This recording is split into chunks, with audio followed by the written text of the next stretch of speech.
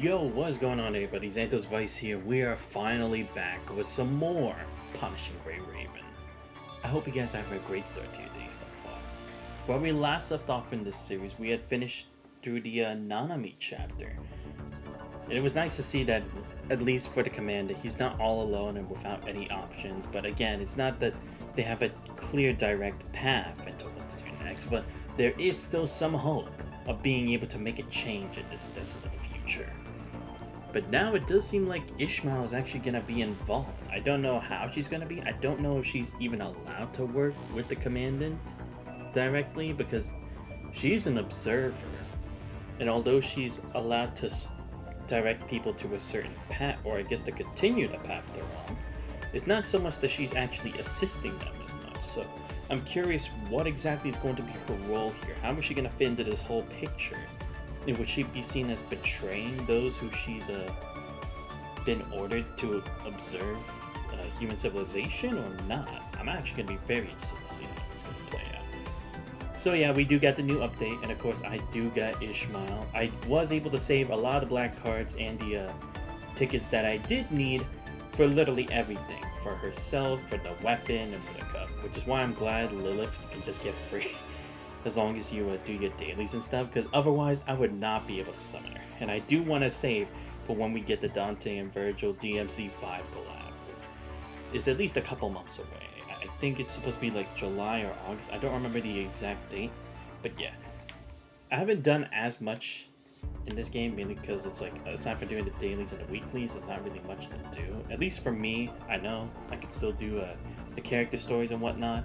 I'll get to those eventually, but remember, I just got back to streaming wherever the fuck I want, so yeah. So I ended up getting Selena Caprizio, got her mostly leveled up for where I wanted to be, but to be fair, it's kind of an issue now because Liv's about to be available, so then I'm gonna put her on the Dark Team instead.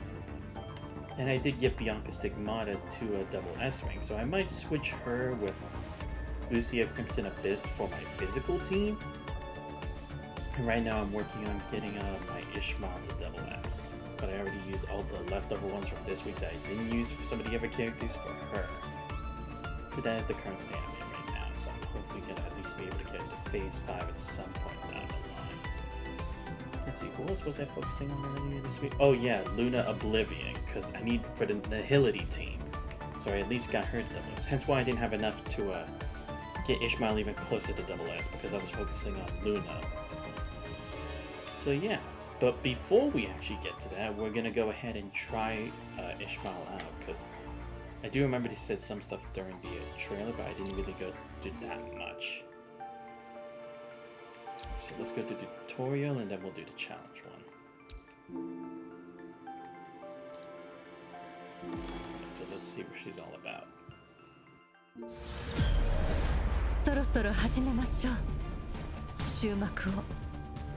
Damn, that has a cool ass entrance. When Parhelion is in the Wanderer form, only blue orbs will be generated. Pink blue orbs twice attributes blue or combo grids. Oh, so this is kind of similar to like how Solace Tune only has like the yellow and red orbs initially and then changes to blue, but this time it's just the opposite. After casting the blue orb skill, holding dodge unleashes cosmic afterglow and grants collapse points based on the consumed orb. Oh, I see. So it gives me a rush attack. It's kind of similar to like what Alicia did when you used her ult.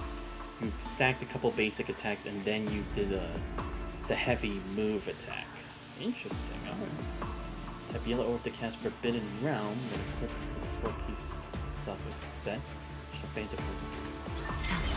Oh, so it's a different realm. That's cool. So Phantom points in Dominator form to cast Phantom Annihilation without consuming Dodge. Ooh.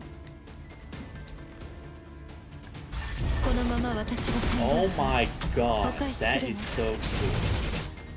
Yeah, so it's literally somewhat similar to Alicia, her share of human ego, but just without having to like demonstrate directly into attack. But then again, I guess it makes sense because she's an amplifier / tank more so than a DPS. Oh, and she does a heavy kick. Dude, that is cool. I didn't think she would do him like あなたの望む奇跡を抱きしめな that. さ Yeah, I can dig it. い。やはりこの物語の結末は変わらない。 Yo, that is sick. Oh, I see. Yeah, so it does just distribute the damage from when I die. さ It's like leaving あ、新 particles たな物語を歩みまし or ょう。 like dealing the blowback effect from when I dash. Interesting. Alright, alright. I'm getting it. Okay, now let's do the combat practice.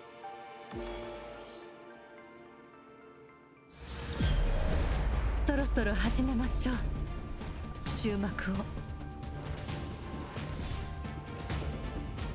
Next, the complete damage output cycle.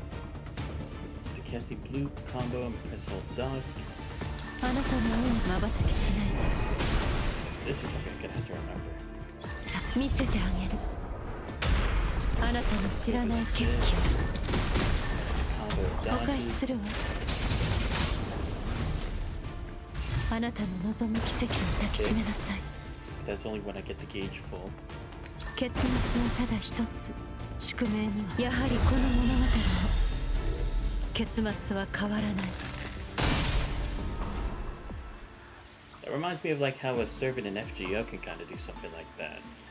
But it like creates into like a small world. I don't remember the consumer good or something else. 結末はただ瞬きしないで。さあ、見せてあげる。 Honestly, you could link. あなたの知らない景色をお返しするわ。あなたの望む奇跡を抱きしめなさい。やはりこの物語の Oh wow. Okay. 結末は変わらない。 It's gonna take me a while to get used to it because there's a lot of stuff going on. I mean, it's not that it's like impossible to like understand it, but it's like I have to really make sure it's like I understand where I am at the end of that dashing segment before I do the heavy kick. Okay, it's gonna be a bit tricky, but it should be possible. Maybe not immediately, but over time.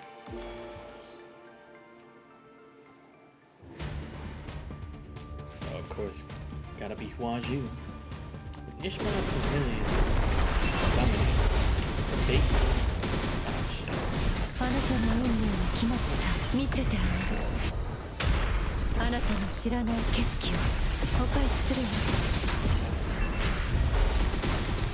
あなたの望む奇跡を抱きしめなさい。やはりこの物語の結末は変わらない。 There we go. あなたの運命を見せてあ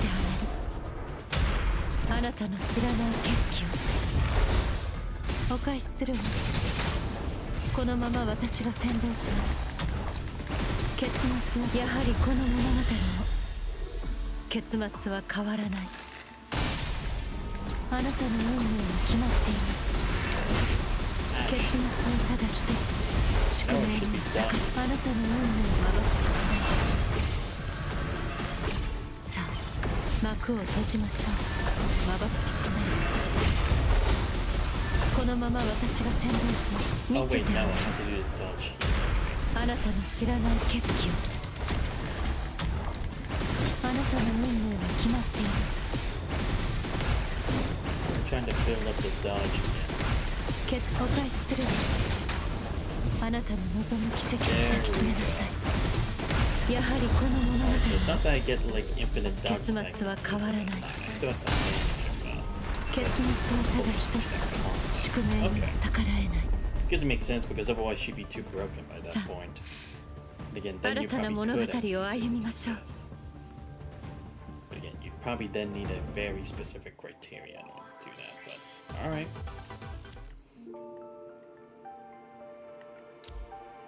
Okay, let's do it. The character challenge. I got just a team for it now. So let's put Luna 自 Oblivion. 分の任務を遂行しなさい。 I had to put her as amplifier, right? Yeah, so I gotta do. I'll use the Trollish Mile one. Because Trollish Mile goes to blue, この right? 采 Because 配 I'm でどう making 変 it 化 the していくの amplifier. か。 Unless I do a tank setup in which she actually goes to yellow. So then for this, for the last Nihility member,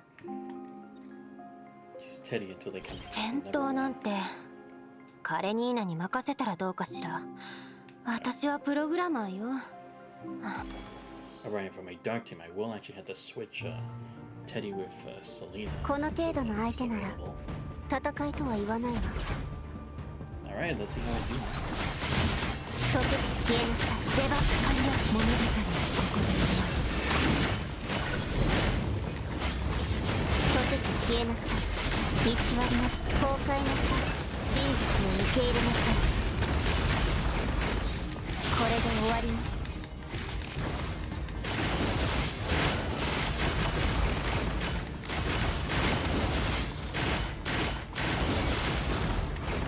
終焉の音を聞きなさい。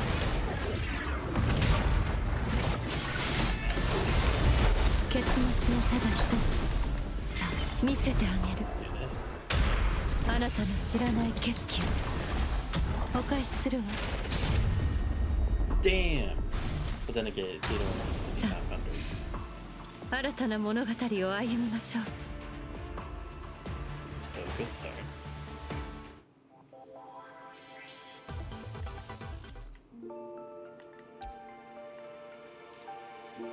Alright, I should actually change the presets now. Things are gonna change from here on out. So yeah, I had to put Selena here. And then Hildy team's gonna have to change.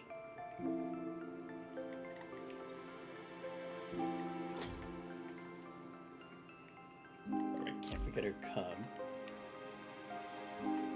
Diamond. And of course, can't forget the guard Drake.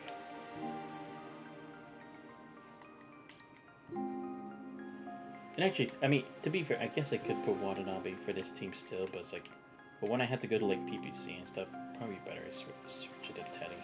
But I'll probably change it every now and then, depending on like the situation that it calls for. Alright, I think these teams are... Oh, right, I keep forgetting to switch Lucia Pyra off here.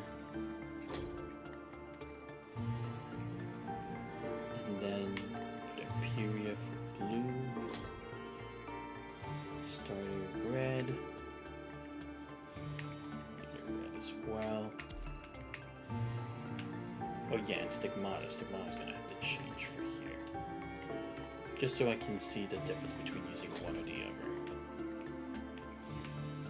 Alright, after I get double S for Ishmael, next one's gonna be Solace too.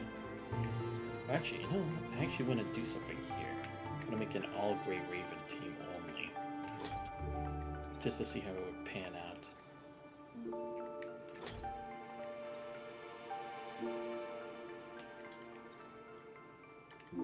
There we go. Just saving for when I need it. 自分の任務を遂行しなさい。 Let's do this.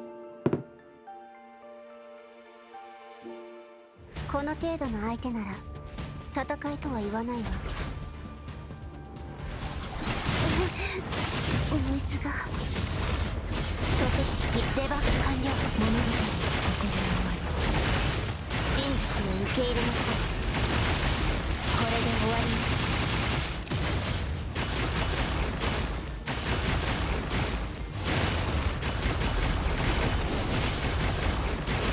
終焉の音を聞きなさい。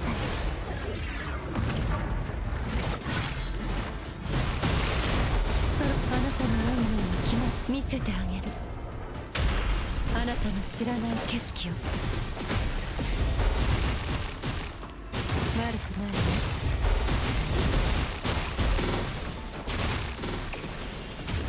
結末はただ一つ。このまま私が先導します。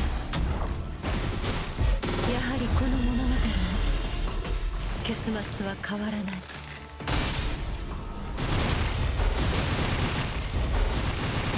悪くないね。あなたの運命は決まっています。まばたきしない。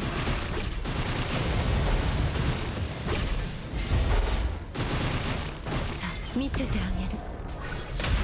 あなたの知らない景色をお返しするわ。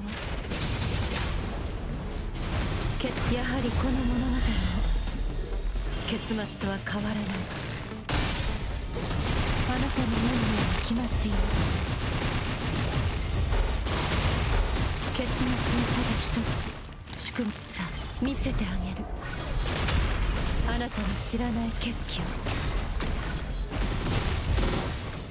やはりこの物語の結末は変わらない。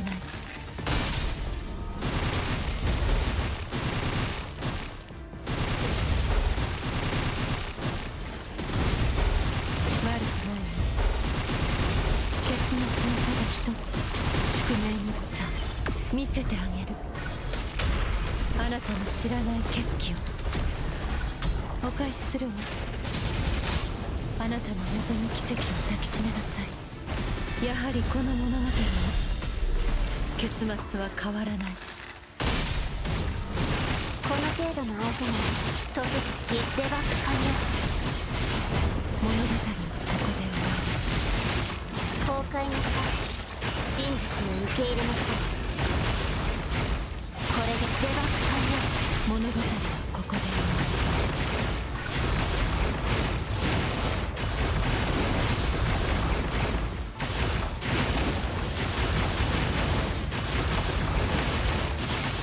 終焉の音を聞きなさい。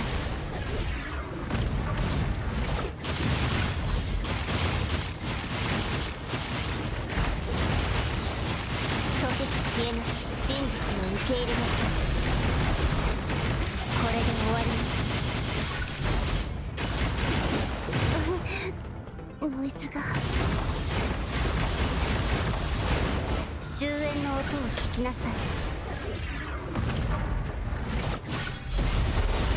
あなたの運命は決まっています。さあ見せてあげる。あなたの知らない景色を。お返しするわ。あなたの望む奇跡を抱きしめなさい。悪くないわ。やはりこの物語の結末は変わらない。さあ新たな物語を歩みましょう。Okay. That one was just mainly me trying to like test out, okay, can I remember the attack pattern that I'm supposed to be doing? As long as I do that, I'm solid. Alright. Let's do this last one and then we'll do the main story. この程度の相手なら戦いとは言わないわ。Ah, of course it was something. 溶けてデバッグ。真実を受け入れなさい。これで終わります。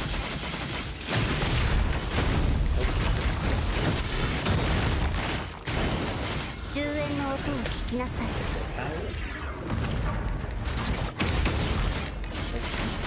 溶けて消えなさい。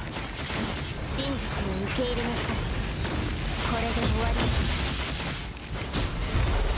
あなたの運命さあ見せてあげる。あなたの知らない景色を。悪くない。このまま私が占領します。静かに滅びます。するわ。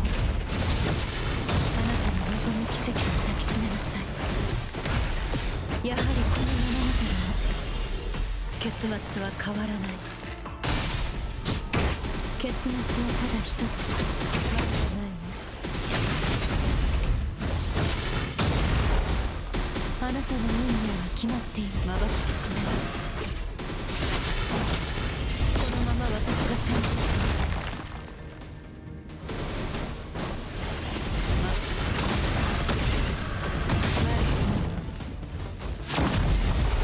あなたの運命は決まっています。まばたきしない。見せてあげる。あなたの知らない景色を。お返しするわ。あなたの望む奇跡を抱きしめなさい。静かに滅びます。やはりこの物語の結末は変わらない。結末はあなたの運命は決まっています。まばたきしない。結末は宿命は逆らえない。あなたの運さあ見見せてあげる。あなたの知らない景色をお返しするわ。あなたの望む奇跡を抱きしめなさい。静かに滅びなさい。やはりこの物語の結末は変わらない。あなたの運命は決まっている。溶けて消えなさい。水が溶けて消えなさい。デバッグかけ真実を受け入れなさい。これで終わります。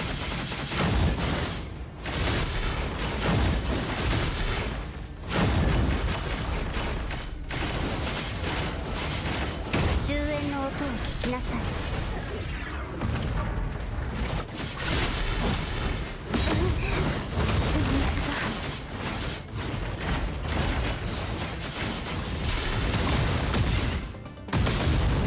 溶けて消えなさい。真実を受け入れなさい。これで終わります。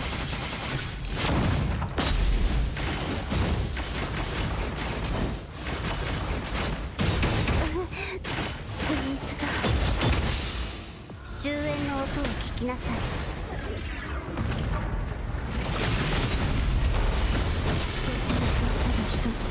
宿命には逆さ見せてあげる。あなたの知らない景色をお返しするわ。あなたに望む奇跡を抱きしめなさい。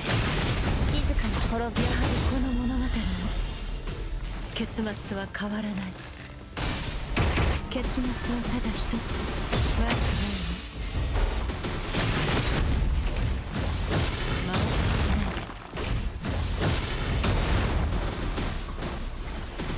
あなたの運命は決まっている。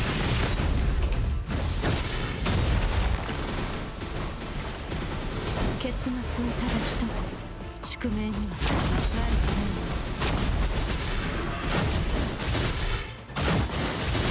見せてあげる。あなたの知らない景色をお返しするわ。あなたの望む奇跡を抱きしめなさい。静かに滅びなさい。あなたのやはりこの物語の結末は変わらない。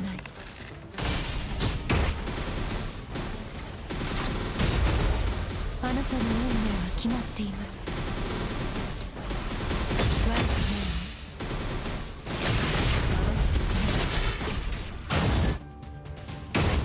結末はただ一つ。宿命には逆らえない。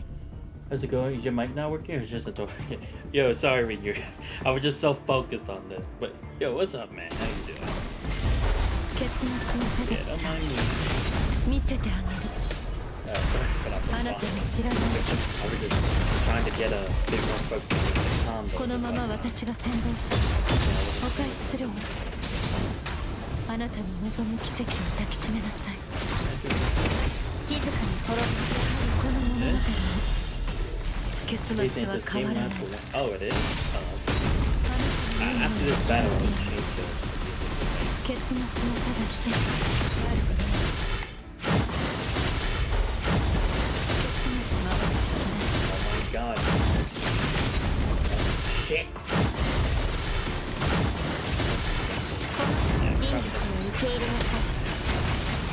これで終わります。 Oh my god.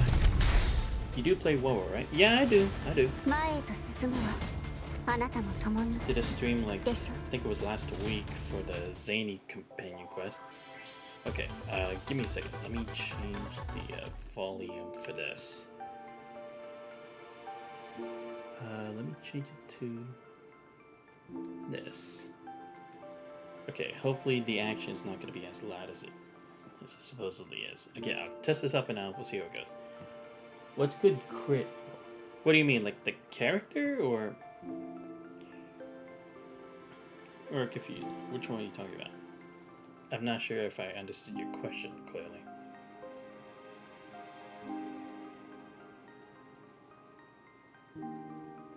Because you're talking about characters, there's definitely like Jian, Chong-Li,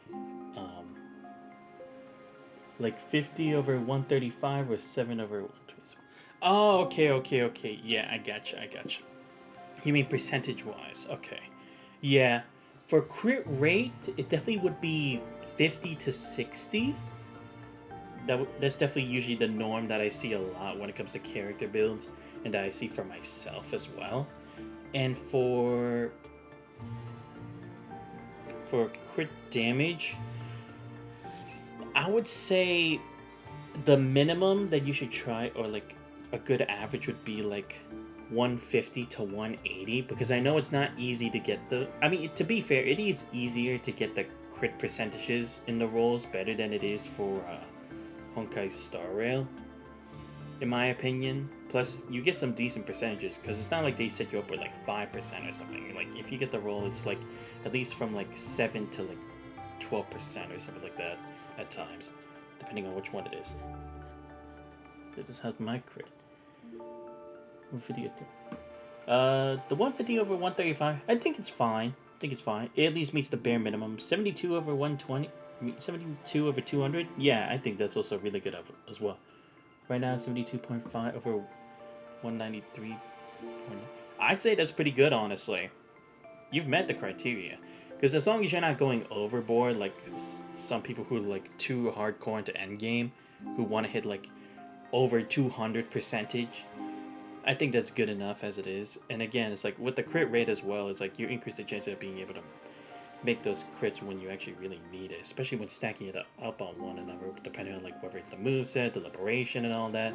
So I'd say right now it's a really good place, honestly. Just casually building Zhongli Yao. Oh, okay, Zhongli Yao. I see. Your lightning DPS. Gotcha. Well, I still say it's pretty good, honestly. I wish I could make that the norm, but usually I end up with like 50 to 200 or something like that, so you're doing a better job than I am. Yeah, I'm just waiting around a bit for some banners, getting annoyed with trails again, listen to dub for Dayward 2, and if Yuri Lowenthal played the Garden Master, the high profile VA, and yeah. Seriously, why do they do that, man? I have about an hour and a half left until Hugo's banner comes out in Triple C. Oh, right, yeah, you told me about that character. Also, what the heck is liberation damage again? Right. Shit.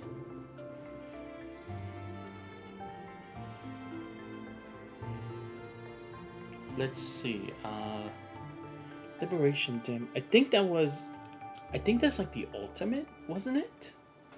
I'm gonna have to check. Give me a quick second.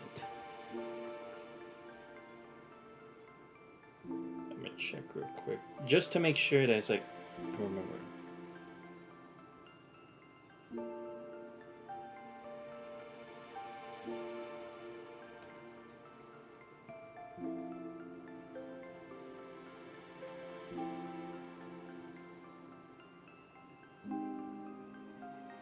Yeah, I'm just trying to make sure.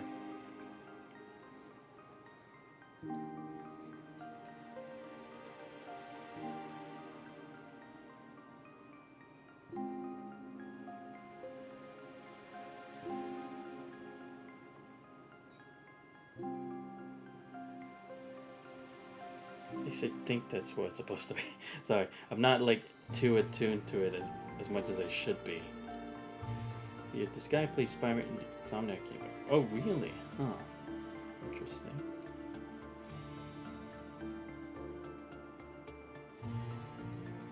Hold on 1 second, just check this out real quick before I move on.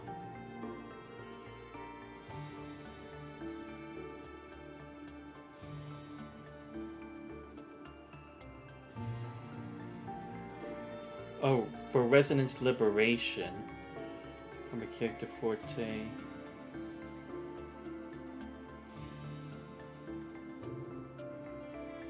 Oh, okay, so it's the damage that comes from a Resonance Liberations. I think that's like their ults, I think.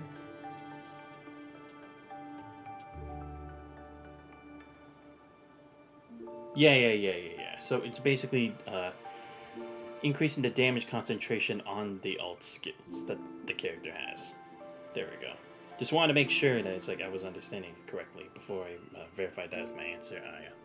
But yeah. Alright, let's hope the volume's better now compared to before. And we're gonna move on to the next thing, because otherwise I'll just be stuck here forever. But yeah, it's about time I finally move on. River to Shine. has a one cold background, I will say that much. With fingers dancing across the strings, the bard weaves a soft saga in a murmured song.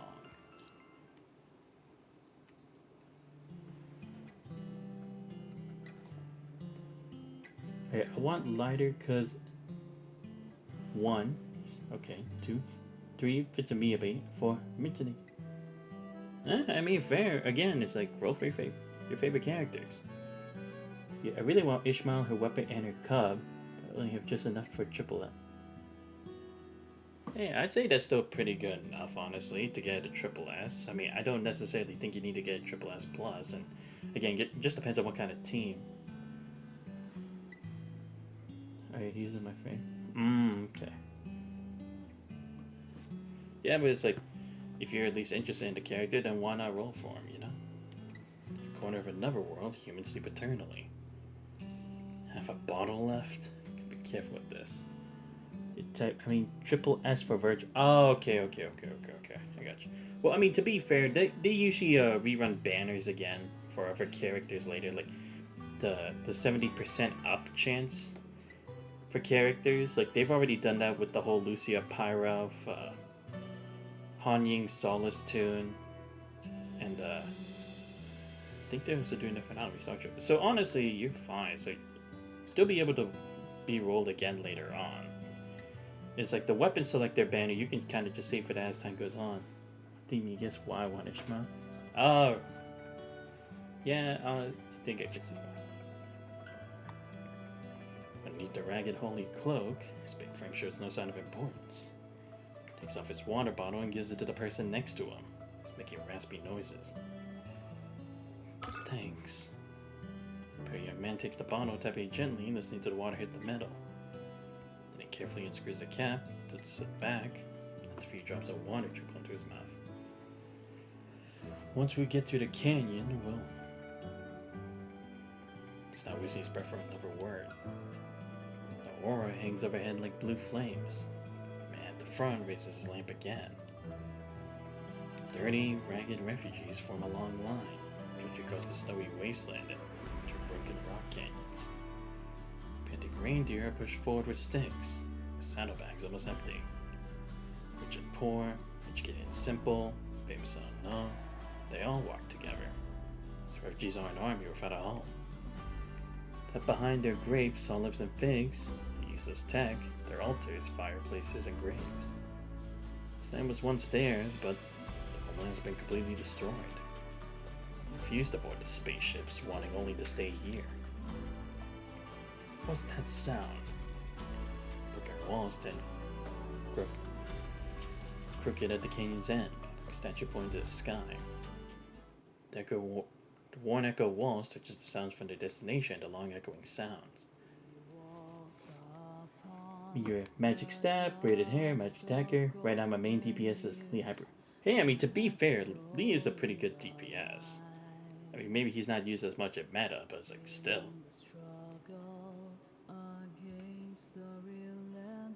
Oh, by the way, Ring UF, is the music fine? Because I put it a bit down, because I said it was loud, but I think that was just like the combat volume, which maybe I'll have to change that separately, but just let me know. It's fine? Okay, good. Music cuts through the cold wind, slightly off key, making it seem like a dream.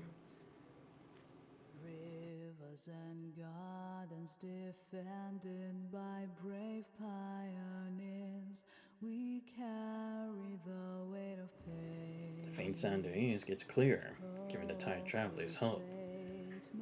Right now his overall thing is at 6,000. Hey, that's pretty good, because that's usually around like the highest level that you should be able to make it, so that's good. Have his 6-star weapon and his... Oh, damn, okay. Because I only have his 5-star weapon. You got a 6-star and his cub? Damn. Hey, at least you're set for your fire DPS.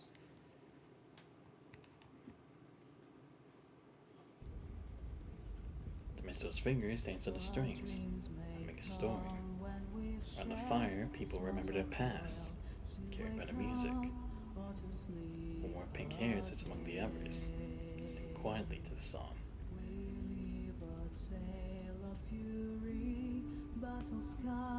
Their spirits will never fade.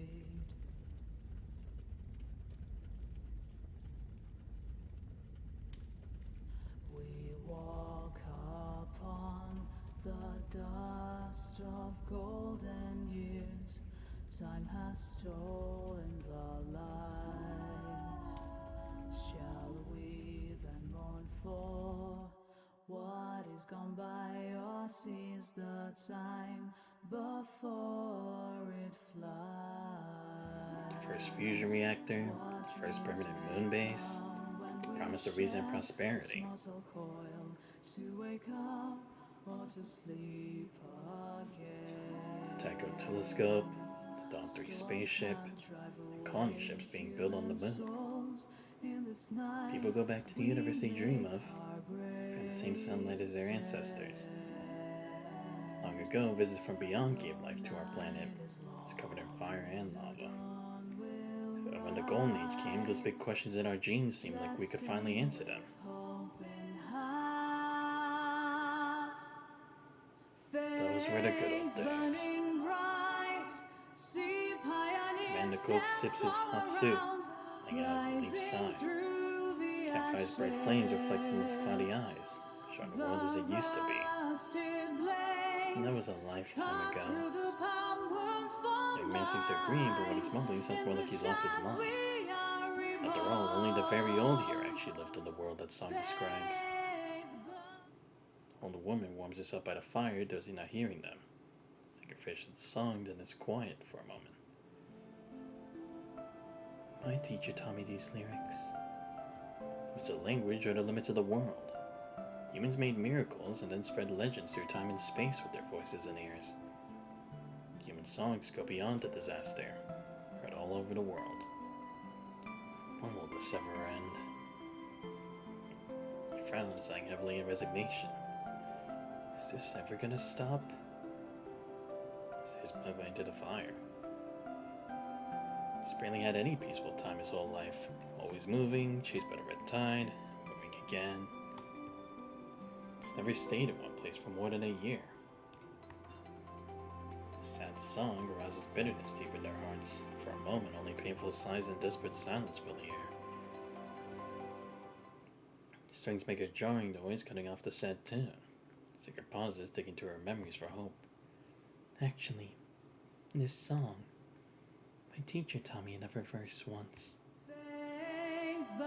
The swing to the new tune begins to rise. See pioneer steps all around, rising through the ashes. The rusted blades cut through the palm wounds, form lines. In the shards we are reborn. Faith burning bright in the echoes of the ash. This is a well-known legend, bright and clear like starlight in Iberia. The pink-haired woman, with back, sits quietly, listening closely to the song. The song fades out and a crackling fire takes over again. The soup warms people up, but it can't quite dilute the thick silence. Sing us a new song. Sing about our lives now. I can even play something. Beside a middle piece from his wet bag and wrapping it carefully. Frost doesn't damage his treasure, rusty harmonica. Singing the trouble. I'm sorry. My teacher died in the ARU's last battle. I'm not good at describing disasters, so I can't tell you about the world as it is. I can sing about the present. No one mourns the sad, but common remark. The young person quietly apologized for asking. It's okay. After winter ends, maybe I'll sing new songs. Refugees go silent, knowing that false hope is the worst thing on these snow plains.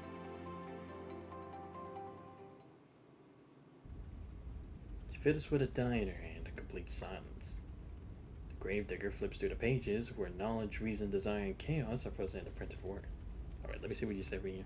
Virgil and Dante need around 21 multis to get him to triple S due to banner being discounted 1750 and the dupes. Or 23 to 24 multis ready. Okay. Damn, you really are already set up.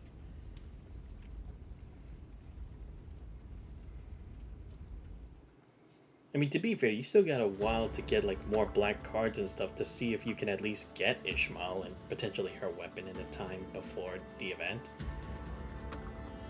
So I think you should at least be fine. It would just take time. Because like I say, it's really not that hard to grind the mats for like summoning and stuff, as long as you do a good amount of this stuff. She once saw twin suns rise on the plains, rings in the sky to shine brighter than stars. Cries lost in the vacuum, created a warship graveyard that glittered like dust, like stardust. At a tower, a wounded hero whose scarred body rips open the future in time's curtain. Time is neither kind nor malicious, just fair. She has already made her choice. Mercy is a quiet virtue.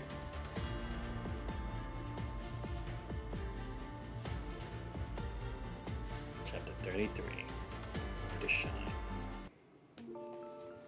Well, that's one way to start it. Never-ending winter. Ah, great. We're gonna have to go through this. Right, I forgot. Because one of the reasons the world ended was because of the never-ending winter. Great, of course it'd still be happening. Well, then again, I guess it did already start. It's just getting worse now. I mean, it has not only a frozen rock, but also melting ice caverns. Prefab houses, like shipping containers, stand in neat rows behind barbed wire and guard towers. As far as one can see, snow-covered mountains stretch on forever. Yeah, oh wait, typo. It's not 21 multis, but 21k tickets. You need 12 multis to get Triple S Dante or Virgil, according to weapon sum. Only 29k, so that's 16. Oh, okay. Damn, dude. So you're like halfway to getting like both, right? Like getting both Triple S? The Great Walls still keep out the cold, but look pretty small against the mountains and wilderness. Putting up thicker walls to keep the heat in is just a quick fix. The generator fuel will run out eventually. But first, there's an even bigger problem. In this endless winter, ice is the only water source. Breaking and getting ice is how they get clean water. The water collection crew is back. Breaking focus again, the armed water collection team has already returned to camp as promised. Hook the pipe up here. He puts the rifle under his coat, giving quick orders to the others. Our man turns on the pipe, or the pump, and connects the one hose to the water tank. Any problems? Same old. Some small stuff needs filtering out. The ice melter is acting up. We'll send it for repairs later.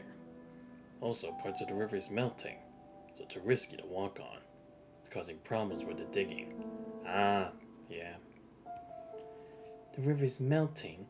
Wait, actually, yeah, how would that even be possible? We're in the Everwinter now. Yeah, I basically have enough to get a triple S of one of them in their weapon. Yeah, I see. I mean, to be fair, at least it also isn't necessarily that hard to get, like, the weapon, too, because it's, like, just, like, 30 pulls for the chance of getting a S-rank weapon, right? So at least it's not, like, the same how it is in all the other gacha games, where it's, like, getting the light cone or the weapon is the equal amount of rolls, close to the guarantee, for the character as well, so at least that's still a little less work. The outside temperature hasn't gone up, so this shouldn't be happening. The mutated red tide's messing with the ice? But it's probably not the red tide. If it was, we'd see something weird in the ice with our own eyes. Yeah, plus it would have probably already damaged some of the water that we're drinking. That's the young man who pulls a metal tube from his bag. We took the temperature of the meltwater and collected some samples. This warm water is 5.8 degrees warmer than the freezing point. Considering the rate of the heat loss, it's probably a hot spring upstream. It turns into tiny ice crystals in the air, then disappears as he stops talking. Same as always. Send the samples to the lab. He stares blankly at the far-off mountains covered with pine trees, where the river starts. The mutated red tide really starts messing with the water. You can use the stored ice for a bit. Once the contaminated water gets into the system, humans might never find clean water in this area again. Keep using the meltwater until we know what's in those samples. Thanks for your hard work, everyone. Get some rest and get ready for lunch. It's quiet now and the ice melt is empty. Clean water has filled that huge tank like an old green silo to the brim. The water tank is the only thing keeping this camp alive. The young man drags the hose back to the vehicle, but the team leader still won't move. Xanthos. Miss Vanessa. Took off his glove at some point, so her fingers nervously rubbing the rifle's stock. Can we at least check out that possible hot spring? I mean, fair, because at least it would be some way of, like, fighting against the cold. So I don't disagree with it, but the problem is, like, we can't guarantee it is a hot spring. If it really was a hot spring, we wouldn't have to melt ice anymore. Collecting water would be way easier. No. The mountain's too far out for patrols. We can't take that risk. But last month, Mrs. Jones' little girl, she died because we didn't have enough water. Yeah, because that is the problem, right? Like, even if we do have a water source, there's still a limit to how much we can bring all the time. Sadness fills the middle-aged man's eyes. His eyebrows covered in frost. No. Dustin turns away annoyed. No one's explored that mountain. No one knows if it's got mutated red tide or some other monster in it. Risk losing a whole team for a possible water source? But... His knuckles wanted to argue, but not knowing what to say. I just wanted to... I mean, he is at least thinking of the betterment for everyone else, too. It's not like he's being selfish. It is true, it would make the process of gathering water that much more easier. I think at least also have enough supply of that kind of water to use. Because then they could make even more trips without having to worry about, like, the process and everything. Don't even think about it. Go back and eat. He's coolly shutting him down. Let's wait for the test results before we talk about it. The test show the river's melting isn't from the mutated red tide. It is really a hot spring. It could actually help us. I understand. Thank you. It showed us something to feed. Now Steven gets out of the transport vehicle with heavy, weary steps. As the team at the rest, Vanessa impatiently checks the water tanks. The water collection team leader. If I remember correctly, it's Joe. Joe Williams. At the moment she adds, Mrs. Jones' youngest daughter, Liada, is his kid. That makes sense. Makes sense. This kind of thing, think it's unusual? Spoke scolding while recording the water storage. Checking the punishing virus level around the tanks, Vanessa puts away her logbook and heads back to the outpost. Back inside, the frosting of your eyelashes and face melts right away. Sharp pain is the back of your head, but you quickly warm up. That place really is a hot spring. Maybe it could help with our water problem for a while. It would only be a short-term fix. Even if the hot spring isn't contaminated, it's still groundwater. The mutated red tide can get through anything. The red tide will get into the water cycle eventually, since it can penetrate rock formations easily. Starts like she's laughing at the idea. Even a short-term fix is better than nothing. False hope is useless. We need to find ways to clean the water. The red tide slowly spreading across this dead land, ruining every bit of clean ground. Humans can't fight fate anymore. The enemy isn't just a corrupted, a hetero creature, or some weird heterosapiens. This whole frozen wasteland, the dark sky, and the mountains they can't cross. The enemy is the frozen rocks. The enemy is the melting ice caves. The enemy is the mutated red tide spreading across the planet and the new life it's making.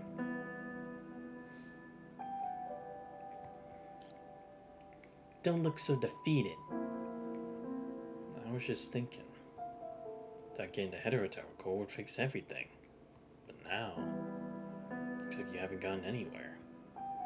I've told you before, this world doesn't need a hero. Has Rosa been in touch? How's the hetero tower core coming along? She said she'd have news today and she'd call. Ever since she got the hetero core shard, Rosa's been locked in the lab trying to make the filter better to fight the evolving red tide. I'll head out. No, it's already 12 o'clock. You forget to eat, I'll toss you into the red tide before you starve. She's that familiar smirk and then heads out to the outpost. This is Vanessa Lee's harsh static crackles to your crude communication device.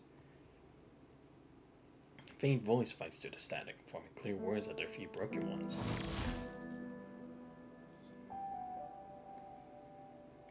Aerospace City calling Commandant. Is the camp's water supply still safe? Safe for now. It'll be Rosa about the melting of the river's surface. If it really was a hot spring, it'd be a rare bit of good news. Stop sign coming through your comms. Unfortunately, the decoding's still not going well. Have you managed to crack the outer layer of encryption? Getting past the outer layer wasn't the problem. We only managed to get less than 1% of the data from the Hetero Tower core. The technology is incredibly complex.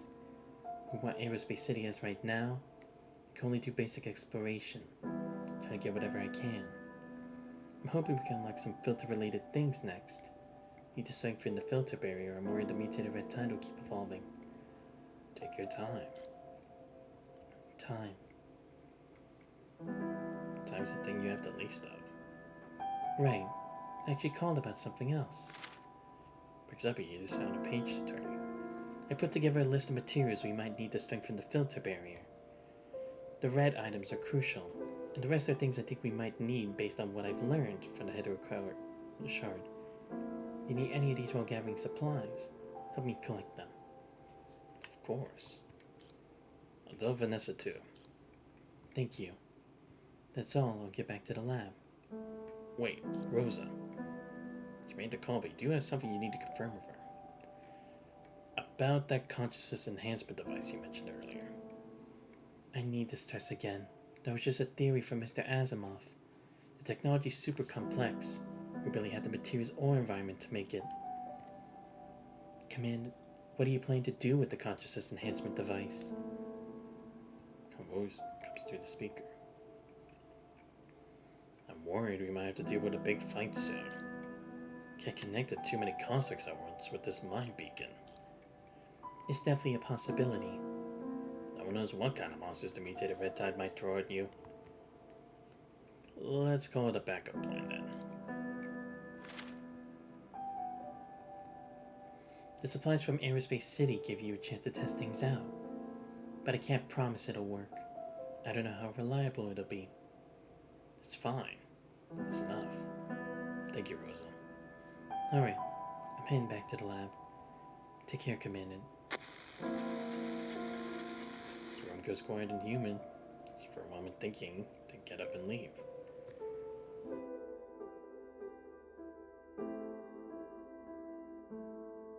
This place called Canteen is basically a big makeshift building made of shipping containers. It's also the camp's meeting hall, storage, and sometimes even a place where people can relax for a bit. Against all odds, a small community based on helping each other has sprung up in this barren place. It's already afternoon.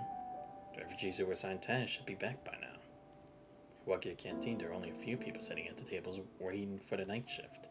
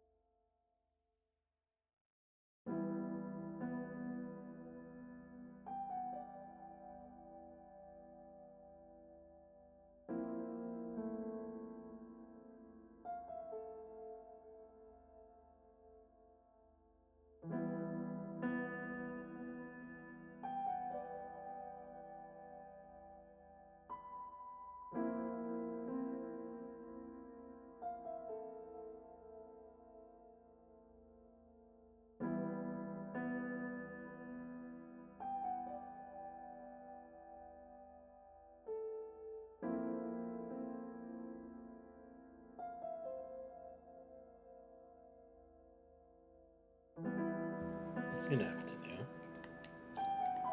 Overheard their whole conversation, but you don't need to tell them to stay away from the supplies. That's the strict rules that work pretty well. And anyway, there's hardly anything worth stealing in this tiny camp. Except for their food rations, the refugees only have weapons and some small things they cherish too much to give up. Weapons keep order, and their trinkets remind them of what they live for. You say hello, everyone hurries to work, and you go get some food. Commandant, working late again? Save some hot soup for all of you. It's still warm on the stove. All of you? Emma's been waiting for you, and helped out while she waited. Here, Commandant. What do you need from me?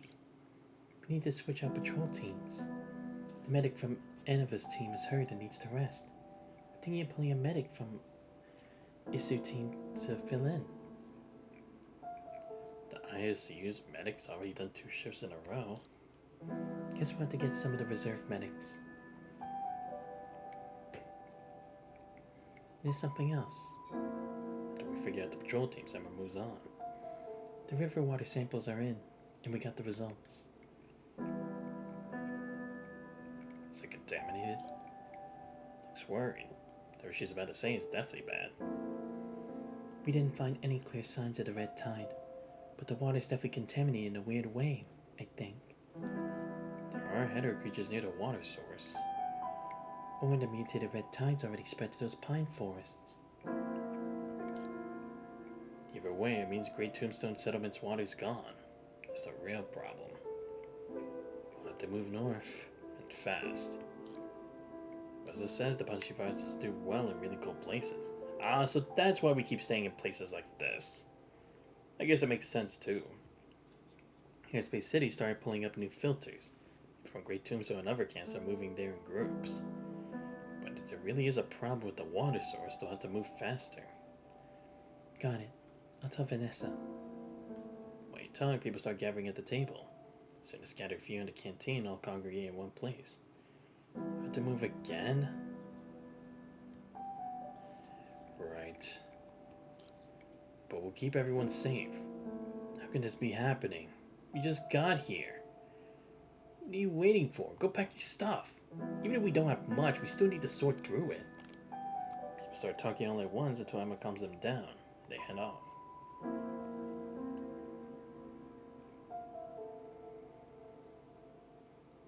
Night falls and the people gather around the fire again to stay warm. I thought we could stay here for a while. Moving's actually good. Did you hear? Airspace City's got new, better filters. Tries to sound happy to cheer everyone up. Fine, I'll go finish packing. Young man sighs and walks away from the fire, but suddenly bumps into someone in a long robe. Sorry, my bad. It's alright. Where are you heading in such a hurry? Haven't you heard? We're on the move again. Seriously, when will this ever stop? Move, move, move. Wait, is that Commandant Grey Raven come back yet? The woman under the hood looks a bit confused. Yeah, things have gotten a lot better since that Grey Raven commander showed up. They put up those filters in Airspace City. The camp's way more organized now. But sadness fills his eyes. No matter what, it's still just one human. He says one with a bitter tone. Just one human. However capable this person is, there's only so much that can be done. I better get going. Gotta pack. You should get your stuff together too. If we get attacked again, you have to leave everything behind. So I lost the key my mom left me last time. Said it was the key to the front door of my old home. But is home even lying now?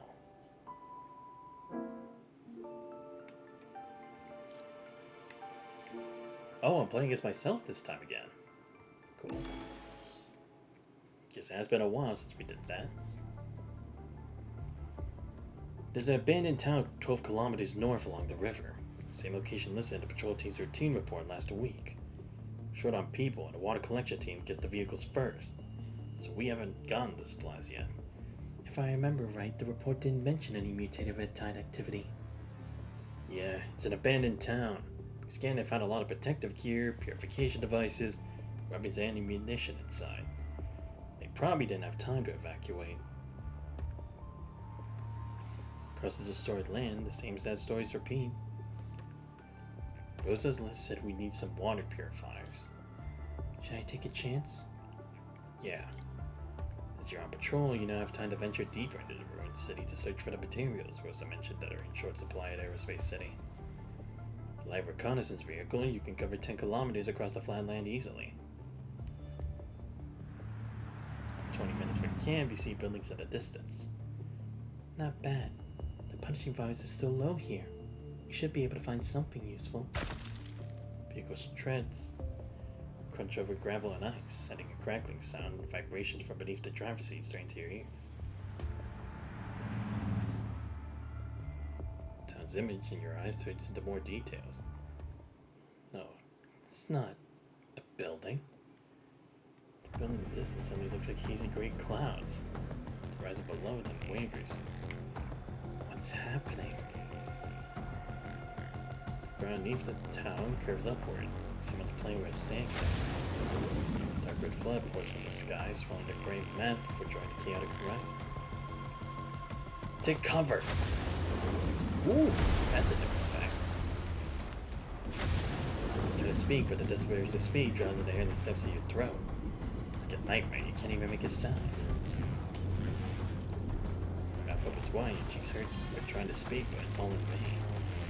No matter why land is gone. The sky, nothing is nothing. Dude, what the hell? At your feet are rocky reefs. Strangely shaped algae, coral growing through the cracks. They're hungry for nourishment. Something grabs your legs.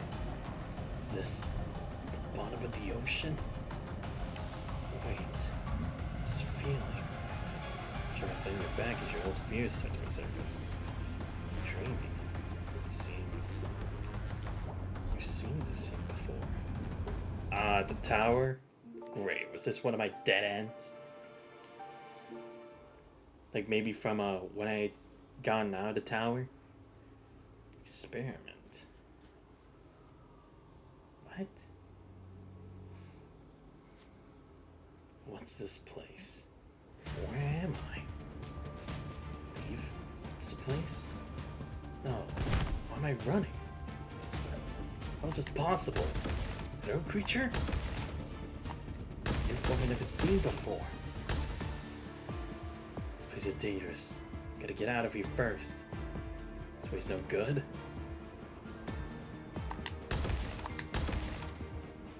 No creature? Oh, shit. Ah, 異 shit. 常はもう排除されているの。そう。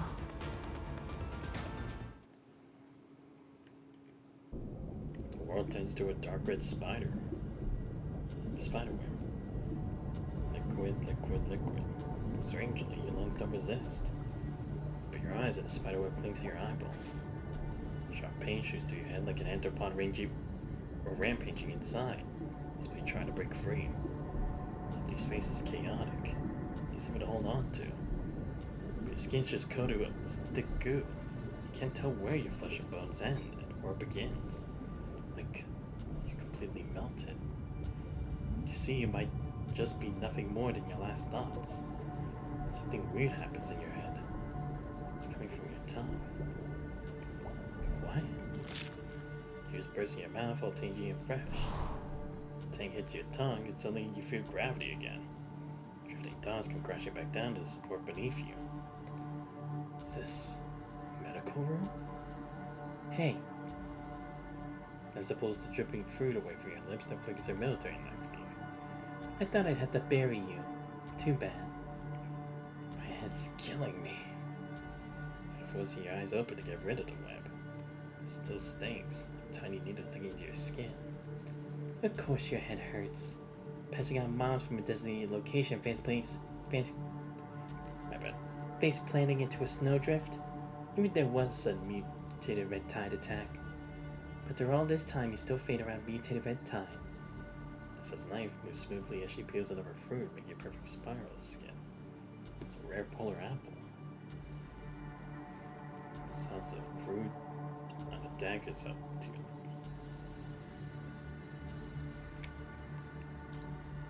lips. Tang hits your mouth again. A cold fruit wakes you up a bit. Feeling better. Tell me what's going on. I saw the bottom of the ocean. Tide surges in with ferocious hunger. The touch of death pressed against your skin with surreal intensity. These from the dream and the depths you sunk into during unconsciousness. Fragments of half-real memories swirl and shift in your mind, refusing to settle.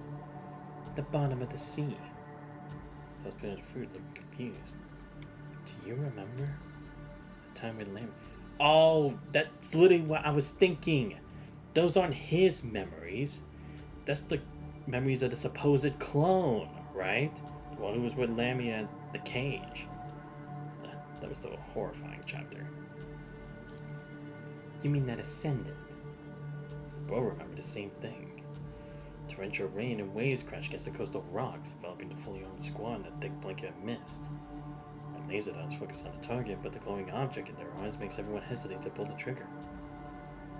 Grey Raven Commandant, do you remember that number? You told me. Another version of you. The person said I was the one left behind. The one at the bottom of the ocean. Grey Raven Commandant.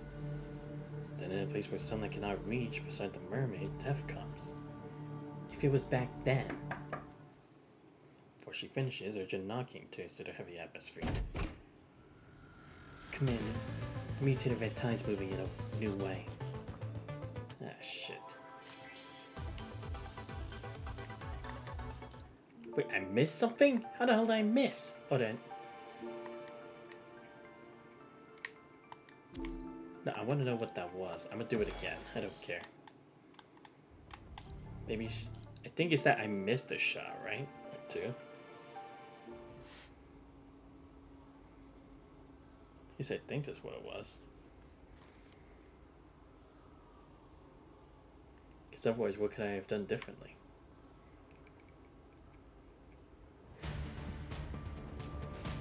But yeah, I see. This was one of the... Or maybe it's from one of the other clones, right?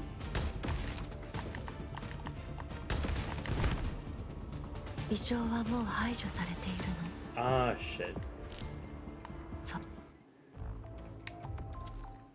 Alright, yeah. It's because I missed those other shots. Because it said the anomaly ended. I see.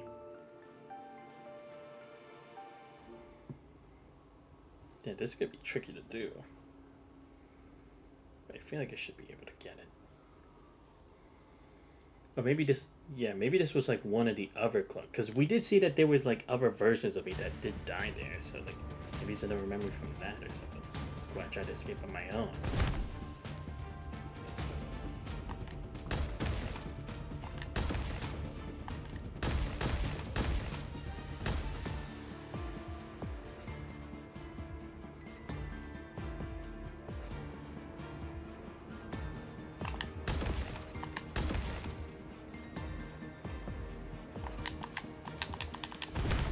No!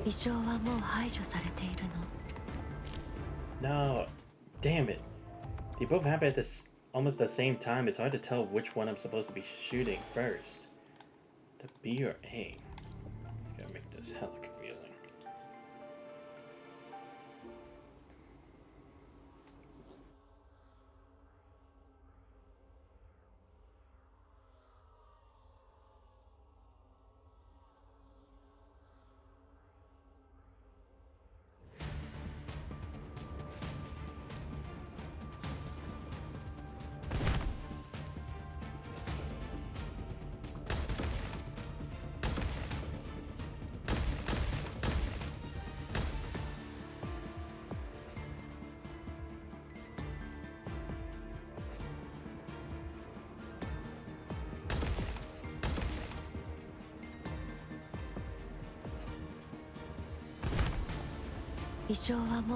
Dude, I pressed it. I don't know what I'm supposed to be doing. Seriously, I don't know what I missed. Is it that I'm supposed to be pressing them at the same time? I don't think I'm supposed to press them at the same time. Maybe I should just go for A first and then B. Because I tried B first and then A, but A didn't respond. Or maybe I'm actually supposed to hit a different direction. I wasn't paying attention. That's so confusing. try this again. Get these three.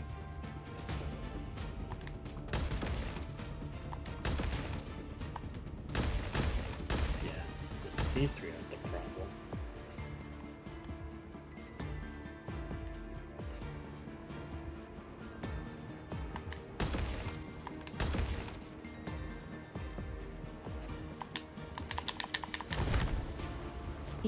Okay, maybe I have to try both. Yeah, because I did A this time, but it didn't do anything. Or maybe I just ran out of bullets. It's like, that's inevitable. Because I'm not even given any other choices. So it's like, I don't understand what it could be.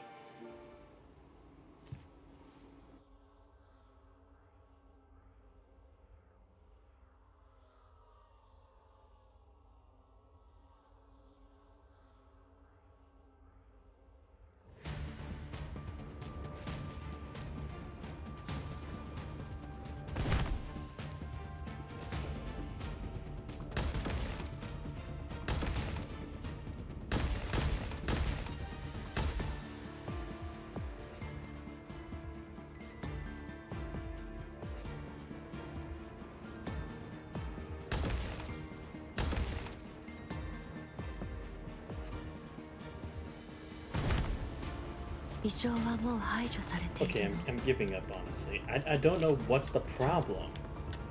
Because I keep pressing A, but it's not doing anything. I don't understand. Yeah, maybe it's not directly necessary, but it's like, this gonna piss me off, though. Like, honestly. It's like, I just had to move forward, because honestly, it's like, I don't know what the fuck the problem is. They were gathered around the camp, relaxing after work. The rich man sits by the vehicle, counting supplies and writing them down. You finished counting everything yet? What are you doing? You would eat, just eat. A man squats on the ground, holding a few fruits and turning them over. He slips and puts them back. No thanks. I'll just wait for the rations. We found these fruits, so we deserve a little something. Take one and I won't count it in. Stan grabs the young man's arm and puts the fruit back in his hands. Things are way better now. At least we have a camp and don't have to wander anymore. Go ahead and eat. Don't be shy. Winter's almost over. I still feel like... Stop worrying. He's right. Don't be shy. Lady Vanessa. Lady Vanessa. I'm borrowing the vehicle. Tell the logistic guys later. That they get in the vehicle. The engine roars, the vehicle shakes. They know it, something dark flies in front of the window of the young man. Eat well, sleep well, and do your job. Don't be pretentious. Don't act like someone who worries about unnecessary things. No need to worry about something you shouldn't. Okay. Thank you, Lady Vanessa.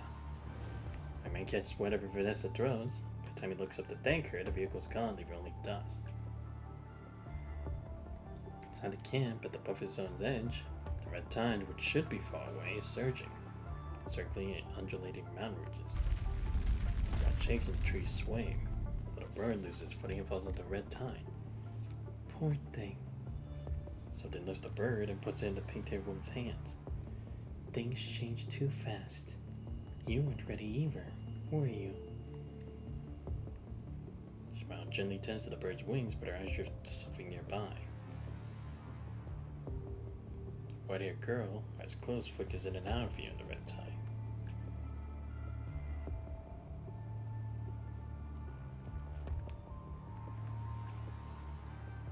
Swirling snowflakes pass through the girl's body as if it were nothing but a shell. Kyros's legs submerged in the red tide are gradually disappearing.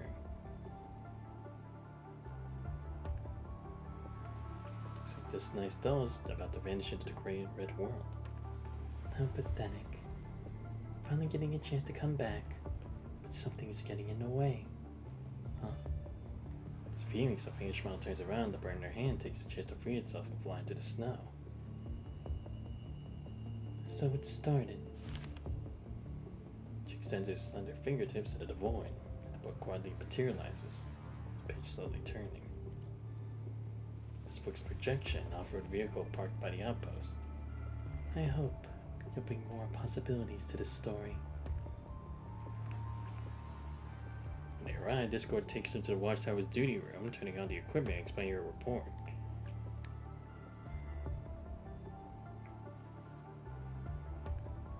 How's the red tide looking? When I left, Marker 6 was gone, and the tide was about 1 kilometer from Marker 5. Today's room only screen, petrichor parts of various models. Slowly lights up, showing that most of the grid-divided surveillance feeds are down. Working feeds show a creepy scene, snowflakes melting into the tide, turning into a horrifying red expanse.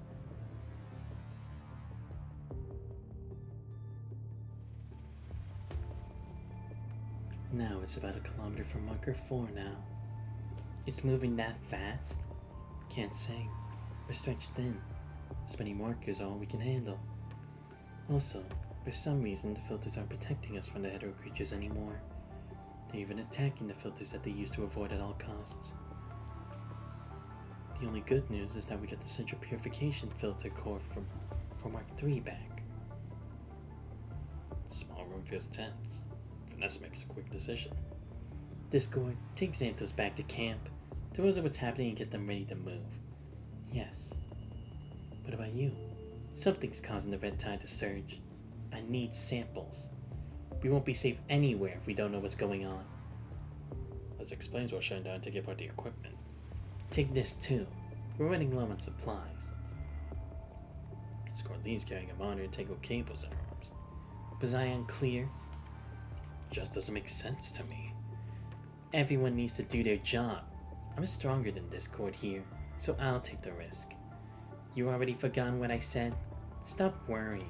This isn't your business. The red tide's surging. It's definitely stronger. Can your mind shield keep us completely safe? Yeah, and the rest isn't my problem. But keeping your mind stable isn't your problem either. Now you start a mind link with the construct in front of you. This operation, I'm the commandant.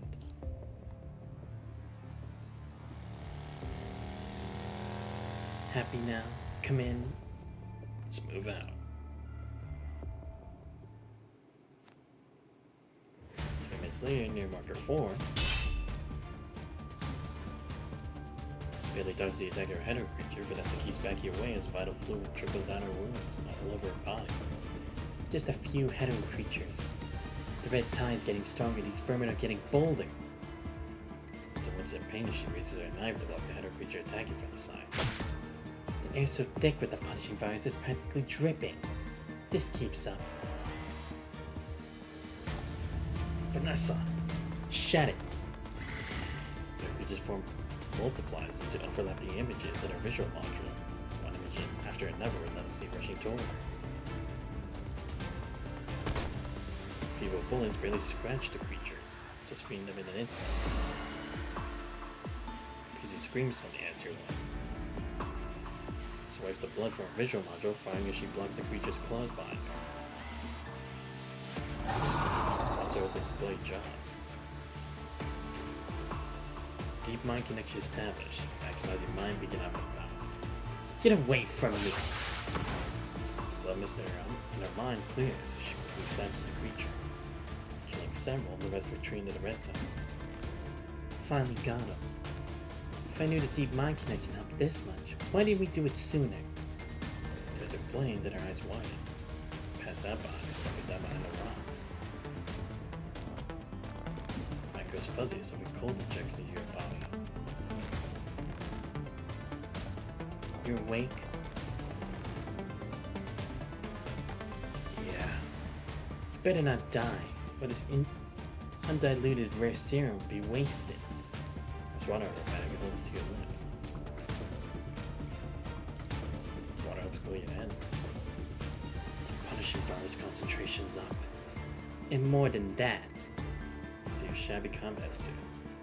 This crap can't protect you from the punishing virus anymore. At the very least, it's useless against the mutated red tide now. The punishing virus concentration's up and your suit can't handle this mutated red tide. Even diluted serums I gave you didn't help much. Luckily, we kept some undiluted doses for patrols, or else... Just grunts and says nothing.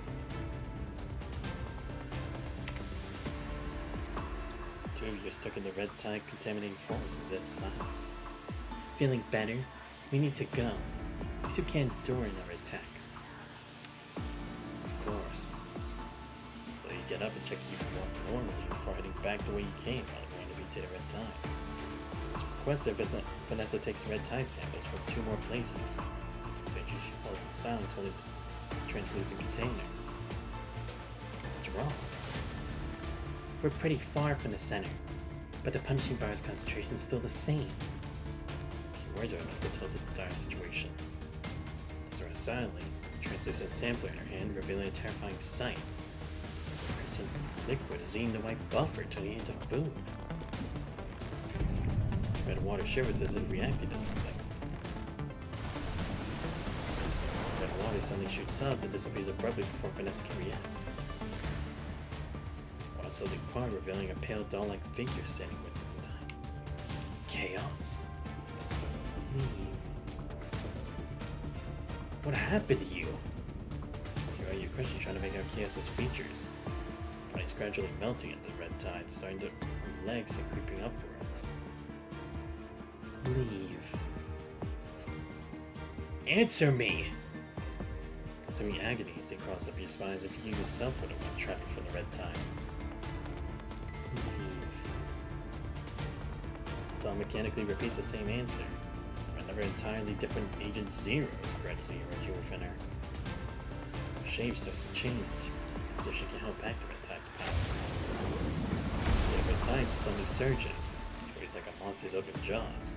It's swollen above. This attackers you with the leaves, and you both fall into the shore. Frankly yells in that direction. Vanessa! Jump up, grabbing the sampling key to shield yourselves, but ends up in vain. As Vanessa charges the red tide, she is no larger than a hummingbird before the towering waves. The red blade falls and death closes in. Death doesn't come.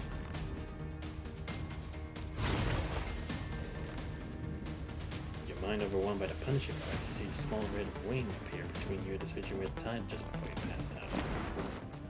Luna.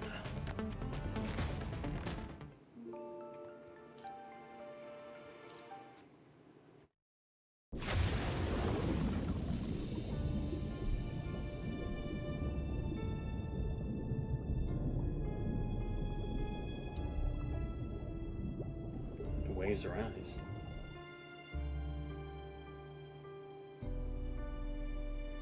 Strange underwater scene appears before you. What a surprise, finding the grave of Commandant here in this shithole.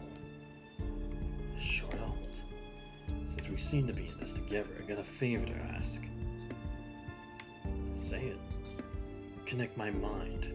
Wandering around here for so long, my mind is turning into mush. Come this far. Things have gone far beyond Lithos' expectations. What happens next is anyone's guess. How did this happen? If I can't make it back, bring a message to Valeria for me. Wave of grief emerges. You need to go back with me. Tell her to delete all my embarrassing videos.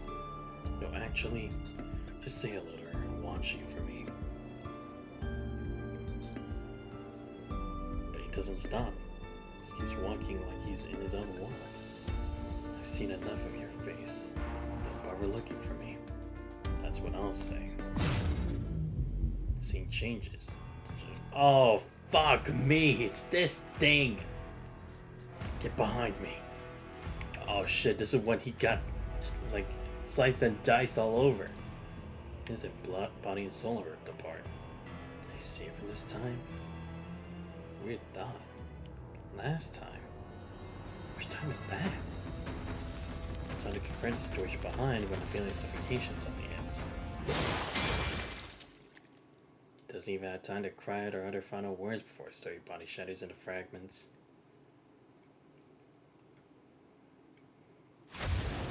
Ocean waves, damp fishy smell. Freezing air fills your lungs.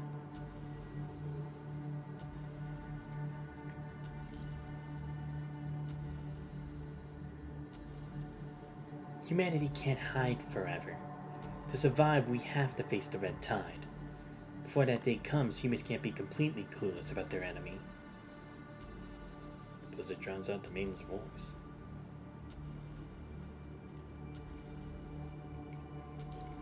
Hearing a faint noise, the two conversing people simultaneously turn toward the source.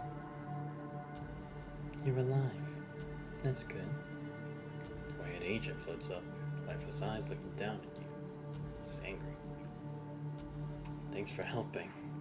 What if I hadn't? Are you always this reckless, counting on someone to save you? I trust you, Luna. You shouldn't trust me so much. Stay away from here. You should have noticed. The mutated red tide's gone completely haywire. Chaos who controlled the red tide is losing power and being eaten by it.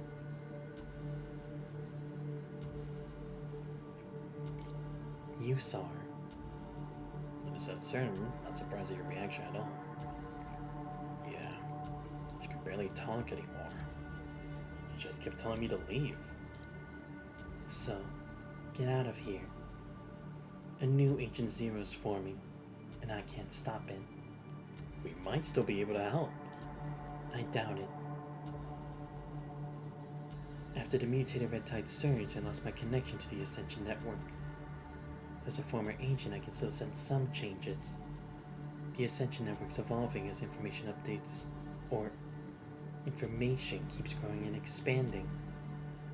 The punishing virus keeps developing, but the amount of matter in this world stays the same. A new life is perhaps being born. A new life is being born, but cries of infants haven't been heard in human settlements for a very long time. Did you find her? That girl Nanami? I found her. She told me. Then Nanami set the parameters. Let me set you up as the new starting point for the simulation as you are. Visa conditions confirmed, logical simulation established. Let's go, Commander. And hope is the other reward you're getting. I'm sure there will come a turning point where you'll find a perfect solution to the problems you're facing right now. This is what you, what your entire civilization has strived for. Did you say that? Yeah. I understand. During the conversation, you start feeling dizzy again. The concentration is spiking. They're checking the serum, but Vanessa says attending toward the base of the snowy mountain, expression grim. Following her gaze, a pale figure stands amidst the mutated red tide. Chaos's form has almost vanished.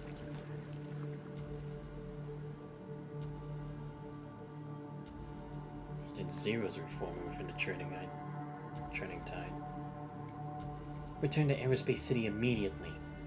Let's go. And extends her hands, slightly calming the red tide. There was little effect. She was in control of the red tide. Santos. Faint voices disappear in the wind. He used to be searching for something in this dark world. Luna? You misheard. Let's go. I'll help you. One last time. For her remaining power, she creates a gentle barrier, pushing Vanessa and you out of her territory. By the time you realize it, Vanessa and you are already banished from her territory. Luna! The icy wind makes it impossible to move forward. The girl uses the Ascension Network's residual spatial isolation. The body wind carries the girl's last words. Don't come here anymore. The concentration is still going up. If you don't leave, you'll waste more than a few serums.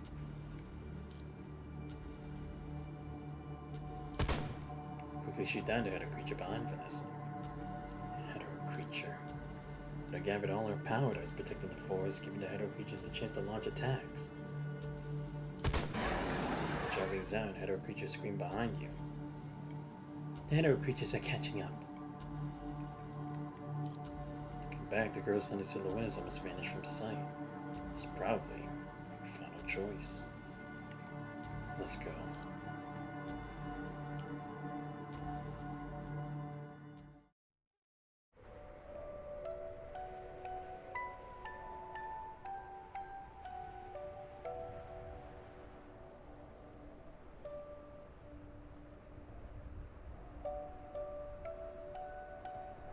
The blizzard batters her, trying to consume her.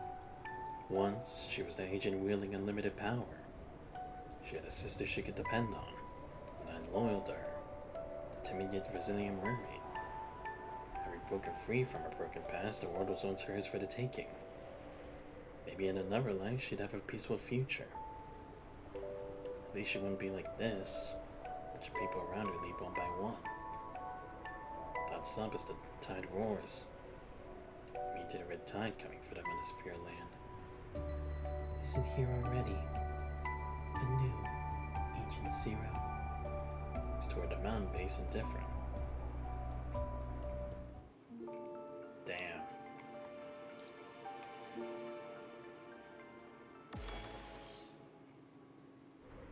Winter drags on. Liv stands on the peak, calmly observing the mutated red tide below. She can see the mutated red tide birthing alien life that doesn't belong here.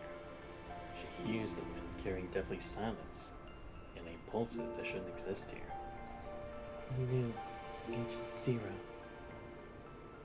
But holds out her hand, letting snowflakes fall through her fingers. She felt the glow even before rescuing the grave of commandant. Strange creatures take shape in the mutated red tide, looking at the cliff's base. What a disgusting presence. Chaos has almost disappeared and a new Agent Zero silhouette solidified. Driven by basic instincts, so eager to steal my power. Looks like you're nothing special after all. The moonlight washes over the cliff. The frame was reformed in the red tide, Sorbet's punishing Fire's power and gathering a sliver of its control. But the new agent isn't bound by the old rules. It was powerless against the mutated punishing virus. New Agent Zero won't abandon Luna as a source of nourishment. He used to master all powers to challenge the original will of the red tide, chaos. Once the new Agent Zero consumes this area,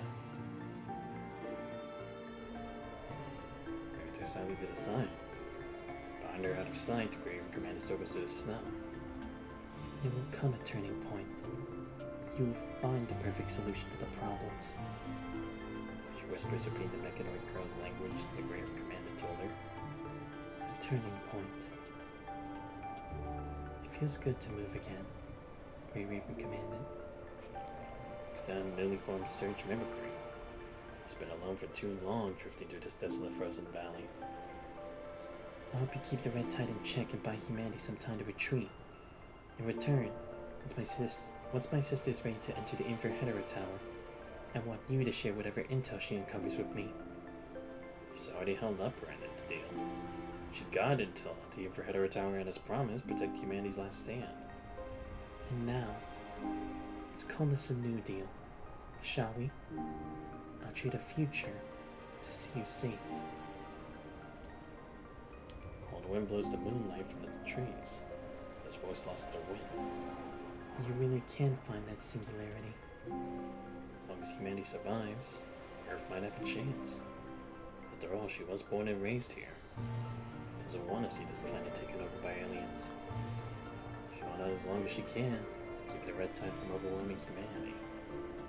From now on, she must continue alone now. Good luck, Santos. She jumps off.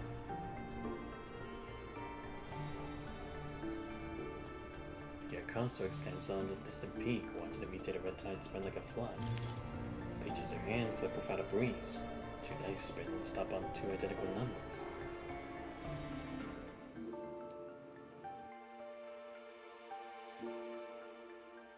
Final decisionをするのですか?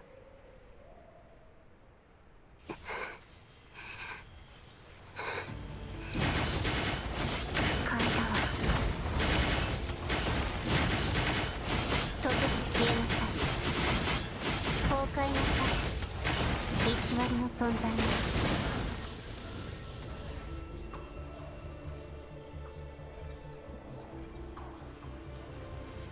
溶けて消えなさい崩壊なさい真実を受け入れこ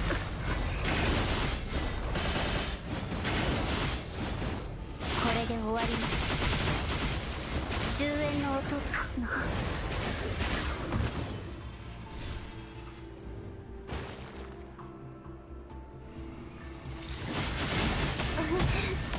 ノイズが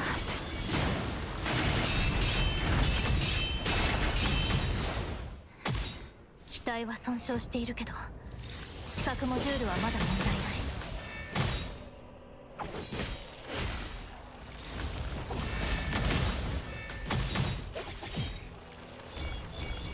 ここで待っていてすぐに戻るわ。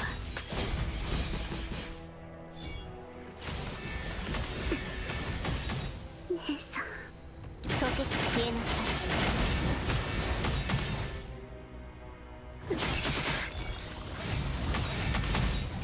絶対にいい知らせを持ってきますから。この世界を望んだのはルナ様だけじゃない。私も。静かにしルナ様。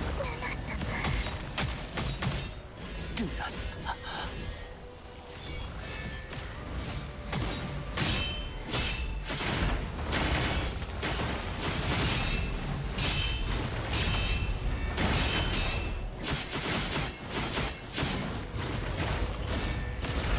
崩壊なさい。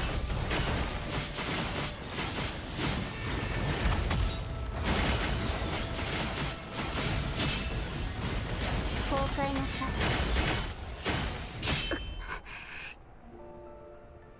雪なんて寒いの。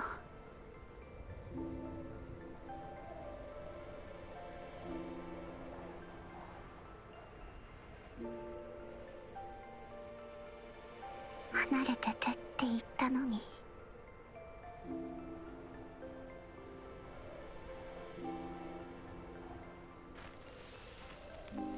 I believe in you, Luna.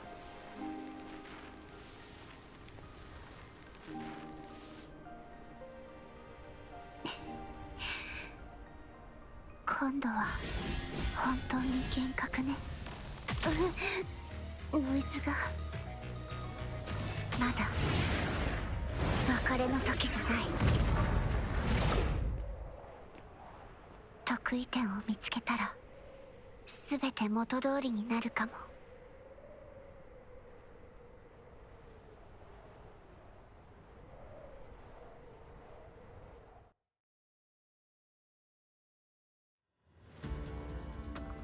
Their moonlight seeps through the dark trees.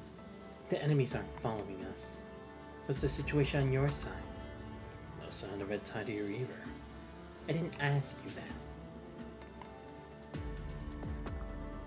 Let's rest here for a bit. Those things in the woods are relentless. The forest where Luna is lies outside Aerospace City's clean zone. Let me see, you're especially tough. Way back, you were chased by hydro creatures and barely made it out of the forest. As you start to speak, a loud buzzing fills your mind connection. Like 1,000 bells ringing, just having in your ears. Vision goes blank as something disconnects from your mind. It's the shackles. Shackles are loosening. Did you hear that? Bell tolls. Just as buried in freezing mud. Bells echo during the mud. She watches over, checks the protector suit's readings and frowns. Nita goes in, cold liquid mixing with hot blood. Sharp pain pulls back a small portion of your consciousness. You're heavily infected. Probably just ringing your ears. No, it's not ringing my ears. It's Luna. It's just your imagination. The vision of falling snow makes weird shapes as Vanessa purses her lips. Break's over. We need to move now. Checking the room in the portable terminal, she grabs your arm and heads back to the rendezvous point before you can speak. But across a few snow hills, the lights of the rendezvous point come to view. A lay figure runs toward you. Did something happen back at the settlement? According to the latest data, the punishing virus concentration at the rendezvous point is spiked.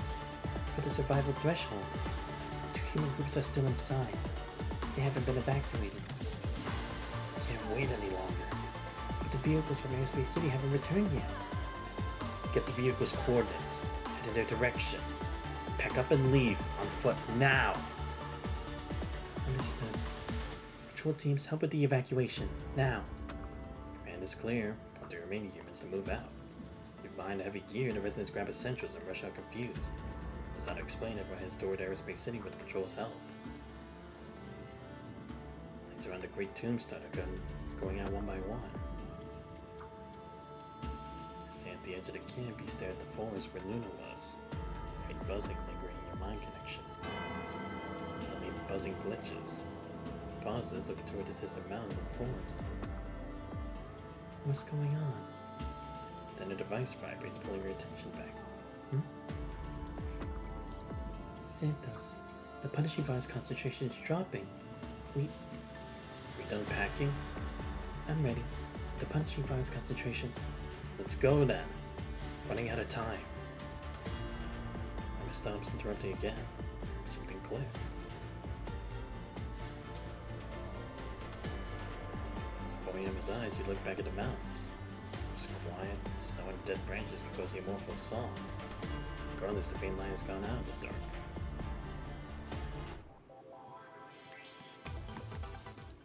At least I got everything this damn time.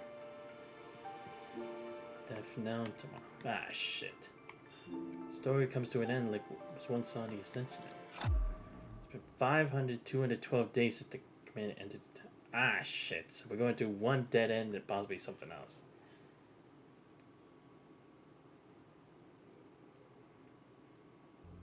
Let's stay here for now. Luna closes her eyes warily. She repeatedly tries to use the Ascension Network to simulate potential futures, but all she sees are dead ends. The Prodigy virus has shown subtle signs of mutation, no longer fully control it. What must they do to continue surviving in such a world? Temporary stopover requires no tents. As usual, Alpha goes on patrol on the perimeter to prevent any area-wide red tide from infiltrating their camp. Are you sure you don't need me to take over Alpha's work? You don't have to. But Alpha's already injured. So we wait for a little fish to clear away the red tide. Roland mocks Lammy while attempting to repair his frame using the mutated punishing virus. Glances at the silent Luna from the corner of his eye, carefully choosing his words as he contemplates how to circumvent the mutated red tide and find a safer place to set up camp. Because Alpha is disconnected from the Ascension Network, but you haven't. What? Does it really come to this? You two don't stray too far from me. Turns her head away, so falling silent again. Alpha returns from a brief patrol, confirming the area is secure. Sets up a temporary camp here. Night falls and everything grows silent, leaving only the sound of gentle wind rustling through her leaves. Hearing a faint noise, Luna quietly opens her eyes. Luna stands before her with his characteristic playful grin. You should know what I intend to do, Luna. You will die. There's just one possibility. The punishing virus is mutated. I can no longer provide you with any help. To filter the old world is not embraced by the new one. Due to the trade of the Ascension Network, they have in a way been forsaken by this era. It's freed onto a different developmental path. Of course, I'm well aware of that. Besides, I may not fail. My reconstructed frame is that lady's work. Though the connection with Luna remains, the source of power is long since changed.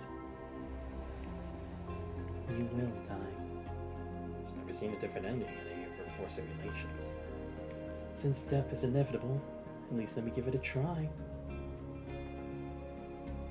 After all, this isn't just the world you want to see. It's what I hope for too. Perhaps this is the perfect moment for the final curtain. Final bow to Luna, he disappears into the night, in a makeshift camp behind. 1 day, 2 days, 3 days. Another night, Lemmy's fearful yet cautious inquiry. Luna lifts her head slightly, sits at the first snowflake descending. As the snowflake lands at her fingertips, she clearly feels the thread belonging to Roland snap. He died that night. 5,401 days since the command entered the tower.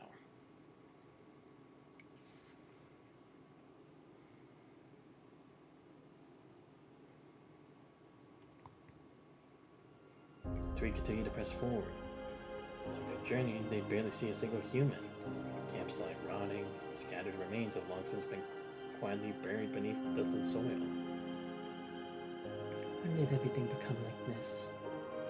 The mermaid grows restless, instinctively fearing this increasingly unfamiliar world. Where have all the humans gone? Normally, they wouldn't pay much attention to human traces. They always run into wandering scavengers or occasionally stumble upon nearby human settlements. Perhaps they've sailed far away, or perhaps they have all perished.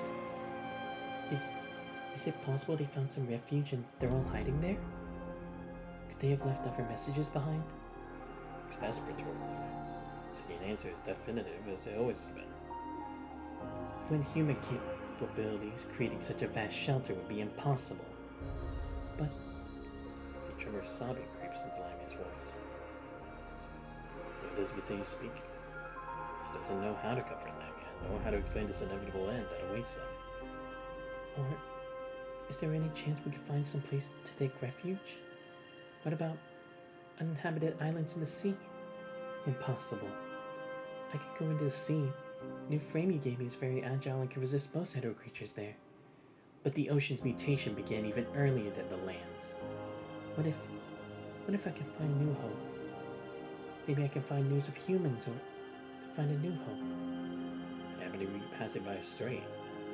Those aren't the same hetero creatures as before in Lamia.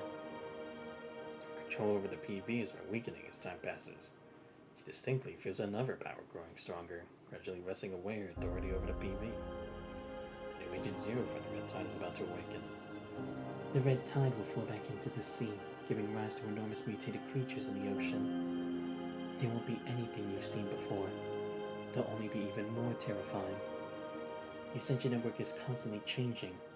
I fear the day will come when I can no longer control it. Even so, are you still determined to push forward and search for this new hope? I'll definitely bring good news, Luna. The frame you helped modify for me is really strong, so I'll definitely bring back good news just like last time. I'm sorry. She wants to help modify Lamia's frame one last time, but she no longer has the power to do so. And Alpha stands silently at the shore, watches the mermaid's silhouette vanishes into the vast ocean. She's not sure what exactly happened, but she considers that Lamia's really found something. Might be a small island with minimal PV, and for them to recover, perhaps something else entirely. But that morning, when Alpha once again returns covered in wounds to the temporary camp, Brand touching Alpha's wound pauses briefly, lowers her eyes, fingers trembling slightly. Luna. Is it Lamia? Luna stays silent.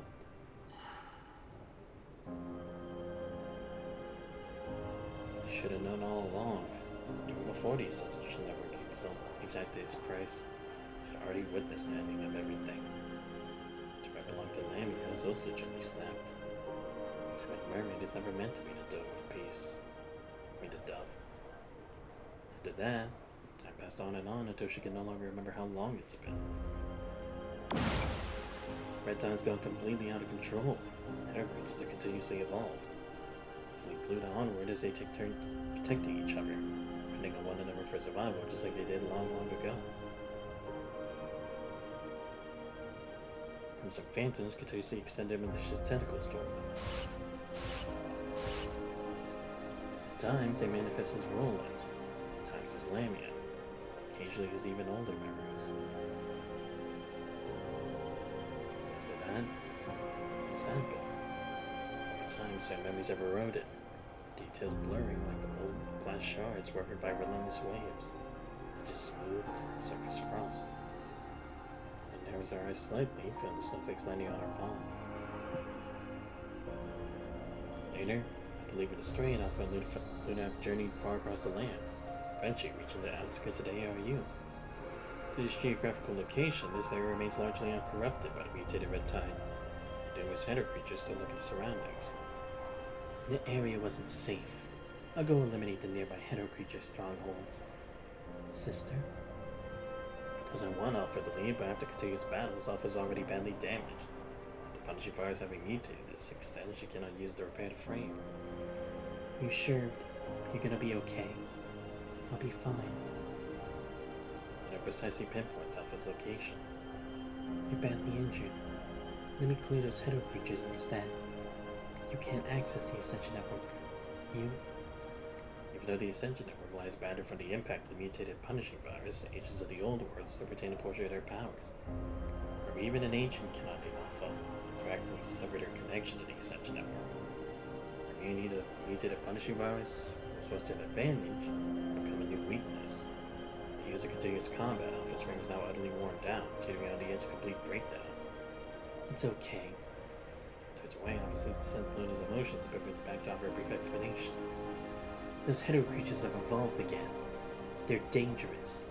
If left unchecked, we won't be able to set up camp safely here. Your eyes have almost gone blind. Although my frame's damaged, at least my visual modules are still functioning properly. Wait here. I'll be right back. To make sure Luna safely settled despite her blindness, Alpha leaves the mountaintop. The story thus reaches its end, exactly as she once witnessed within the Ascension Network. Sits quietly at the edge of the cliff. Why is she suddenly remembering all this? Hollow eyes gaze at the snow falling in silence. All of this will soon come to an end. Tomorrow.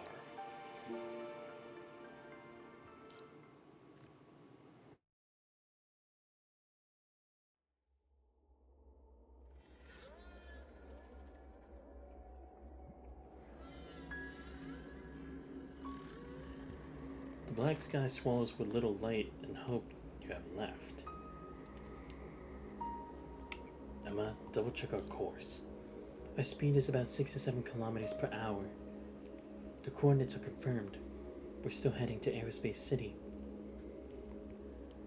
Resources are low, material tides out of control, most electronics are down, so navigating the old-fashioned way. The terminal shuts off and the last light goes out. Everyone walks in silence, even under the crunch of boots on snow. It's the last people from Great Tombstone. When they get to Aerospace City, Great Tombstone will go back to its old name. It's getting colder. Have Vanessa and Discord caught up yet? Torna's dim light flickers on, lighting up Emma's face. Soon.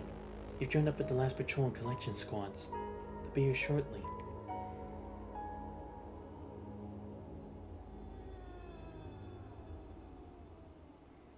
So, Commander, about the punishing virus concentration dropping, was it Luna? Shuts off the terminal, saving power, and the light goes out again.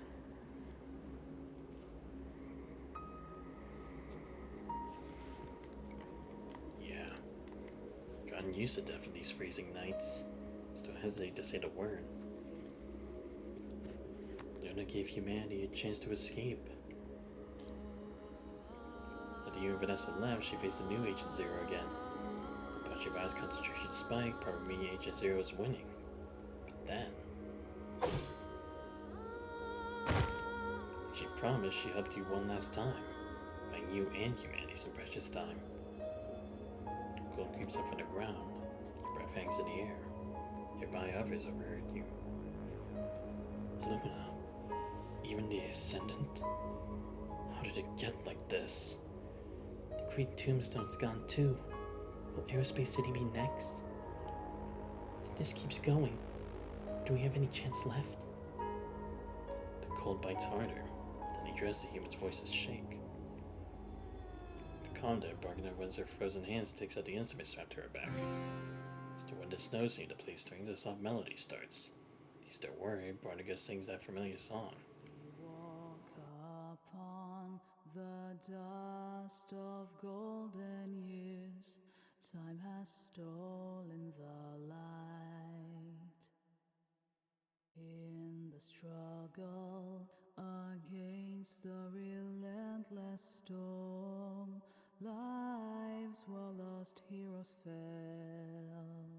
Amidst the sorrow, where once the heavens smiled, there stand the mountains. Profoundly music, that sad war song hits you right in the gut. She sung this around the fire so many times, every human here knows it by heart. Snow whispers down from the branches. Quiet crowds up and starts singing along like they can't help it. Fate makes such puppets of us, yet we strive to keep hope alive. Out, brief candle, do you mock our flames, yet we burn in shadows.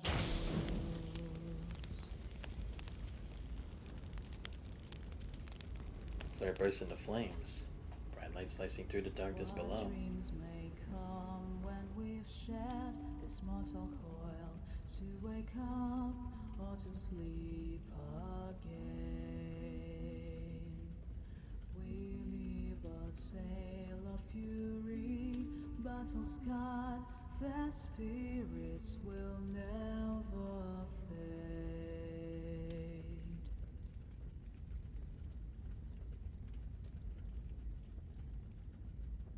We walk upon the dust of golden years. No one says a word, but the song keeps going, burning through the silent, suffering ground like that flare in their hands.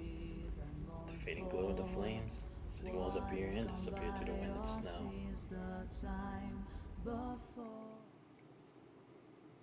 After what feels like an eternity of trudging, you finally see Aerospace City's gates again.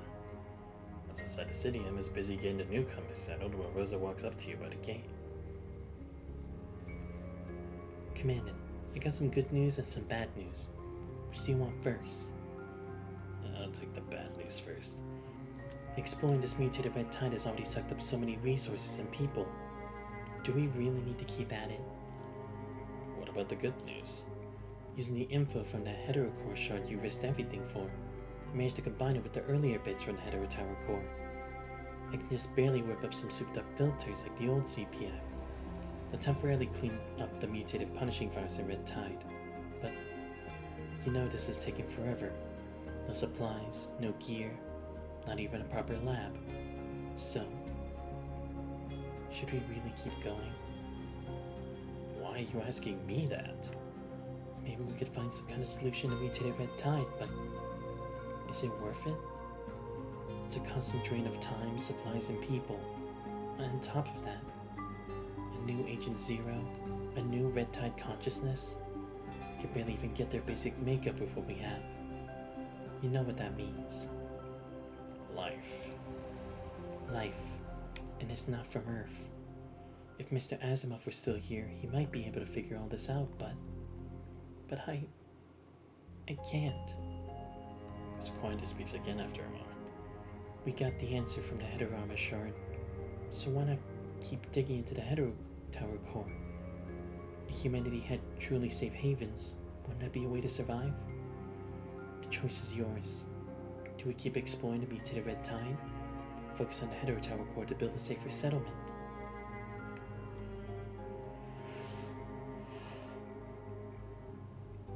Temporarily What? I get an ending? Okay, I guess this. Study experimental data, lost in thought. Like Rosa said, exploring the red tide has used a lot of people and supplies. Compared to 30 years ago, it might seem small, but today, even a grain of wheat is hope, let alone this much. We need a break. They're standing at the inventory list, trailing to the floor. Really? Can we afford a break? Even if humanity cracked the hetero tower core and got a perfect punishing virus filter, then what? Build a bunker and hide inside, waiting? But humans can't fight back right now. Emma says the Great Tombstone settlement is about to be swallowed by the red tide. Did you bring any good news? Like more supplies or a better campsite? She looks at Vanessa, half desperate, half bleeding. Lately, how much of the patrols and collection squads brought back? The question hits hard and Vanessa falls silent. Most areas outside the settlement are overrun by the mutated red tide. The high punishing virus level. Collection squads haven't found anything useful in ages. Even a bunker gives humanity a fighting chance, but if we keep going like this, I'm afraid we'll lose any hope of survival. Just slowing down research on the mutated red tide, not throwing in the towel. Yes, we're just slowing down for now. Speak slowly, as if telling a bedtime story beside a cradle. Aerospace City has a filter that can block the current punishing virus strain. Once we get the Hetero Tower course data, we might get new weapons, new resources. Then we can exploit a mutated red tide again and find what we need. But when will that be? You understand Vanessa's frustration, but throughout Aerospace City, tired settlers try to organize their new belongings and run down homes. Disco and the patrol members have just returned all badly injured. The mutated red tide ruins water and everything humans need. Staying alive is a struggle. I know time's running out, but humanity can't afford the cost anymore. The settlements. It's been years since we heard children crying. Without safe land, they won't bring new life into the world. Rise get missed. I can ignore the lost supplies, so can you, but what about humanity? After looking at Emma's resource data, it's clear Rosa's right. The point of the Red Tide exploration is to fight back. But now, supplies are dwindling, losing people, Agent Zero is getting stronger. Still losing. Even doing everyone at the problem would make a dent in the Red Tide. You can't fight back right now. Not anytime soon. We should slow down our mutated Red Tide exploration for now. Later, when the time's right. Later, when the time's right. Scout drops a final line and walks away. Don't forget, Earth used to be ours. Earth used to be ours. Vanessa's always wanted to take back all the lost land. Not just the Great Tombstone, but everywhere. I get it. I just hope she comes to her senses. It comes down, flipping flurries as the biting wind rips Rosa's handwritten inventory losses. The printer's been out of ink for ages. What's the supply situation inside Aerospace City? After finding Nanami's inventory, I checked the supplies. The remaining humans and constructs have enough food and supplies to last a while. They got people building greenhouses. Once they're stable, we can grow crops. That should keep us alive. And after that, as Rosa explains her actual uncertainty, maybe we can hold out until we crack the Hetero Tower core. Of course we can. Yeah, we can. Roy shakes a little, but Rosa keeps reassuring herself. The dilapidated Aerospace City, the shadow of human civilization. Living off makeshift greenhouses, humanity barely survives, hanging on by a thread. Like a paper boat of burning water, no one knows how long this fragile civilization will last. Rosa works tirelessly. Humanity guards Aerospace City, constantly improving its filter and barely surviving on data from the Hetero Tower core. As time goes on, no one can stop the new Agent Zero. The paper boat sails on across the burning sea. Humanity's end tomorrow. Here, human civilization ends. What, so that's like a dead end? Ah, fuck me. Put me down now and go back to Aerospace City. Ah, shit. Seriously, what's with this fucked up timeline, man? It sucks. She flips through the pages, fragments of stardust dance in the air, forming shimmering characters on the worn paper. So, we finally reached this point. Lines crisscross the pages, forming complex diagrams and charts. Humanity. Singularity. Here it is. Her index finger presses the page, making the selected text flicker and project a hologram of Aerospace City. Day 771 says the commandant left the Hetero Tower. Humanity abandoned their last settlement, Great Tombstone, and moved to Aerospace City. But that wasn't the end of the story. The mutated Red Tide was eating up huge chunks of Earth, taking out all the nutrients. Inside Aerospace City, where the filters couldn't reach, the punishing virus was eating away at everything. The punishing virus. It's not something you just beat. Flips to a new page. The survivors in Aerospace City started pulling some kind of material out of the mutated Red Tide. They tried analyzing it in their labs looking for something. A familiar sight. Humans in white suits looked hopeful, but and warning lights started flashing like crazy. Cormer broke down as everything screamed the truth at them. It was not something they could analyze. Manny finally realized that the mutated red tide had evolved to a whole new level. Yo, Yuki, thank you for the raid. Much appreciated. Okay, everyone. Hope you're having a great day so far. Shout out to Yuki. You probably couldn't fight the punishing virus or anything Earth had. Abandonment. Despair. Same old story. Then someone came up with a new idea. They jumped right into testing it. These non-Earth substances were likely fragments from another civilization. The Grave Commandant showed the experiences in the tower, explaining how the old time travel capsule wrapped in layers of chaos contamination became the Hetero Tower. The Hetero Tower became a massive gateway. It stood tall like a Crimson Tower of Babel, its twisting tunnels leading to different times and even dimensions, connecting to countless unknowns. Yo, what's up, Kenny Lee 21? Look at this stream. Hope you had fun over at Yuki's stream. I know she's putting out some banger content. Around that time, Kratos trapped in another era found the Hetero Tower, and using its core, made a new body to punish the virus that came to this world. What I had time to see this. Really can't stay, sorry. No, it's no problem. Just glad to at least have you show up.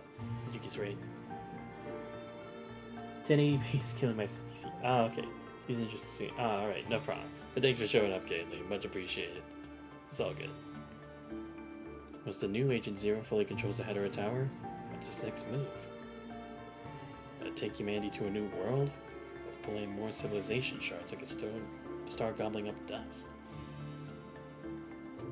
Sharp eyes, clever thinking, but still, she nods impressed. If I had to guess, it's the latter. Agent Zero, the Punisher, is never satisfied.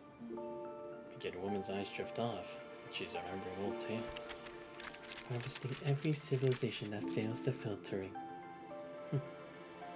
Smirks as the pages flip themselves, rustling softly within any breath. I know, I was looking there. Ah, okay. Faced with this, what choices do humans really have left? The glowing pages fade as she rests her chin on her hand, staring thoughtfully into the distance. 2 dice roll. Slowly as dark fate spreads out, splashing water droplets that shatter into faint light.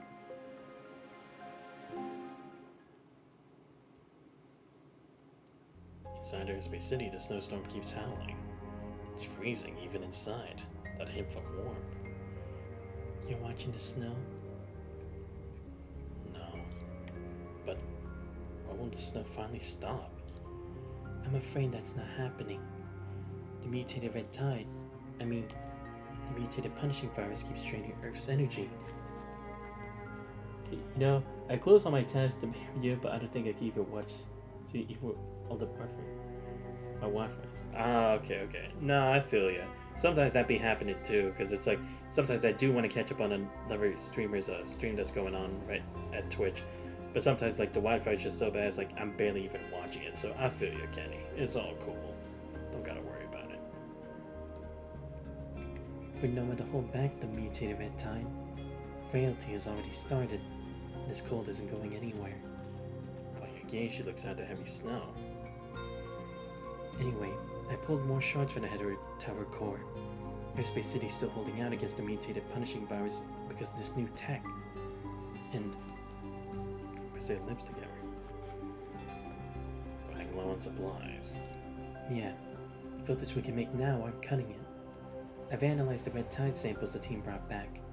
The mutation rate keeps climbing. This keeps up, I'm worried our filters won't work anymore. Wow. So by this point, we've literally put ourselves in a cage, keeping us from the rest of the world for our own safety. Great. It's like what the other me had to deal with. We need to upgrade them. At least boost our current filtration power. Got the supply list ready. Most parts are still kicking around the Aerospace City, but the core parts for the filter recycling units are gone. Nowhere to be found. Recycling units. The heart of the old CPF. Key to keeping the punishing virus down. If we can find old conservation areas or cities with those filters, we might find spare parts. I see. But we don't know how dangerous the outside world is anymore, because it's still been a while since we've been doing this research. The conference room next to the lab, it has us stand to our arms crossed while Discord spreads out a rough tactical map marking where the Red Tide's gathering. Not long ago, I led a team outside. The Red Tide's still packed into the South at Aerospace City. Extreme cold hits us hard, but we might be keeping them back too. Just like way back when, they still hate the cold. She marks the southern part of the map with red lines for the Red Tide. Agent Zero rarely pops up in the North either. See, there's at least one barely usable route up there. Following Discord's directions, Vanessa marks a rough path on the map. This route's risky. I know creature nests are crawling around here. And here. You sure about this route? This is the best we've got after cutting out heavily contaminated zones. Unless you'd rather swim through the Red Tide. Squints at the map, which was a line shape, or snake into the depths like fishing lures. There should be a few warehouses left past the ARU. I marked them ages ago. If those things still hate the cold up north, there's a decent chance we'll find usable parts in those warehouses. For the core components we need, it's a gamble. But my luck's always been pretty solid. What I'm saying is, this might not be the best time. We're out of time. The Red Tide's surging faster and the new Agent Zero is getting stronger, almost breaking through our defenses. Those sentry turrets, anti-aircraft guns, you can't seriously think they'll stop it, right? Plus, Aerospace City can't even keep itself running. We're scavenging for food just to keep people from starving. Once Agent Zero surrounds us, it won't even need to attack. We'll tear each other apart from the inside. I just got some news. 2 more team members jumped into the Red Tide near the perimeter. Fuck. Damn, we really lost all hope already? Few humans can resist it. Red Tide projection is a twisted paradise with the sweet smell of rusting blood. Every time you get close, you hear calls from deep inside your memories. Right. Listen to your fantasies. Create dreamscapes of what you want. Pulls out your deepest, most precious memories. There was one team member. Sago, her name was. She was retreating with me, then just broke down, sobbing. She says she heard her mother calling from inside the Red Tide. I told her it wasn't real, but she... What's even real anymore?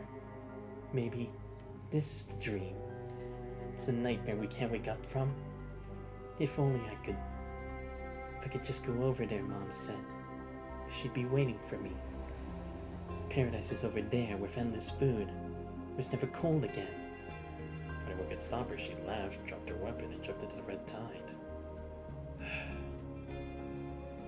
Fool. Heavy silence fills the room. So, we need to find the item and fix the filter. Fast.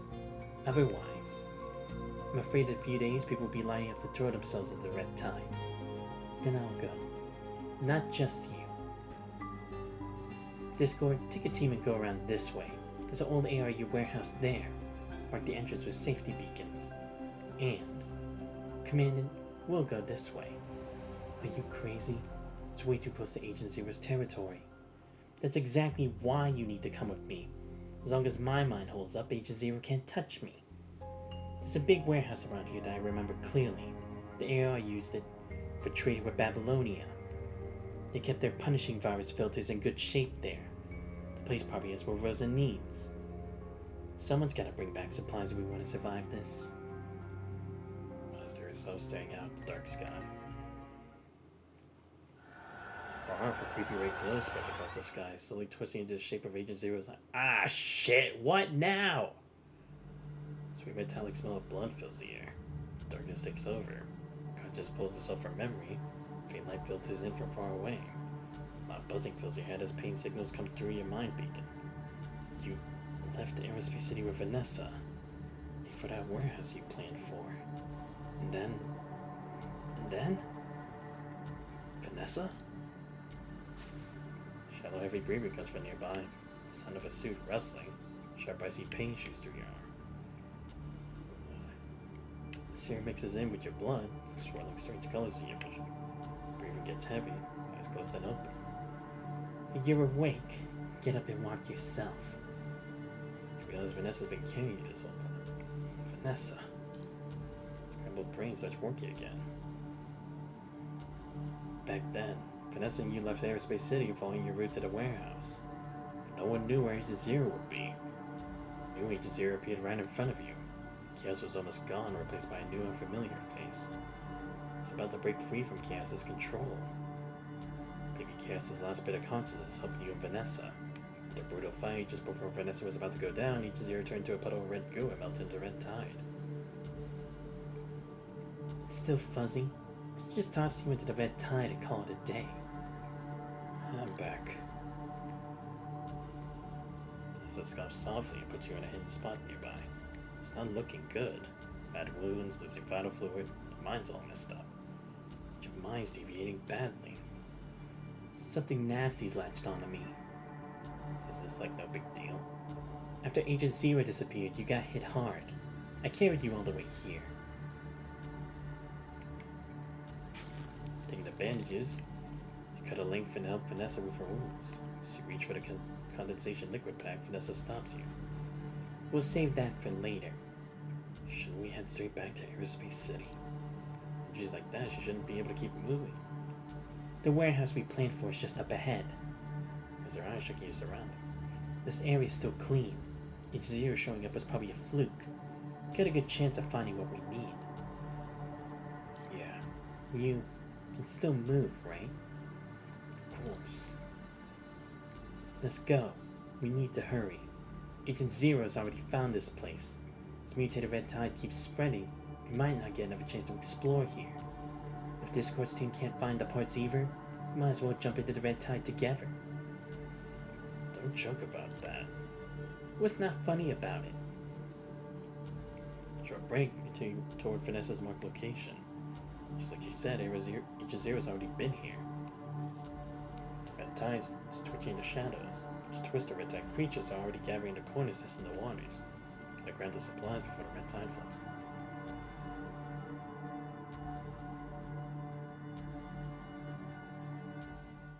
Just like, hey Yuki, what's going on? Thanks for the raid earlier. I hope you had a good stream earlier. The next second, corrosive spit shoots out of the darkness. Two quick gunshots ring out, blowing through the red tide creature's head and chest, whatever its chest might be. At least it wasn't Agent Zero. The red tide creature hisses as it melts away. Okay, it was good, had fun. That's good. What did you stream today? I didn't check, unfortunately, but I'll try to actually make sure to reach the next one. I know I'm really bad with timing of being able to watch a stream, but again, hour difference and everything. I'll try to be more active. It's just ahead. Red tide's been like crazy. Totally out of control. Just playing try now. Oh, okay, you were continuing with it. Okay, gotcha. We had a good time with it. You both sprint at top speed, heading for a warehouse that hasn't been corrupted yet. Walked away, red tide creatures swarmed in like monster of flame. But listen, when you take them down, they just melt back into the red tide. Even as a pain shoots through her, as she realizes with horrifying clarity that she's been massively infected with the beam ring. Left arm is completely useless and her right leg parts are damaged. It's got maybe 20 minutes left. Calmly fired, charging red tide creatures while Vanessa closed her eyes with a bit of smile. Before she can speak, a choking cough escapes her. How are you feeling? I'm fine. Save your breath. Just a metallic bitter taste of vomit. It's just up ahead. What a fuel you've been carrying in front of the warehouse. Some sparkle to the ground of roaring inferno. Red gold flame shoots sky. Alright, get inside. Quick. With the flames as a barrier, the red tide creatures are temporarily held back from storming the warehouse. But a few more minutes will make a difference. So watching your movements silently, just gesturing for you to start looking for the core device. Following your memory, you search the warehouse grabbing any useful supplies. Found ya! The shelf at the far end says the core device, just like Rosa described. My luck's always been pretty solid. You shove the device in your backpack, so there's the sack boxes under the skylight. You breaking out from this side? Yeah, you go. The things to the entrance won't hold them back for long. I'll cover your escape. I don't need cover. Your mind beacon agonizing pain screams flood your mind connection. Your mind. Yeah, I heard you. Now stop wasting your energy. She finishes as her right leg gives out as she grabs to the ground. Thought it could last a bit longer. The bandages for emergency kit, Vanessa tightly wraps her damaged right leg joint and struggles to her feet. So, like I was saying, I'll stay behind while you take the device back. Never thought I'd say something so cheesy. What are you standing around for? Expecting some dramatic goodbye? I don't do that. Now get out of here. Don't do anything stupid. Hey, let me go. Found another word to Vanessa. You security immobilized construct to your backward climbing room. Try to climb through the skylight. Use the box that Vanessa stacked earlier. It's too narrow. Barely big enough for one person. Can't get both of you two at the same time. It won't work. I told you, just leave me behind. Gunshots later, the busted skylight crashed out with a deafening bang, sending dust everywhere. This should work. After recycling the boxes and using the rope, you quickly climb onto the warehouse roof. With the determination, Vanessa finally stops fighting. Such naive idealism. Kindness is the last thing we need right now. Suggest you drop me and haul ass back to Aerospace City before your good intentions actually become actual supplies. Shut up. Cover my back. Once they're behind, let's have a strange laugh. Looking around, the red tag creatures are still blocked by the flames around the warehouse. A few smart ones have gone around and are trying to cut you off. Collapsed buildings might be a new way out. Don't be ridiculous. You try that we both end up on the ground, hugging those disgusting things. How long will we play rooftop parkour through these rooms? He speaks for the suffice of the header creature chasing. I told you, you cannot run them carrying me at this distance.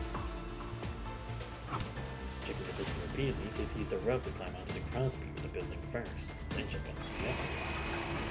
Billy wasn't built for this kind of work. Put me down. Do you want us to both die here? We won't. As much as I hate to say this again, but you should really leave me behind.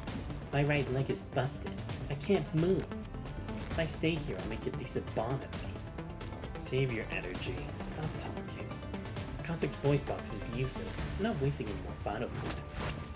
T is spread across the stone structure, drawing the rope just before it collapses, leaving the two of you dangling from the edge of the opposite building. There are more sounds for this speaks again.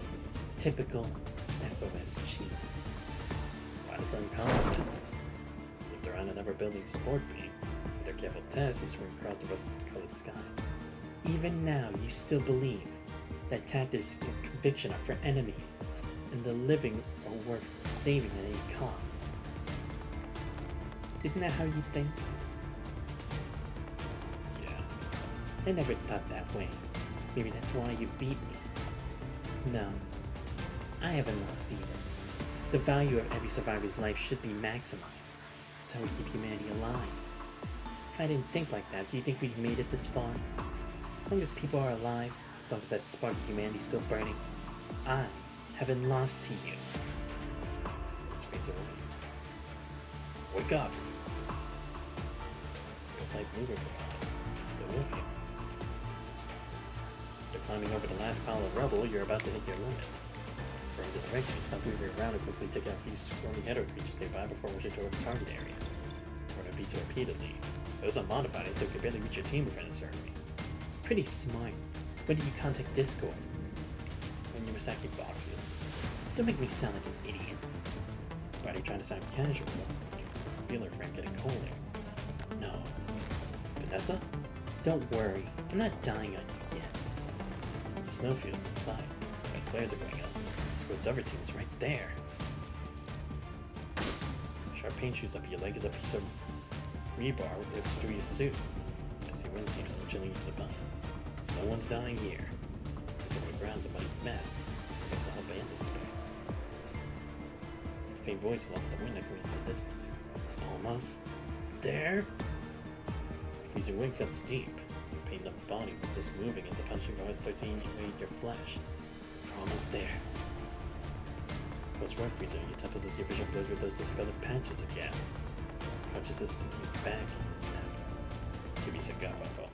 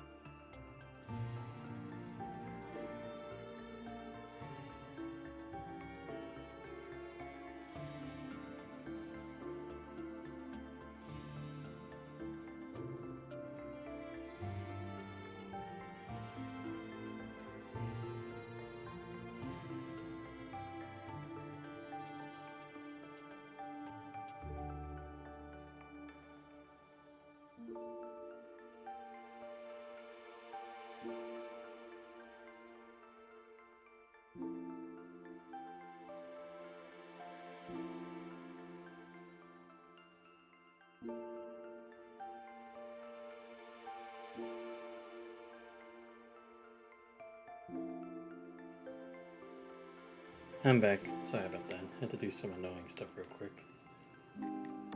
Alright, let's see what this leads to.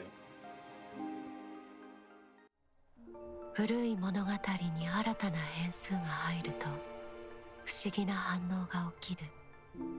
私はこうした小さな変化を見るのが大好きなのです。さあ、見せて。変数が加わるとその響きが変わるのかどうかを。人間が一人未知の世界に迷い込みました。立ち上がりましたね。どこへ行こうとしているの？その場を離れ、今のあなたこそグレイレイブン隊が必死に探している本物の指揮官なのかな。それともどうでもいい5人のクローンのうちの1人？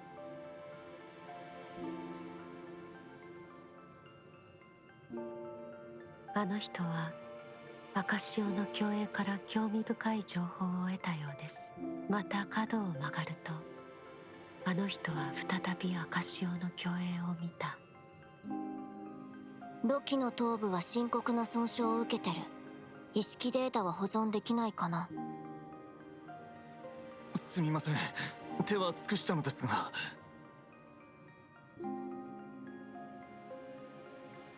じゃあ何か他の方法を。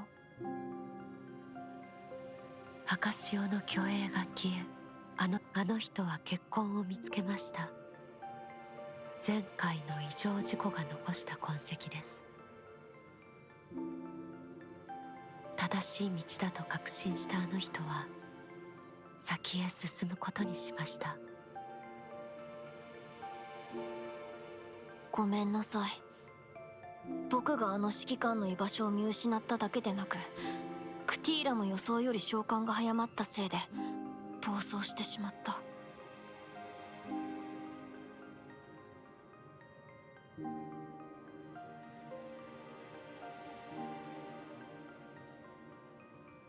ここは巨大な迷宮。あの人はなぜ誤った道を進み続けるの？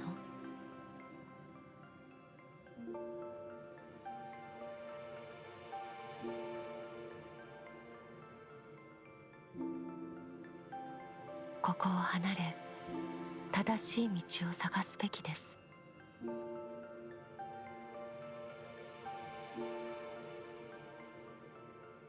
新たな分岐点、下へ続く道を選びました。おや、新たな証をのもう退路はない。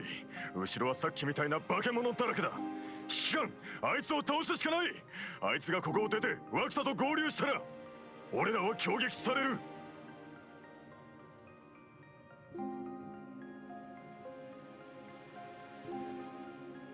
この方向に進めばじきに本当の手口です。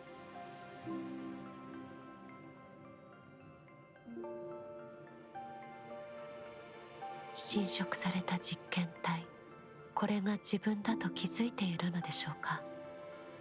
どうやらここをすぐ離れる必要がありますね。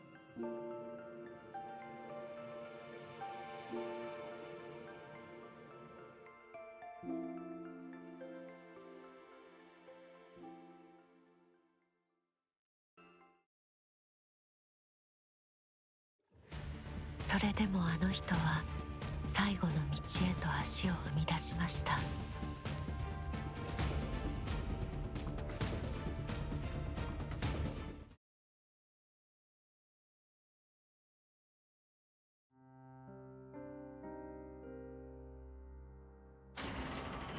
Oh my god, I am back in the bird cage. Fuck. Fake knowing. 一つはこの取引に応じてクティーラの子宮の束縛を解き、指揮官を守りながらここを出ること。卵を僕に渡してくれ。内部から僕がクティーラを牽制しないと 5000 メートルの水圧に耐えられないだろ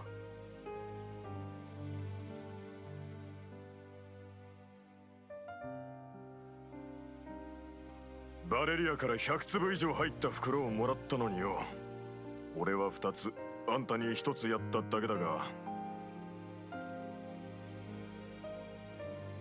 最後の注射をすれば残された命は48時間のみになる。空中庭園に戻れたとしてもあなたを助ける技術があるとは限らないでしょう。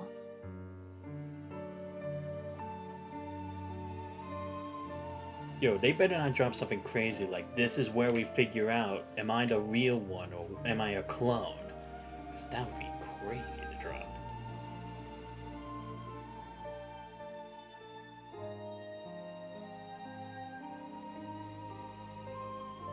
If you can see this. ごめんなさい。今は離れましょう。まだあなたが来るべき時ではありません。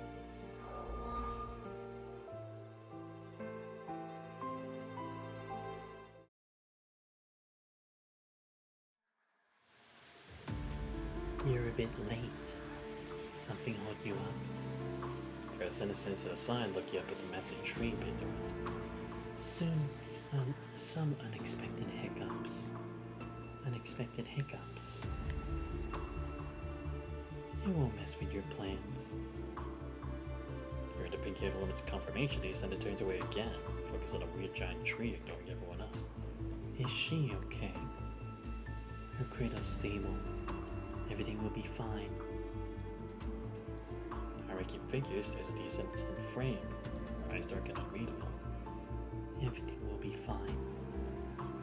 Ryder is trying to convince himself as the grotesque tree grows out of a jagged cage. Its roots sucking up countless screams. Red tight surges nurturing the blood-red cocoon at the top like a mother. Everything will be fine.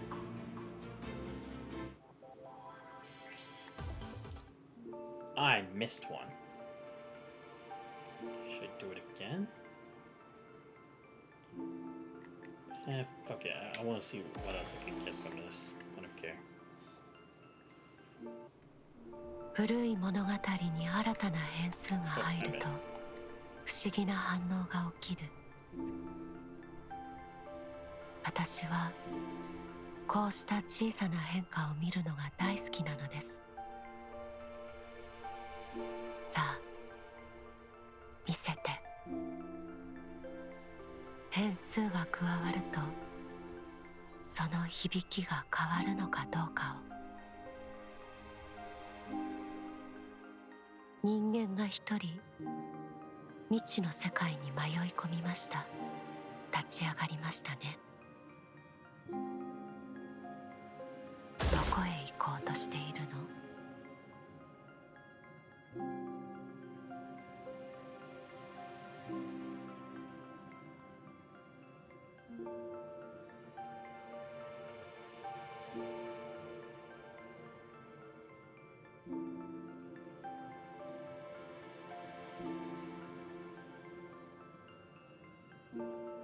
人間とそっくりの体はどれも息をしていません。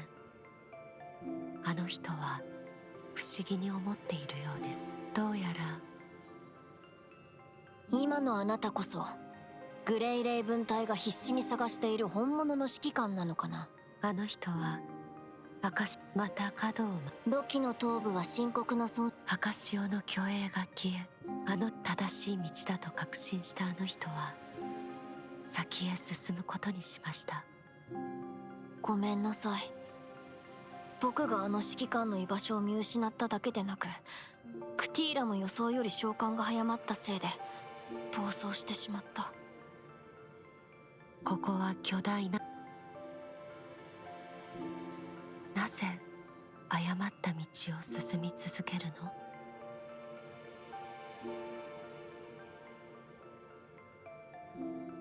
ここを離れることにしたようですね。正しい決断です。新たな分岐点。あら、これは何？新しい道。あの人はよく知らないようです。引き返して下にある本当の出口に新しい道を試すつもりですね。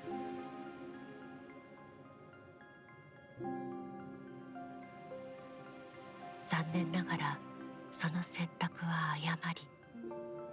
引き返して他の道に行くべきです。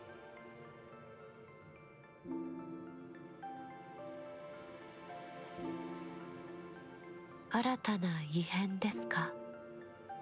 面白いことがまだ待ち続けると、あの人は全てを見ました。はあ、あなたですか？今はまだ来るべき時ではないようです。 What the heck? What was that for? Ooh. Oh. Oh, something else happened. Where is this place? What the fuck? What happened to me? Yo, this is so weird. I didn't think that would actually give me something.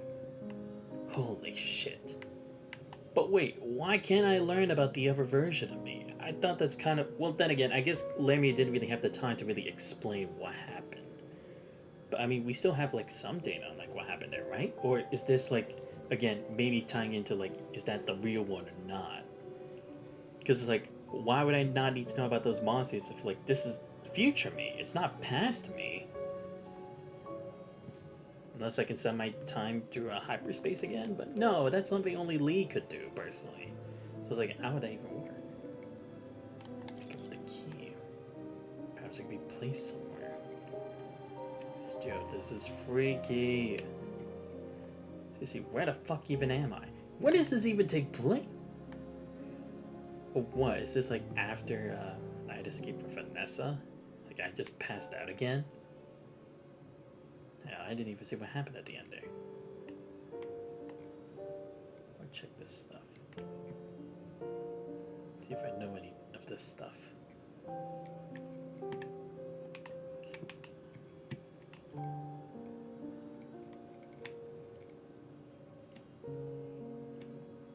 Okay, there are two things. I'll check this first. Note written by the Merciful One. Is that what they call me now? Not bad. The Merciful One.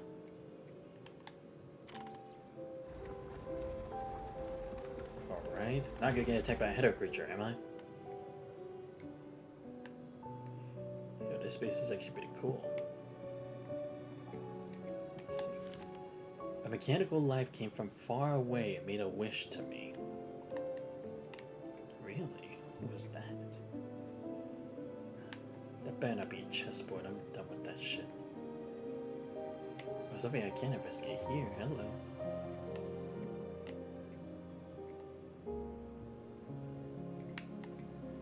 Wait, what? This isn't the same path, right?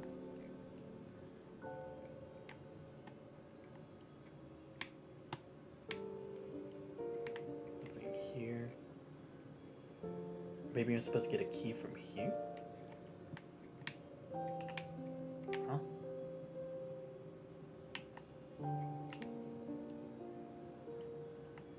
What happened?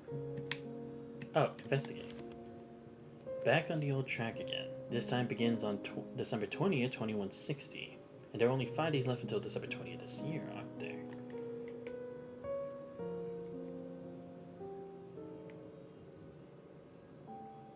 Wait, what? What the fuck? Wait, what? How the hell did I make it back here? Pick up the key.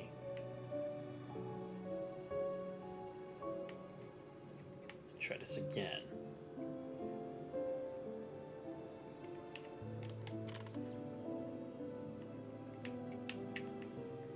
Ah shit, I mess up. Yeah, I wish it did turn a bit faster. Wait, where did I even go?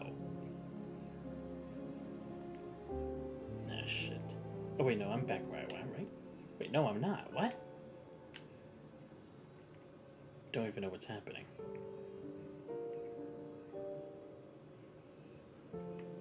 Actually, let me go back then. I want to continue discovering because I think there was one place I didn't check yet. I feel like I pick up the key again. But whatever.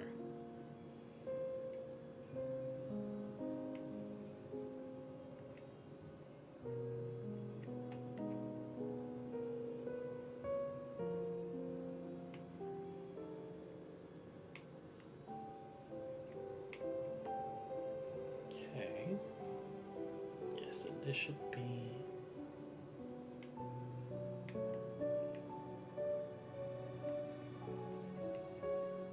What in the fuck am I doing? I'm just going around in circles. Oh my god, I think I did put myself in a loop. Are you kidding me?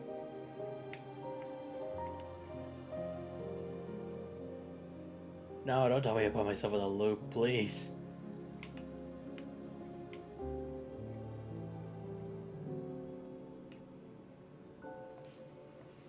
Oh, wait, let me guess. I can't go back anymore, right? I have to move forward. Boy, okay. See if that's how this space works.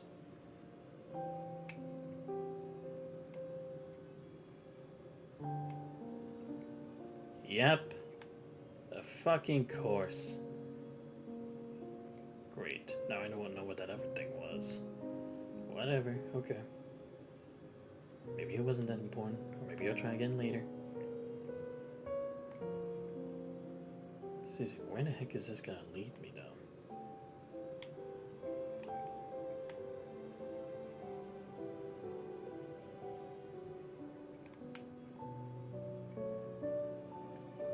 Damn, I still gotta go up? Oh, never mind. Ooh, key. Thank you. Wait, what? I really should look at my surroundings before I pick up stuff.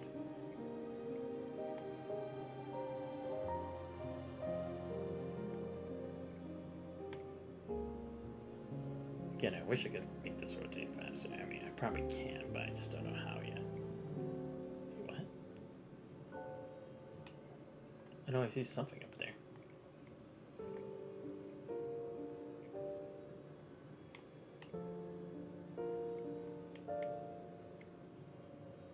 Any place to put the key here? Nope, okay. Just had to check. Wait. Oh, I'm back. Oh, that's where I find this key to put here. I see. Ah, okay, good. I didn't miss anything. So I was actually supposed to do that. Whew. Very bad if it wasn't. guess in the end I make stairs to reach there.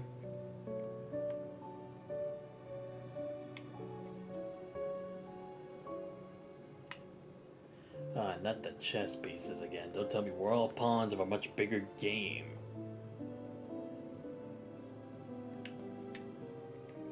I mean, I have to investigate. I don't really have a choice. But this still has all their pieces, though. It's like the game hasn't even started. ここに来るべきでは Huh? 今はまだその時ではないの Wait, です I almost said checkmate. No! グレイ・レイブン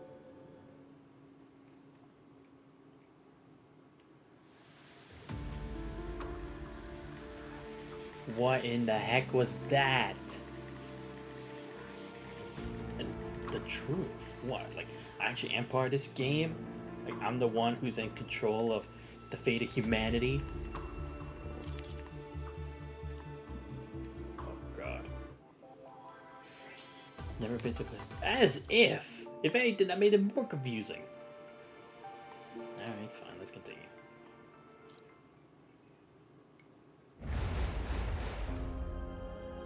Yeah, now more memories of my ever self. But consciousness drifts into the ocean's depths. Waterlogged vision, waves crashing, whispers of house and bubbles hitting your brain with every tide.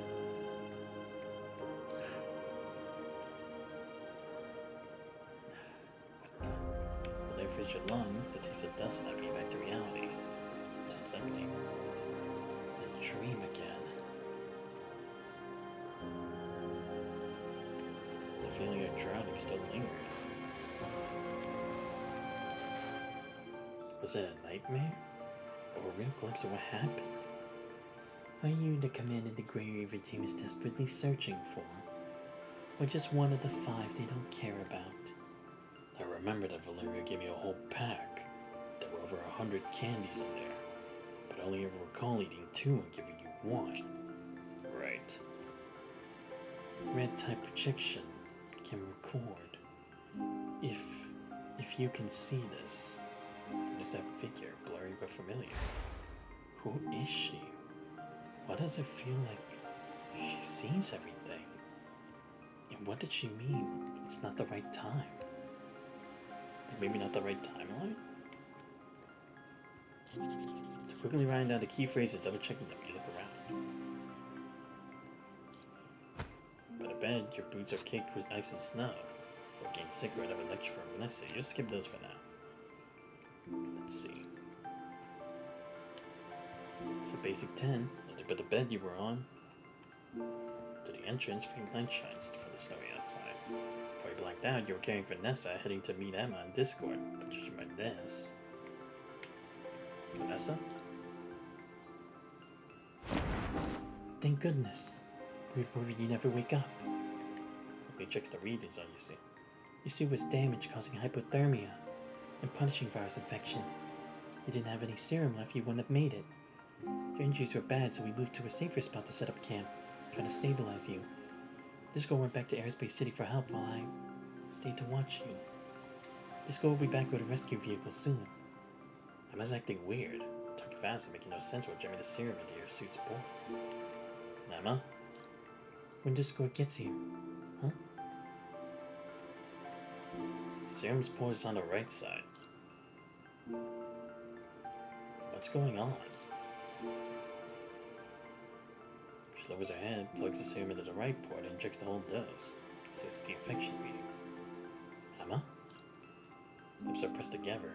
When the readings start to drop, does she look up? Tears soundly falling. Vanessa, she's gone. Yeah. Figured. During the surge, the orange-haired construct spots someone moving through the snow. Discord, over there. Discord was searching elsewhere. He hears Emma's call and looks towards her. The figure stumbled before collapsing in the snow. Fortunately, they're close enough to Emma and Discord reach them with little effort. How could this be? She brought down the snow. This is a mess. The wounds on her arm and leg and the commandant. Don't just stand there. The commandant has a damaged suit and is showing infection symptoms. Serum's in the kit. Injected now. Rick. Seeing her rock her support, so just stayed towards Emma for a loop. Despite her panic, she follows Vanessa's orders, finds the sailor, checking with the commandant's suit. Do you have a spare suit? Here. Her backup suit quickly pointed on the commandant. He pushed through the wind and snow, heading fast for his space suit. Where are the others you brought? After getting the commandant's message, we came right away. Sent the others to gather supplies nearby. Tell them all to turn back and return to Aerospace City. Vanessa, stop talking. You're still losing a lot of vital fluid. Pulls out a vital fluid pack, just hooked up to Vanessa, which stops her. Save it. We won't need it yet. Emma, keep an eye on the punishing virus levels around us. Squint's thinking fast. The Zero's already spotted the commandant. Only go with such easy prey.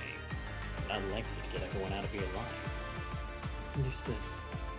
There's her lip as the vital fluid pack away and turns to the virus monitor. This is getting worse, hauling and hitting everything. Carrying unconscious human and your construct slows them down a lot. Discord, the punishing virus is spiking. How far to the rescue vehicle? I glance at Vanessa, unsure she's conscious or simply resting with her eyes closed, and lowers her voice and asks Discord. From here, at our current pace, it would take about 2.5 hours. Did you ever get the message? Yeah, they didn't venture deep into the snow plain. The faster ones have probably already returned to the safe area from around Aerospace City.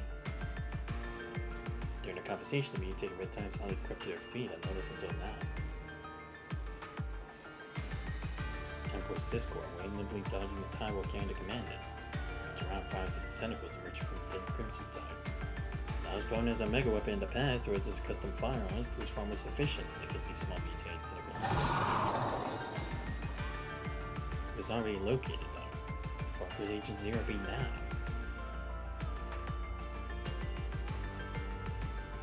The shadows behind the rocks, a new Agent Zero stares in the direction of a cold, lifeless eyes. He's newly born, knowing nothing except the season's surge to chase power, to consume, to devour the whole world. Everything in this world is supposed to serve as its nourishment. His hollow eyes focus on the silhouettes in the distance. A human becomes more than less no feast.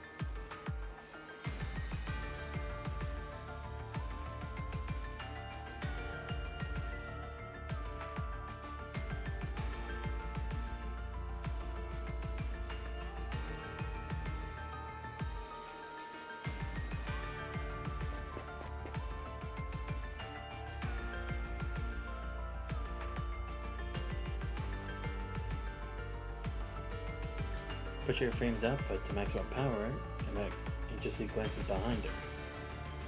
They're still more than 2 hours away from where they parked the rescue vehicle. He's assured they can safely bring Vanessa and the commander back to Aerospace City.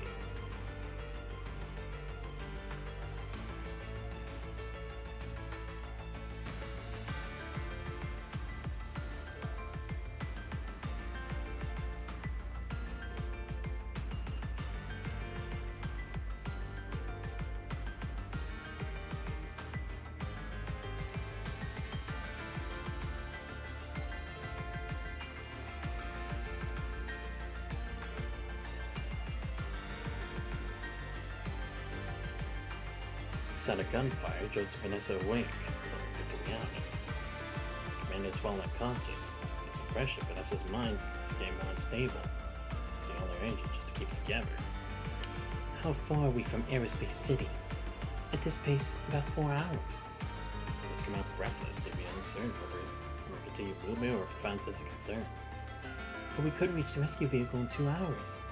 Not enough time. Even if you two push your systems to the limit, you still wouldn't make it. The tide's spinning fast, at 400 kilometers per night. Score suddenly raises a weapon and fires, pushing back the red tide creeping toward them. It's caught up. Those things, like parasites, sticking to you. Once they find you, they won't stop. As seems to be thinking, but her eyes are unfocused. So her mind is being hammered by waves of corruption, her body screaming death in the cold. Deploy mega weapons at the escape point. Plenty of explosion. She constantly gives the right orders for the situation. But we're out of our mega weapons. Babylonians and mega weapons ran out a decade ago. So perfectly recreate them with what they have now. Right. Those are long gone.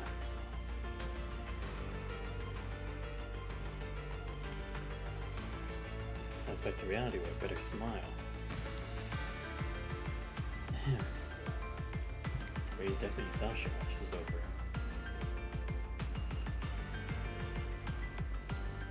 If we cut through the southeast, it's no use. It's already locked on.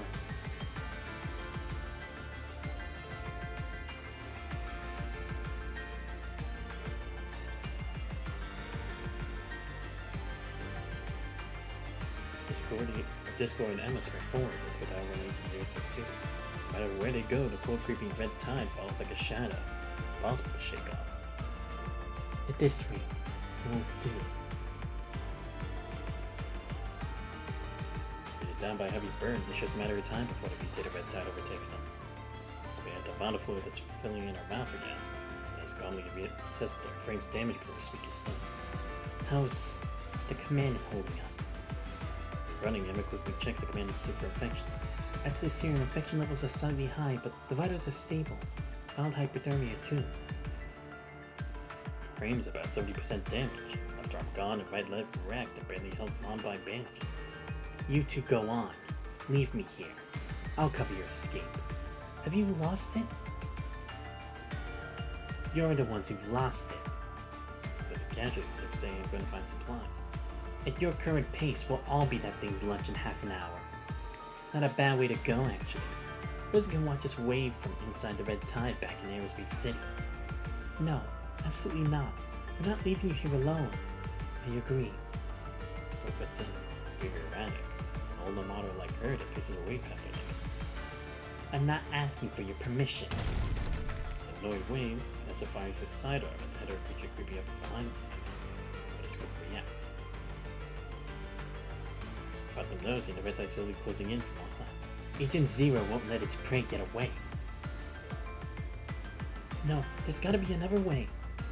It's your lip trying to find the best option. For example, I can draw the red tide away while Discord gets you and the command out. We can still fight after all. You're suggesting Discord carry both a cripple and an unconscious human, pushing your system to the breaking point, and then keep that up for 2 hours? Or senses Discord groans as she lifts her foot, while her shoe already stayed at red tide. Do you see? We don't have time to argue. If we wait, we all die here. As he says, standing damage to her frame. Even if we go back to Aerospace City in time, they don't have enough to fix me. I don't have the energy to convince you. 2 choices.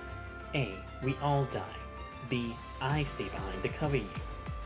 As we speak, mutated red tide tentacle suddenly reach out, wrapping around Emma's ankle. She stumbles and Vanessa cuts the rope, jumping off her back. Tilly sitting on her left leg, Vanessa ties the bandage on her right leg with one hand, but the fluid staining the ground. I'll say this one last time. You and Discord take the commander and leave. I'll cover your retreat. Don't worry about how I'll do it, and don't worry about whether I can still fight. Don't forget what I taught you. Maximize the value of survivors. For a last bit of strength, Vanessa leans against a nearby rock. Something recover and take red as they soak up her vital fluid. Without another word, I'm in Discord salute her and follow her orders, and they went to Aerospace City with the commander. Santos. It's about the gray sky for us over the smile. The battlefield doesn't play nice. No one saves everyone, and everyone loses something. Even you, Chief. As nice as a mirror, she tried to smooth her messed up hair and wipe the blood off her face.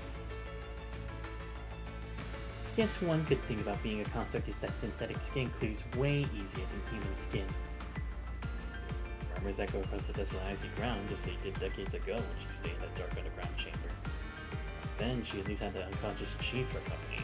Now she stands utterly alone in this vast empty world. Meanwhile, red tide sloshes against the ice as Agent Zero slowly falls directly. It's moving pretty fast. This is where it ends.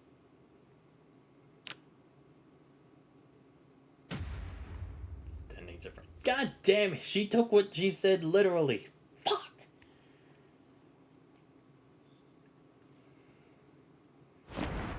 It's freezing cold. It just froze us all. The wind's howling against the tent, making muffled thumps. We heard the blast, but didn't dare look back. We got to the safe zone first. And getting you settled, I went back to see. The explosion did something. The mutated red tide's backed off for now, but the ice is gone. Just dark brown rock left. This is all I found. She was a scarab name tag, riddled with bullet holes and blackened by the blast. I want to say something, but can't find the words. Through your mouth, only a hoarse sigh comes out. Vanessa. Let me reintroduce myself. My name is Vanessa, Commander of Egret and Chief Commander of this operation. Regardless of your past accolades, Commander, you better follow my orders as the Chief Commander. Santos, you naive and stupid piece of trash. You're only respected by so many people because they lost in their own ideals. Now you have no one to count on. Let me tell you how to maximize the value of survivors. This greeting comes 30 years late, Grave Commander. I thought this time you were finally dead for real. Go on then. The sooner you leave, the sooner you'll be back. I'll wait right here. Don't worry.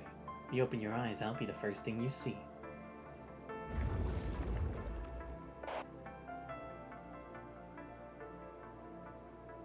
To realize it's been already.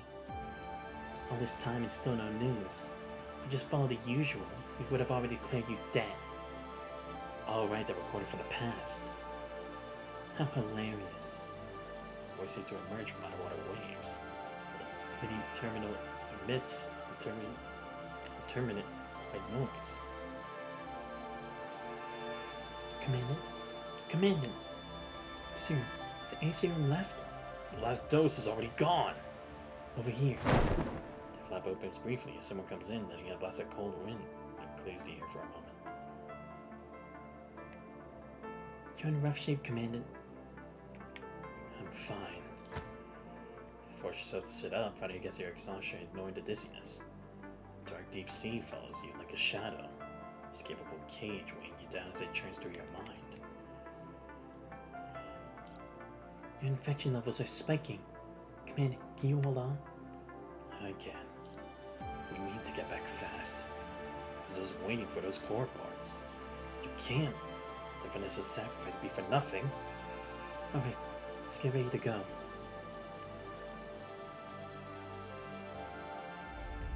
The makeshift camp is quickly backed up.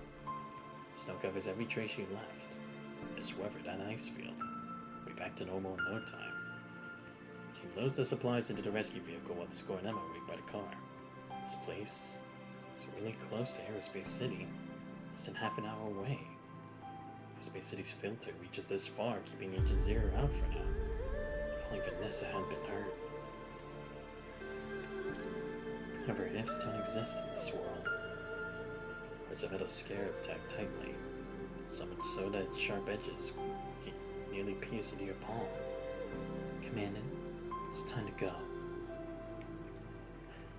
Let's go. Bye, Vanessa. You must be so tired carrying humanity's torch for 30 years. She did more than enough. The torch with leaping red gold flames suddenly lights up the area, held high like a relay baton. As long as that fire burns, humanity's hope lives on. We won't let the civilization Vanessa saved fall apart. The engine breaks the silence. Soon, maybe snow hides all their tracks. Like you were never here.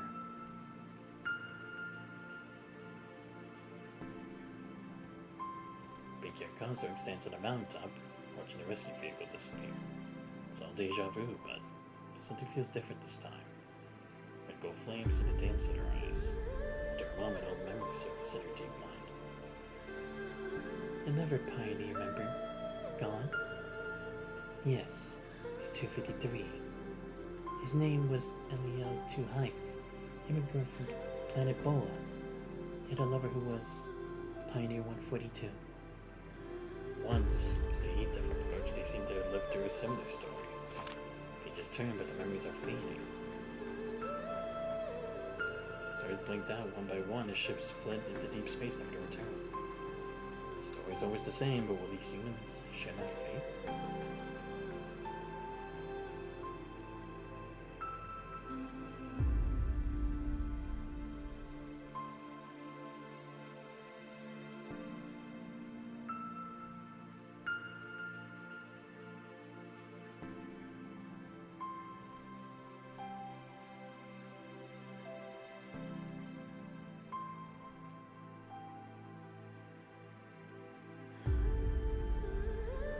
Even they escape this loop, can escape eternal darkness.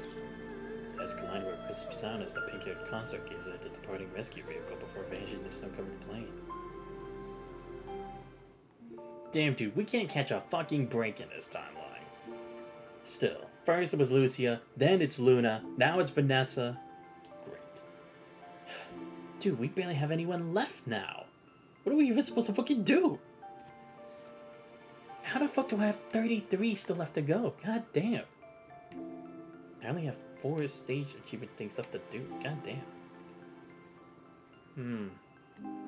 But actually, now I'm kind of thinking, right? Like, the reason I'm seeing those memories is not too surprising when I think about it, because basically, Chaos is supposed to be a composition of the memories of the other me that was taken when I was in the birdcage, right?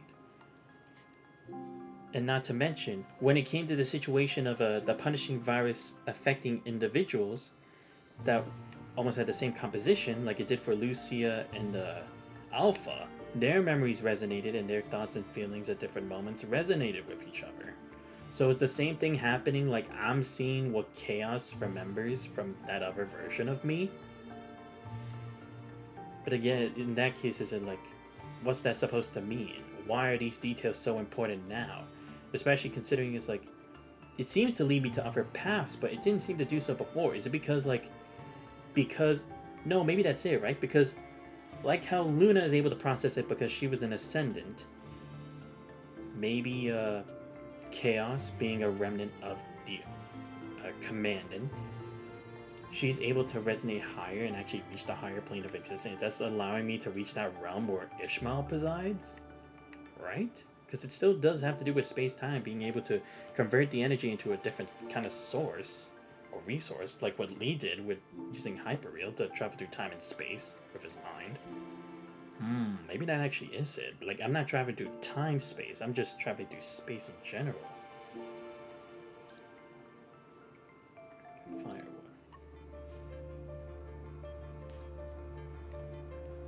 Space City. It's done. To obtain a new red tide sample of resources, Rosa has dedicated herself to working day and night with the team's recovered core device, finally creating new filters. The first small-scale filter springs right into action, steadily diminishing the rising corruption levels that have been intensifying with each passing day. The red tide slowly recedes along the edges of Airspace City, making the air within seem to flow more freely. As the new filter slowly activates, the nearby working residents let out quiet cheers. Comprehensive testing is completed. Purification efficiency is 8% higher than before, bare enough to maintain the current punishing virus concentration in this area. Forensic crude device clearly dissatisfied with the current results. Well, at least it can hold back the mutated red tide for a while. It tries to comfort those present, but hearing those words only make Rosa's frown deepen. What? The analysis report on the red tide sample is complete.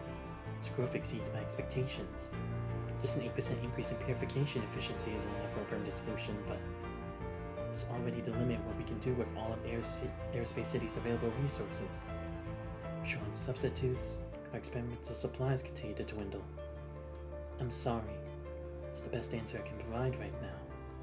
We're out of time, unless we can extract more components from the Hetero Tower's core. Also, here's what you asked for. Oh, actually, no, yeah, maybe I am supposed to use chaos as like a catalyst for me to read the core, right? Because if they can store data all on there, then I should be able to, even if I'm not like a construct or an ascendant. But chaos's existence makes it possible for me to be like an exception to the rule. The lab just created the first simulation device today based on the early concept. It hasn't been tested yet. What is this? It can stabilize mind beacons, designed to support my connection with constructs. Is there a problem with your mind? It's just a precaution. Come before Rosa can speak. The explanation, Emma shifts her gaze away, not totally convinced. Mind beacon simulation. Filtering. You can swing for each filter at a single point using a lighthouse network approach and extend it into a grid. Despite a flash, Rosa hastily jots something down in her notebook before swiftly turning on her heel and rushing back to the laboratory. Rosa, you haven't rested in a long time. All that answers everyone is the sound of a laboratory door shut and close. How's the situation outside? Not so good. Everyone's in low spirits. The advanced team hasn't gone outside for a long time, not since Agent Zero appeared. Not venturing outside means no supply runs, resulting in food shortages and dwindling essential resources. For some, the memory of satisfying meals has been missed for a long time. And besides, there's this to learn about what happened to Vanessa. Yeah. Because she's been there for them. Babylonia gave up on the planet, but she stayed. Even when she could have gone. So I guess I can understand why, even if they have the command, it's like Vanessa was their anchor. Beside a chilling wind blows through the streets. Stirring a hushed gathering of residents all gathered, all gazed toward the direction where Vanessa departed. 30 years. Both brief and long at once. And he followed Vanessa through constant relocations since their earliest memories. Are virtually the cornerstone of their existence. No matter how dire things became with Vanessa around, everything seemed salvageable. She would loudly berate those who made foolish mistakes while simultaneously finding ways to share everyone's continued survival. Now, out for Vanessa, how much further could they possibly go? The soft strings of the melody, muffled sobs could be heard. The residents with fearful faces and hunched soldiers bracing against the cold and rooted in place, willing to retreat to the warmth of their indoor sanctuary. Trying to sing in a soft chant, raising various light sources, grid lanterns and hastily bundled torches above their heads. Scattered points of light flickered to life across the street, guiding a wandering soul toward home. Should we do something to help them regain their spirit? But they should never have had to endure such hardship. The Hetero Tower never descended. Agent Zero never appeared. None of this had ever happened. These residents, they could live in Babylonia, conservation areas, staff members, mechanical engineers, soldiers, farmers, traveling merchants. They could be born to a more peaceful world. They shouldn't have to bear such suffering and sorrow. Everyone has the right to grieve. Time will ferment sorrow into bitter wine, giving each soul the courage to live on. Things will get better. Then, what about you? How are you feeling? Blood trickles through your fingers, blurring the lines on your skin. Or metal cuts in your palm as the tag of Scarab and Grey Raven hang together. The weight heavy in your hand and heart. It's alright. But you? I won't let it break me down. Nor will I fall easily. Vanessa fought until her final moment. If I were to fall. In the end, you're just as mediocre as I thought, Sam does. Set up at the window, allowing a rush of cold wind mixed with swirling snowflakes to rush inside, when you read it eyes to clear your mind. Time bought with the price of life should not be wasted on despair and sorrow. Like recalling all events experienced since entering the tower, you scour through your memories in search of a pivotal thread amidst the chaos. There must be a final solution to everything happening now. And hope is the other reward you're getting. I'm sure there will come a turning point where you'll find a perfect solution to the problems you're facing right now. This is what you, but your entire civilization has strived for. At this stage, the Hetero Tower can no longer be entered. So, are there other solutions that could set the world back to its proper course? Vision sinks downwards, your mind is pulled away by sharp threads, submerged into deep dark waters. Is that a new anomaly? Looks like something interesting is about to happen. Sorry, leave this place. It is not the right time for you to be here. The woman with her face indiscernible. It's half real, half hallucinating mumbles. All illusions are stripped away where our means, no matter how incredulous, stands as the final truth. Scary semblance of truth starts to take shape in your mind. Before the final threat to be grasped, the sound of gunfire and hurried footsteps from outside the wall shattered the flow of thought. Commandant, there's emergency communication for the patrol team. Oh, come on!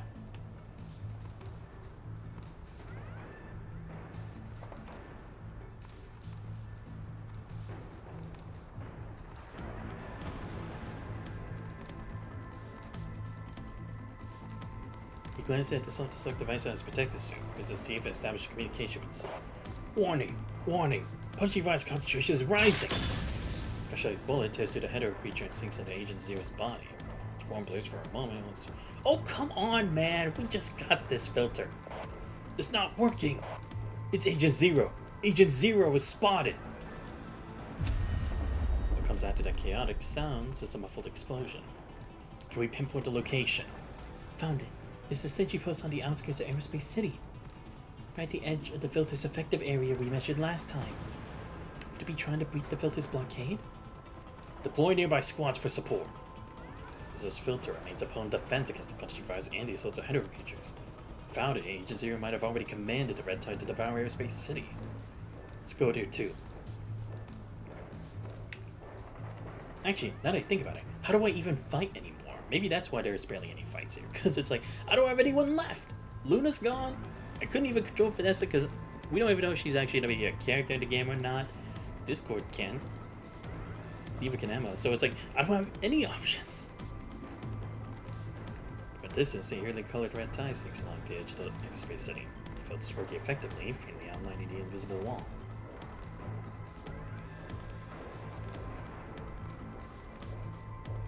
At times, a few hetero creatures venture to test them, unseat threshold.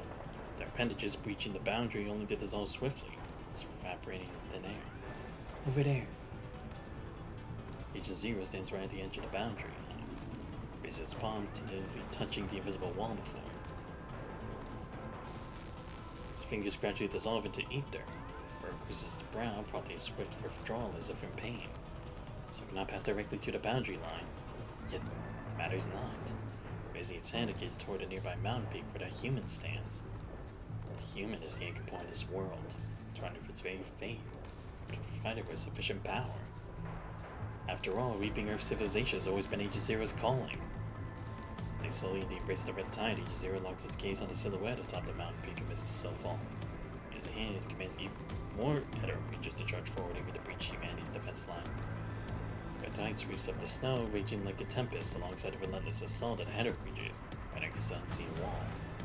Far away, the hetero tower radiates on its red glow. Ah, great! What was once called the hetero zone, the red tide surges forth like an unstoppable deluge, wearing away continents, traversing desolate plains and towering peaks to inundate humanity's final bastion. Hetero creatures rise slowly, gradually forming a circlement around Aerospace City.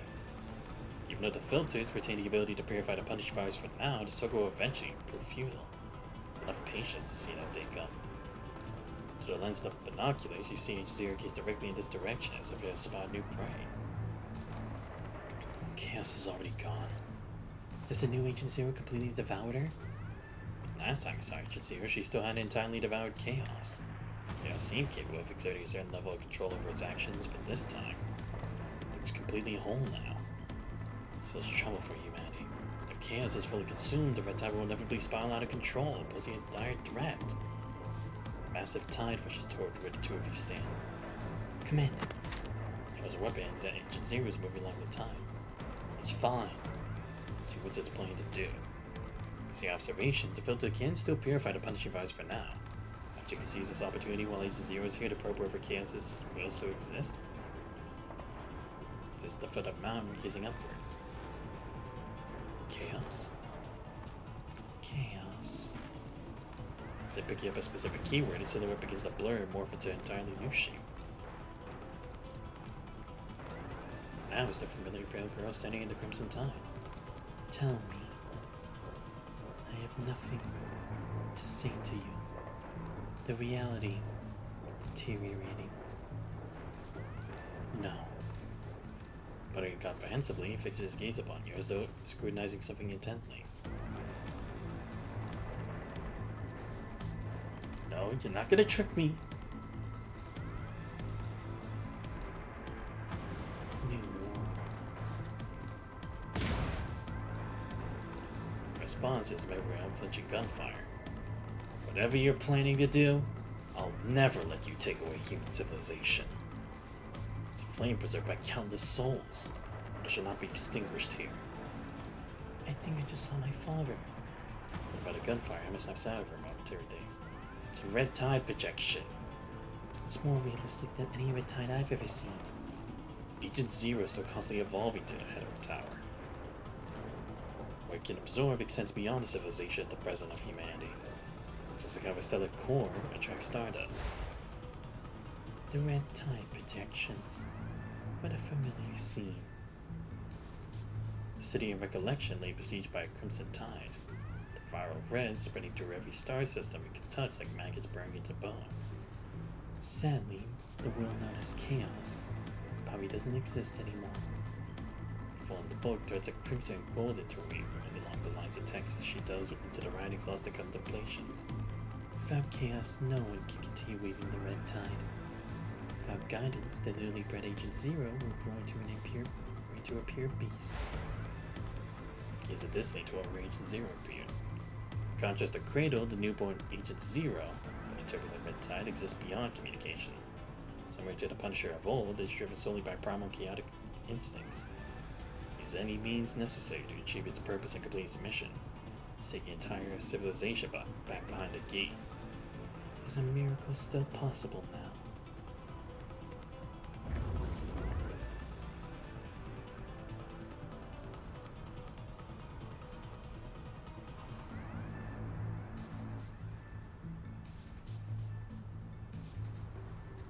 And that you have to go now into an uncharted tomorrow that you need to explore with your life at stake for those who stand behind you, like all those who came before you have done. Take back over for the braid steward your thoughts once more, carrying with it the echoes of tides, the unique white noise of the ocean's depths in your ears. Leave this place. It's not the right time to be here.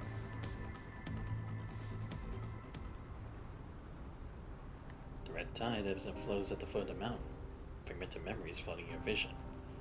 Just to awaken alarm, you soon discern that it's just shards of snow laid reflecting the window, illuminating your face. More than 40 days and nights have passed since Agent Zero appeared on the outskirts of Aerospace City. Every snowfall shows no signs of relenting. The red tide and header creatures have gradually enclosed Aerospace City, trapping it at the center. Residents cannot venture out to gather supplies, forced to survive where little food remains. We're running low on food supplies. The crops in the greenhouse haven't fully grown yet. At least 40 more days until the earliest harvest. Medical supplies are also running short. Some severely wounded are starting to worsen. Commandant, the Agent Zero showed up again. Is it still saying something? Yes, it's Nyson who ran into it this time.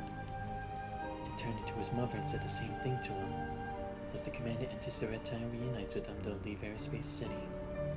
That's impossible. It will never be satisfied. It will only grow stronger after devouring Commandant. But Nyson and the others don't know that. They don't care why the red tide will become stronger after consuming one single human. They're just trying to stay alive. A few people have already begun to talk about voting to force the Commandant into the red tide. That's absurd. They can't do this. Enter the red tide. Memories from the Hetero Tower gradually surface. Chaos underfoot the red tide within the Hetero Tower. Into the red tide. What if, like in the Hetero Tower, you delve into the tide's depths, just like a mind beacon sees authority from the newborn still unstable in Agent Zero? I've already obtained the mind beacon stabilization device made by Rosa, but does it truly work? Is there any other way? The rate of food consumption now surpassed the quantity in stores. The patrol teams have scavenged every corner of Aerospace City, leaving no stone unturned. Previously, they could search for sustenance in the wooded regions within the filter's reach. However, the red tide sealing off Aerospace City over 40 days ago, the patrol teams have enforced a stringent lockdown prohibiting any residents from venturing beyond the city limits. The red tide's influence is ubiquitous.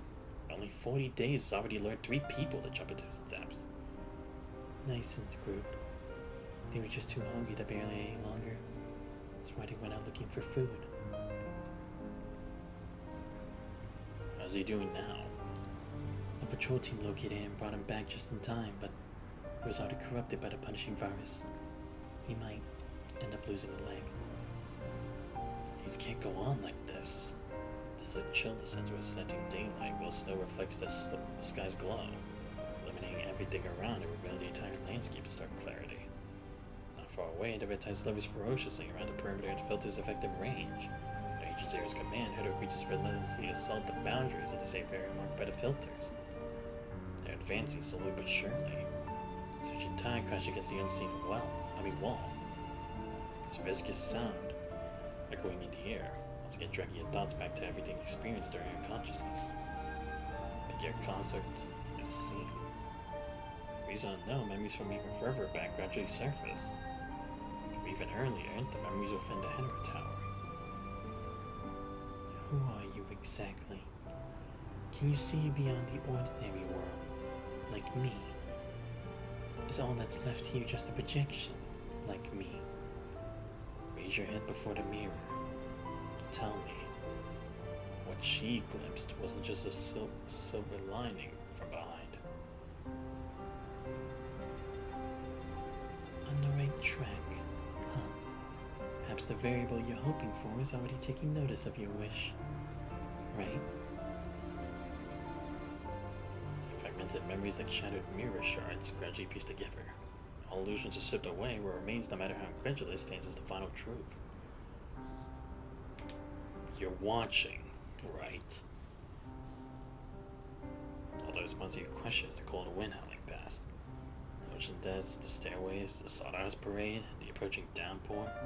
She observes this world through the pouring rain. But what does she, or they, truly seek? What do they want to see? What do they hope to obtain? What knowledge do they seek from this world line? Do they wish to see the punishing virus devour humanity? Or do they want to witness humanity's triumph over the punishing virus?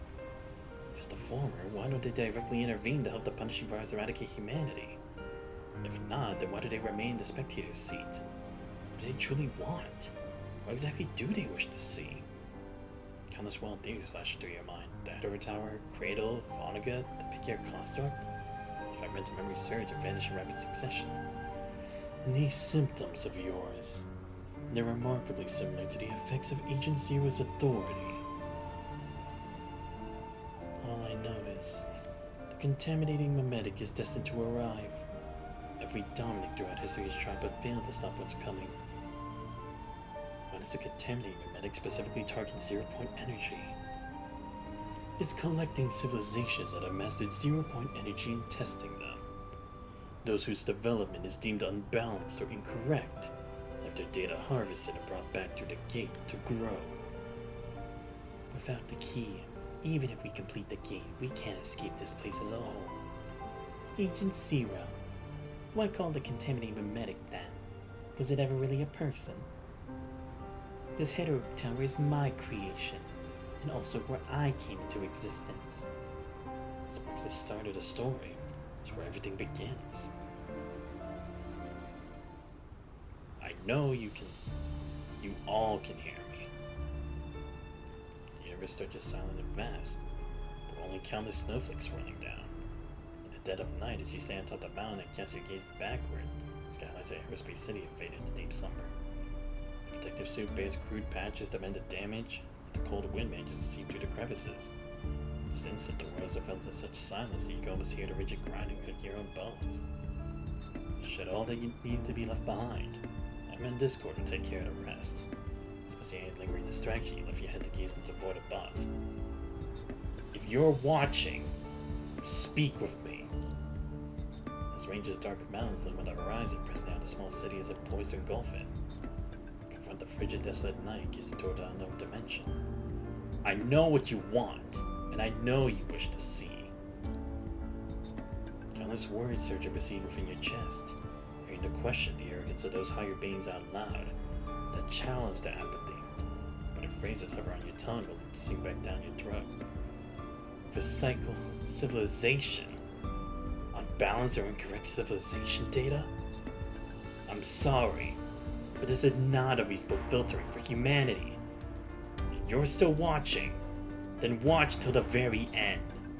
You're never gonna see what you want to see. Human civilization cannot be replicated nor repeated. And I answer you to mysteriously hollow echo bouncing between the mountains.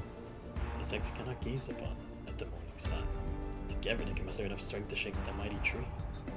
And that's all. So you're speaking to the enormous mountain ranges, yet also talking to yourself. Hope you're useful in what comes next. Certain what lies ahead, but after ending the red tide, you can only place your faith in this device to stabilize your mind, allowing you to return longer within the red tide. Is this really what you have to do? Dawn breaks slowly. Through the thick, snowy mist, whispers seem to drift past your ears. There's no other choice left. For Agent Zero's persistent evolution, the red tide surrounding Aerospace City, supplies within the city dwindle. At this rate, humanity may not even survive to see the clear sky after the snowfall ceases. Agent Zero's authority still seems unstable. You can merge with the red tide as you once stay in the Hetero Tower. There lies a chance to uncover Chaos's memories and use to siege Agent Zero's authority. Perhaps eradicating the punishing virus as you once hoped is beyond reach. But at the very least, this will give humanity on the surface a moment to breathe. But it's been long and here I am, gambling everything again. Oh! Is that what it's supposed to be, right? Like, my answer for humanity.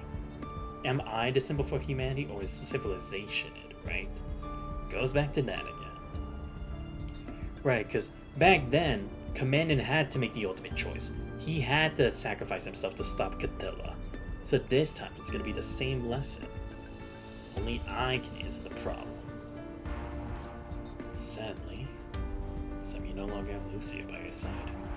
Snow and winds sweep past, carrying away your regrets. You hesitate no more. Determination, you stride forward toward the red tide journey at the mountain's foot.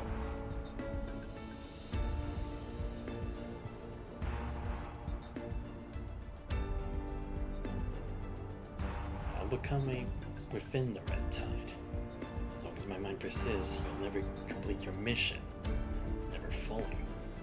I'll bring back new firewood myself to start the flame of human civilization.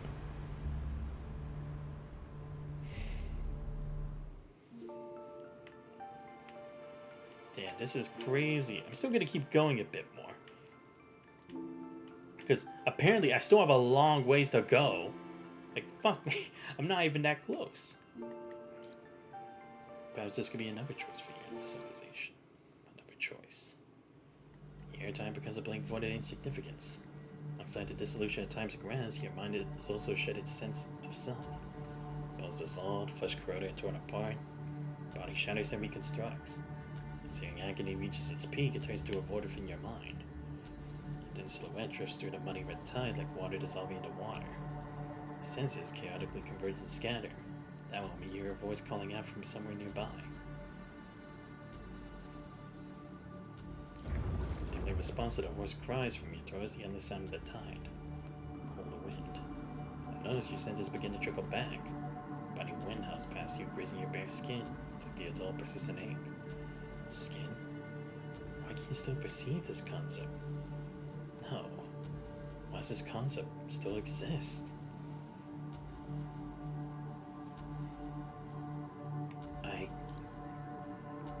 Soft sigh accompanied by peculiar fragrance flashes. Take it easy. So gently yet firmly covers your eyes. As glare pierces through the gaps between those fingers and into your eyes. By the gentleness of the hands, the sharp pain remains unavoidable. Humans, such a fragile life form. Even gazing directly at natural light can cause wounds that never fully heal. Your body hasn't recovered yet. Snow blindness will hurt your eyes again. You hear the advice, you ease your movements. Ready for the sting to fade, your vision slowly returns to your battered body. Right, because in a state of life and death I can meet her, because that's not interacting with civilization. Same like when I need to save Liv. There appears to be a mountain peak somewhere near Aerospace City. A few canvas sheets forming a makeshift tent. Inside the tent, wisps of warm steam swirl in with a chilly breeze. Yet a woman sits there cradling a crude clay pot welded from earth. Who are you? Are you fully awake now? The blur caused by the mountain snow blindness fades away from your retinas. It reaches a pink-haired woman before you slowly sharpen the focus. Ishmael? Before you is not ever an Ishmael, formerly at the Babylonian control court. But how did this person manage to bring you out of the red tide? Even after all this time, you still remember me. I must say it's an honor, Grey Raven Commandant. Countless suspicions churn in your mind, causing your muscle to instinctively tense into a guarded stand. You're too tense. Power materializes from nowhere and almost forcibly compels your body to relax. This power. You're a higher dimensional. Language is also a form of information. Do not use it carelessly. I know what you're thinking, but regrettably I am merely the gatekeeper, not one who establishes the rules. Gatekeeper. As this term supposedly foreign to you, an unexpected sensation of familiarity washes over you, evoking countless memories. The gateway in the Hetero Tower serves as a shortcut to another gate. That lady once told me about another gate, behind which exists civilization without life. It's collecting civilizations that have mastered zero-point energy and testing them. Those whose development is deemed unbalanced or incorrect have their data harvested and brought back through the gate to grow. In terms you would understand, this place is what lies beyond the gate. This is the space that remains after the gateway connected to the Hetero Tower was recycled. This place is both a graveyard and birthplace of civilizations, where birth and annihilation coexist at every moment. I see.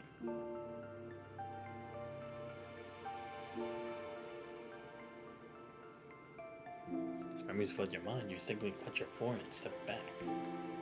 Back in the Hetero Tower. It was me.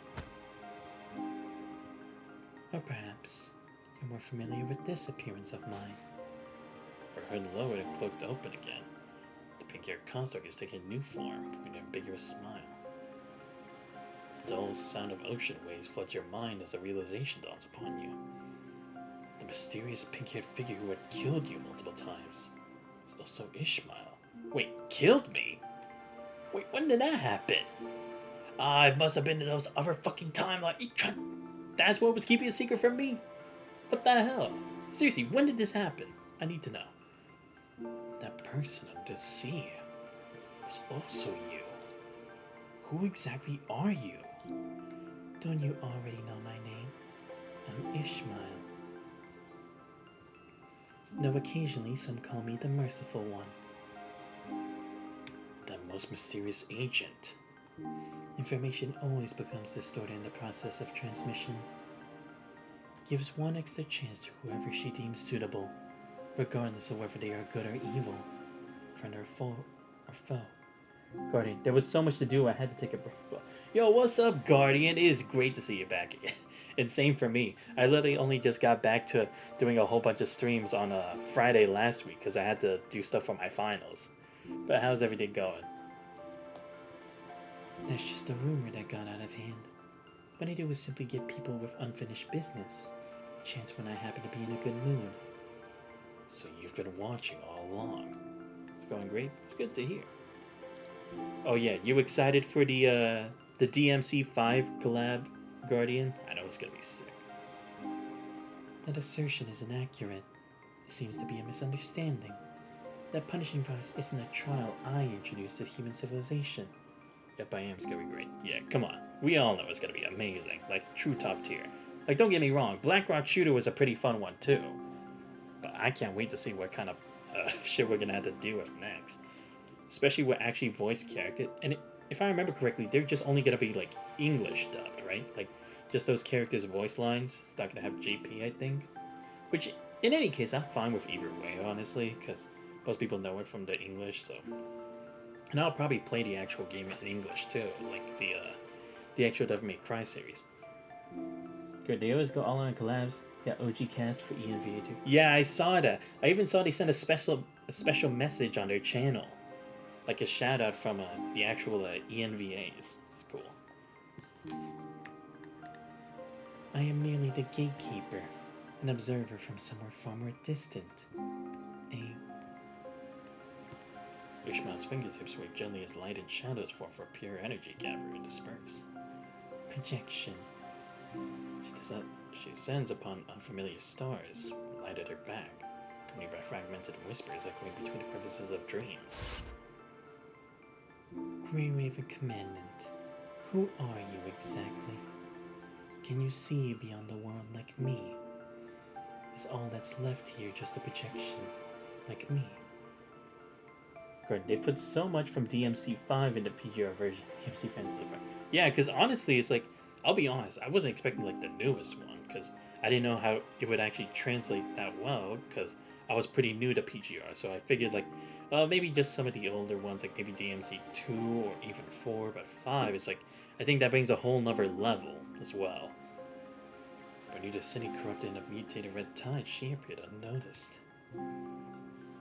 Perhaps the variable you're hoping for is already taking notice of your wish, right? She caught a glimpse of you sealed beyond time and space. This thought she suddenly raises her head. So the one who was with Nanami. Your smiles, there's a more scenes deeply buried within your memories. So you're the one who's been crying out. Do you want my help? To wake you up when your decisions still matter, so you can forge your own path and make your own choices. In that case, Santos, I wish you a journey with no regrets. The echoes of the past reverberating in your mind as long forgotten details slowly come into focus, sending a shiver down your spine. Descending everything brings on enlightenment and joy, but vigilance and unease. Guardian, two stupidly powerful beings in one place. Ooh boy, yeah. Correct. Lots of idiot DMC5 fans claiming their boys can beat Ishmael when they don't know a thing about her. Yeah, it's like, come on, man. I mean, to be fair, I don't really know much about DMC5. Or just DMC as a series. So I can't really say for sure, but it's like, Alicia is probably like... Or no, Ishmael is probably like the equivalent of Alicia. Alicia was pretty damn powerful. So it's like, I can't really say for sure, because you're literally going up against a higher dimensional being, regardless of which of those two it would be. What do you want? Ishmael offers a gentle smile. She pushes forward a clay cup brimming with steaming water, vibrant green herbs. Killing fragrance wafted through the air.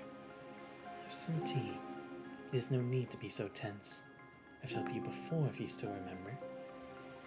Great. Alpha is, of course, outclassed by Virgil, but of course she would be. She's spy by him. Yeah, true, because it's like... To be fair, it's like, I wasn't surprised, because I saw other people's reactions, and it was like, yeah, Virgil was not really like troubled when facing off against Alpha and the little PV, and it's like I could definitely understand that, because I mean, to be fair, he's gone through like 4 or 5 fucking games. It's like I would assume that he's already used to it, and like it would be nothing compared to Alpha, who's like still trying to understand like her powers as a ascendant, but a higher level ascendant that's not an agent. Just to understand your intention. When a novel reveals the foreshadowed truth, it leads either to the climax or the ending. Not necessarily. The current world is still quite a journey away from either of the 2 points. It's just that the conditions have been met, so there's no need to keep things from you. However, I still can't delve into all the details at this moment because language is information. The cup, Ishmael gives a faint smile. Oh, I see. I get it. Again, she is a gatekeeper, but that doesn't mean she can't do anything. But doing anything too much that actually disrupts the game, like the chessboard, would be deemed like unqualified. Like potentially it could lead to whoever actually controls this world to just erase us completely because we violated the rules. Or they would just get rid of Ishmael and we'd have no chance at all whatsoever to find an answer, or a potential answer, right? So that's why it's like she has to do it in this way in the state between life and death, because it doesn't count as directly affecting the world. Because it can be similar to like the idea of someone just gaining an epiphany, right? When I wake up and go back to reality. That wouldn't be the sense of someone actually giving me the answers. That must be the case, right? Why she only ever interacts with us in those kinds of moments. At least when directing the course of the future, anyway. But of course, the winner is whoever the brightest curve is wants to win. Yeah. You're a quick learner. That's a good thing. Each cryptic shape has a boundary line painted with blood and tears. She too must abide by some kind of rules limited to speaking only this much in a fervor. Somehow this realization brings you a modicum of solace. Following a momentary silence, Ishmael resumed speaking.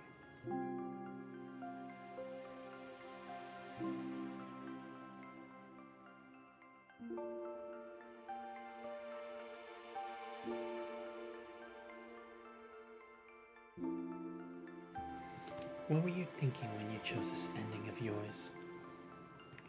Ending?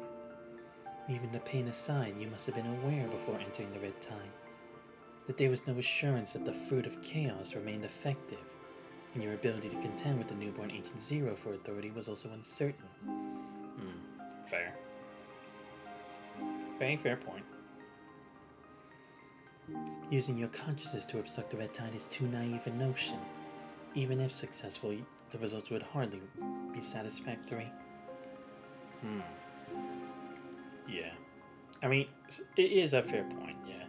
There wasn't going to be a guarantee it was actually going to work. If anything, I also kind of thought, like, it probably isn't going to work, but it still meets the conditions for what we need to do here. Alright, as someone who's not a big DMC fan, the one who looks more fun to play is Dante, of Guns and Swords. And I had way too much fun with his skin. Yeah, I mean, to be fair, I'd kind of be either one, in my opinion. Just because I've always been one for the cool people who always know how to use a sword lightning fast. Like, I mean, come on. Y'all see me play with Raiden May, Acheron, Alpha. So it's like, clearly I have a type of character I like to play with. But at the same time, it's like, I do like the kind of characters who can swap between guns and swords. That is always like a cool, like, distinct, like, individual type attacker that you don't really have as often, because usually it's just one or the other, and not too many times at both. I'll go with both and they'll be fun, but I can see myself making way too many Dante BRS team videos. Ooh, facts. Because I was actually thinking, I was like, maybe I'll make a team where it's collabs only. So I just have Virgil, Dante, and BRS, even though it would be stupid because I wouldn't really have a healer or a tank, but it's like, fuck it. I would just do it just for the sake of it. Because, I mean, I still have, like, a whole, like, a Grey Raven team with Lucia Pyro, Hyperreal Lee, and Imperial Liv. So it's like, why not do that as well with the collabs? Not to mention that the price of that attempt was your own life. Yet you still made that choice. Oh, wait, is that also why she talks to me in, like, memories of, like, the death of my clones, right? Because that's why I always keep sinking into there. Because that's the only state in time in which she can talk to me. But because those are still memories of the death of myself, that's still not a point in time in which it exists and affects the actual world. That could actually explain that, because again, it's like, I was thinking it was gonna, like, reveal some kind of truth as, like, am I the real one or am I the fake one? But no. I guess not that time yet. But it would make sense based on the fact that it's like, why would these memories pop up now? What's similar to this kind of action towards the other times I've interacted with Ishmael? Because like she said, She's just doing these at times when she wants to give a helping hand, like she did for Roland. The only reason she would need to connect these memories is because she would find it interesting to actually interact with me, but needs to do so in a way that doesn't interrupt the game. Again, this is just my hypothesis, but again, there's still some things that's kind of like not misconstrued, but like has a couple gaps in it. But at the same time, it's like it's the best thing I can come up with based on what we have so far. Smile just your posture slightly scrutinizing you. Was it an attempt made with certainty? Were you simply doing what you could in the face of an inevitable ending, despite knowing you were pure futile? Ending? Said directly answering Ishmael's question, you shift the conversation toward this world. It's been mentioned multiple times. Being able to glimpse different perspectives, you must have seen those endings already. In the past, during the simulations of Anonymity, didn't you already experience some of them? I am not an omniscient god, merely someone who exists in a different dimension, so my perspective differs from yours. So in your view, what state is human civilization in now? Now? Considering slightly, and a heavy tone suddenly materializes upon a gesture. Pages turn by themselves without any breeze, as cold crimson gold text slowly traces itself across the paper. Human civilization has reached its end. I've seen many, many endings, but none of them do humans emerge unscathed from the punishing virus test. Although, the test that has befallen humanity this time is not particularly fair. Why? Because it's interfering with time-space because Credo came from another timeline? Or not Credo, but Agent Zero? Is that why? Well, actually, I guess it would kind of be that because, again, breaking the laws of time-space. Because at least with Lee, it was only information, right? But it's information that only exists in the anomaly Oh, I see. That's why Lee's memories could only exist there, right? Because the Hetero Tower is the anomaly. It is the exception to the rule. Because it is a bridge between those two realities. The realities where Agent Zero came from and the Dominic who started it all. And also Vonnegut to where we are now. And that's why Lee was able to send those memories over and over there. Because it's an exception to the rule. But again, because it's the anomaly, it's where Ishmael was actually able to directly make contact with Lee. Because it would be her only chance to actually do that. And again, because it's the exception, that's why Nanami was able to send information to Lee through time and space as well. Because they had gone through the Hetero Tower. I see. At least, if what I'm thinking is on the right track. But, a test that's not fair. To put it simply, do you remember the dream of Nemo that you once witnessed? Nemo and Dominic were from the same world. By the way, you can think of this world as another universe, or dimension, or whatever other concept works for you. In that world, they invented the time travel capsule, and from it, a substance called a heteromer crystal was discovered. Afterward, a mysterious crystal of unknown origin enveloped the entire time travel capsule. Punishing virus. Yes, you can think of it that way. Right, because it came from a source outside. But it wasn't punishing virus, right? Because in their original timeline of Nemo and Vonnegut, Nemo and Dominic, it was something else entirely. It had a completely different name. It didn't have a punishing virus, but here it ends up distincting itself as such. Now was the test for their world, which they named Chaos Contamination. Yeah, there we go, that. But unfortunately, their world did not pass the test. The heteroma crystal completely enveloped by the time capsule, transforming into a tower that reached the heavens, and then the Vanguard team set off. She narrates these earth-shattering feats with complete nonchalance. I won't elaborate further on the subsequent story. You've already glimpsed it through those dreams. Right, I saw those visions already. The Vanguard team. It's buried deep in your mind. We surface one by one. You recall your conversation with Dominic in the tattered room. Due to their carelessness in leaving a leak, the contaminated mimetic followed their trail and entered this world. Yeah, so it is. It's that Agent Zero wasn't supposed to be a part of this timeline. Agent Zero was a result of their timeline, but it was just supposed to be their end. But now their ending is mixing in with our current situation, or our current antagonist being the punishing virus, and become like a multiplier with even more control than what it was supposed to be. Otherwise, even though Zero Point Energy brought the punishing virus, the Hetero Tower shouldn't have emerged so early. Right, yes, because Vonnegut did say it arrived too early from what it was supposed to. And even Luna could kind of figure that out too in their simulations. But we never really figured out why. So that's why. As if I haven't confirmed a doubt, Ishmael closes her book. As for what happened afterward, you already know all that. Nemo, or rather Vonnegut and Dominic, they both tried in their own ways to save the civilization they had contaminated. Right, righting the wrongs that they had brought onto another civilization that's trying to fight the same fight. That's why in the end Dominic had considered it a failure, right? Because in the end, even though he was trying to solve a problem for his world, all he did was make it worse for another world. That explains why he practically gave up by that point. Because in the end, he still never beat the problem that took everything from him. Regrettably, neither of them succeeded.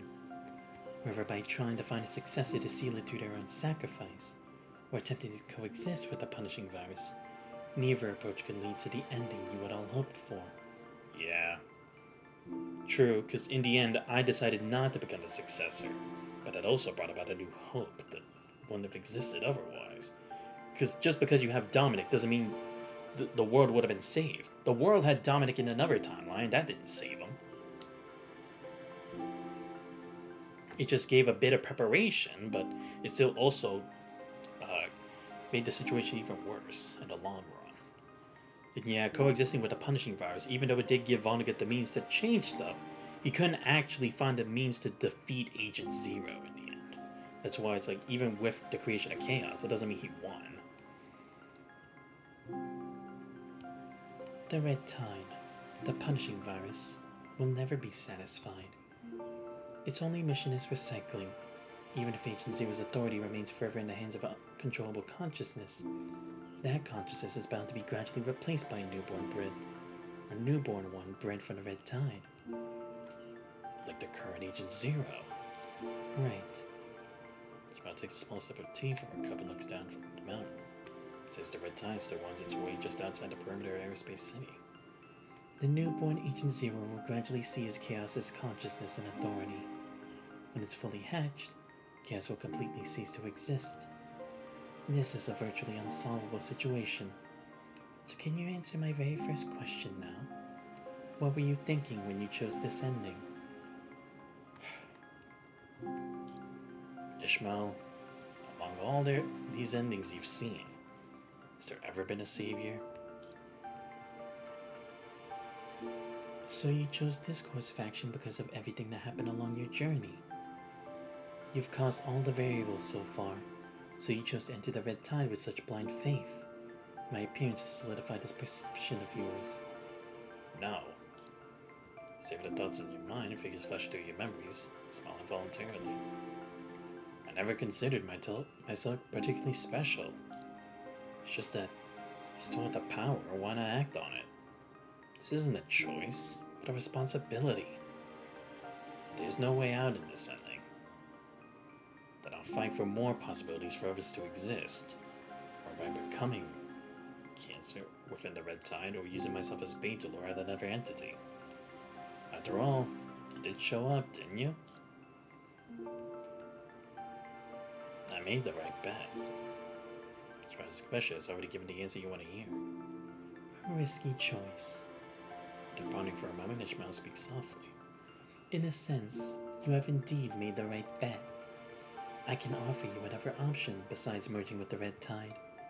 You can choose to enter the Hetero Tower. Shit, she's gonna give me permission? Fuck yeah! That's not funny. Hetero Tower has long been surrounded by the mutated Red Tide. No one can get near it. For ordinary people, yes. As the gatekeeper, I can naturally allow you to re-enter the Hetero Tower. But the collapse inside the Hetero Tower is beyond saving. Even if I enter it, there's no way to activate the Hetero Tower to rewind time. And anyway, you no longer have the key. The exit can't be controlled, and the key is gone. So circumstances, what could you possibly accomplish even if you were to return? No, you're capable of far more than you imagine. The concepts of passing through the gateway and entering the Hetero Tower are not the same. Entering the Hetero Tower only allows you to see chaotic space-time and uncontrollable fragments. But passing through the gateway means new power. New power? Not long ago, when the Hetero Tower first appeared, a construct entered it specifically as a construct. He successfully reached the summit and, having overcome all the trials, eventually arrived at the end. Lee! I extended an invitation to him offering a ticket to cross the gateway, but he refused me without hesitation. Right! Of course! The gateway. Yeah, because Lee decided not to do that because it would be leaving us behind, and there'd be no guarantee what that power would do in the long run. But with us, we have no other way out. He said there were still people waiting for me to go back. Right, and in this situation, I kind of don't really have that because it's either all or nothing. I have to make this gamble. There's too little people left for me that I can protect on my own, so I have to take the risk. There are still people waiting for me to go back. Whatever the future holds, I'll find it together with them. Classically. Of course, never forget that accidental disaster, that brutal battle. After leaving the tower, he forgot everything he had seen and lost all the power he had gained. I've never quite understood human thinking. Perhaps I've been drifting for too long, forgetting the emotions I once had. From your gaze, Ishmael doesn't appear troubled by this fact. So what will your choice be? Will you choose to begin the trial of crossing the gateway, or return to Aerospace City? What do you gain by giving me these options? How cautious, Grey Raven. I was faintly not all angered by your questioning. If I were to gain anything, I suppose it would be a new possibility. Gentle steam from the herbal tea drifts before our eyes. Through the swirling mist, Ishmael seems to catch a glimpse of the cities of the past. There are some things I cannot tell you until you truly pass through the gateway. But even I cannot confirm whether our stories truly exist. Or I mean other stories. Could there truly exist another possibility? A possibility where everyone could survive? I get it now. Or this high-dimensional being who identifies himself as Ishmael decides to witness a new puppet show unfold, or is attempting to verify something through you. Having one more possibility can't possibly make things worse. She possesses absolute power. There's no reason for her to waste time deceiving you. Vonnegut said that unless I return with results, he would never let me back in the tower. But remember, the Hetero Tower's collapse has become far too severe. Chaos and I will seal off the entire tower, no matter what. Unless you return with results, I will never let you enter again.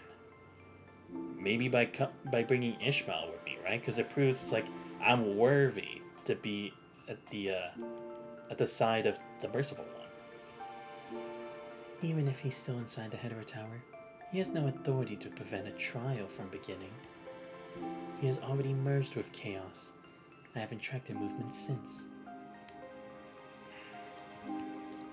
Just one last question. Please. Just as kindly for you to continue speaking. After ascending the tower, or rather, after passing this trial, what exactly will I gain? Lee once refused the invitation to pass through the gateway without hesitation, suggesting this action might not be the optimal choice. Passing through the gateway means new power. To put it another way, it means a new power level similar to the Nanami you once saw aboard that spaceship. Nanami. Calling the power that the Nanami on that starship had, Though it wasn't explicitly stated, she seemed able to send different messages to Earth across various timelines. Ah, I see. So that's how she's actually been doing it, because of being part of that recycling process. Because I was kind of wondering, is like, how would she have been able to do that? Because even if she did end up having the powers of like, or I mean the computing power equal to that of a Gestalt, that wouldn't be enough to be able to cross space-time. But yeah, I guess by gaining that power after becoming an exception to the rule, that's where it lied. Or not an exception to a rule, but the passing. You could wield that kind of power yourself. Moreover, you have no other choice left, except for what you did just now, merging with the Red Tide, gambling on that fraction of a % chance to compete with Agent Zero for authorization. On the surface now, no one remains who can stand against Agent Zero. If chaos were still complete, perhaps there would still be some capacity for resistance. But now, even chaos's remaining power been devoured by the new Agent Zero. The current Hetero Tower was brought to this world by Cradle of the past. Since Cradle's disappearance, the Hetero Tower's overlaid information flows from different civilizations, breeding a new Agent Zero. If no one stops it, once it completely masters the Hetero Tower, human civilization will be utterly harvested. If you can successfully pass the trial, perhaps you could truly seize control of the Hetero Tower. After I have control of the Hetero Tower, will I be able to rewind time? To be honest, I'm not sure. Only Agent Zero can fully control the Hetero Tower. According to previous patterns, only when Agent Zero completely perishes will all authority be transferred. Passing through the gateway is merely an opportunity I can offer you. The reason you can have this opportunity is because your mind has become strong enough. You've earned the right to initiate the trial. Because I'm God of Mine? Whatever you say. In any case, my appearance here is also because you have indeed reached the threshold to initiate the trial. Is it because I can still maintain my consciousness within the Red Tide? Perhaps.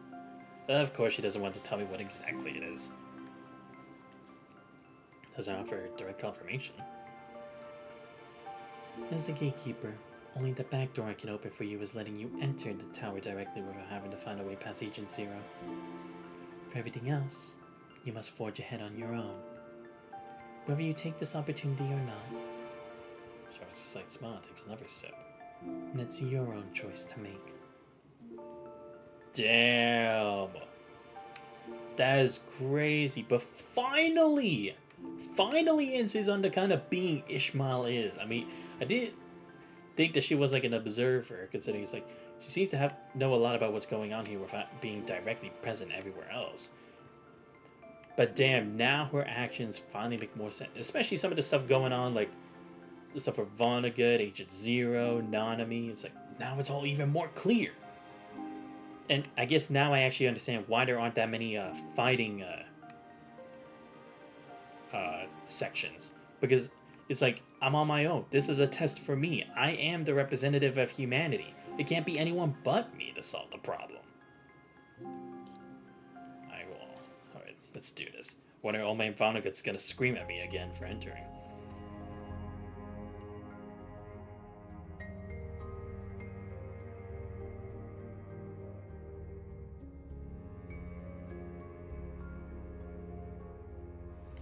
T releases faint warm mist in the snowy air.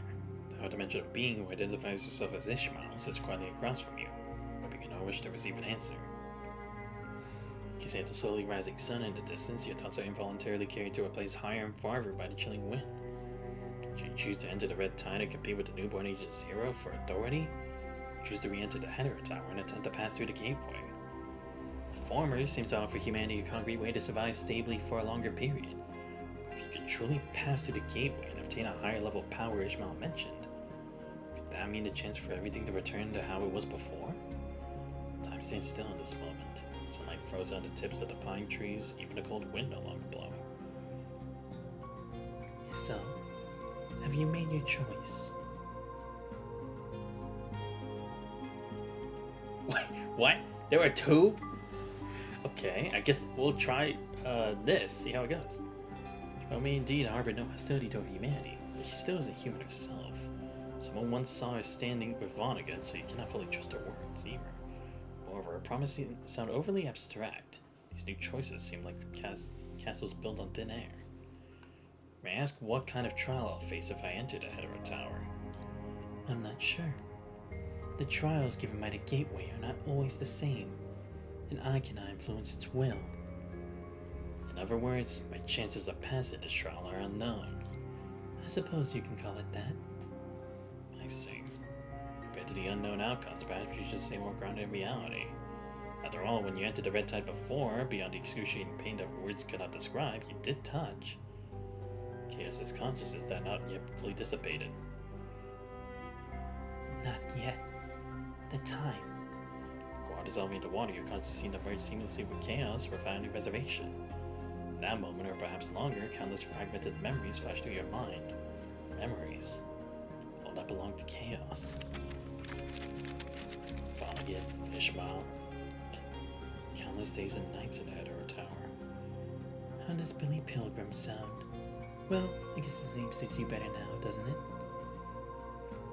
So this is your choice. Even if we kill her here, she will reappear with a new identity. It's not as cradled and as another character. Until the right person takes this position.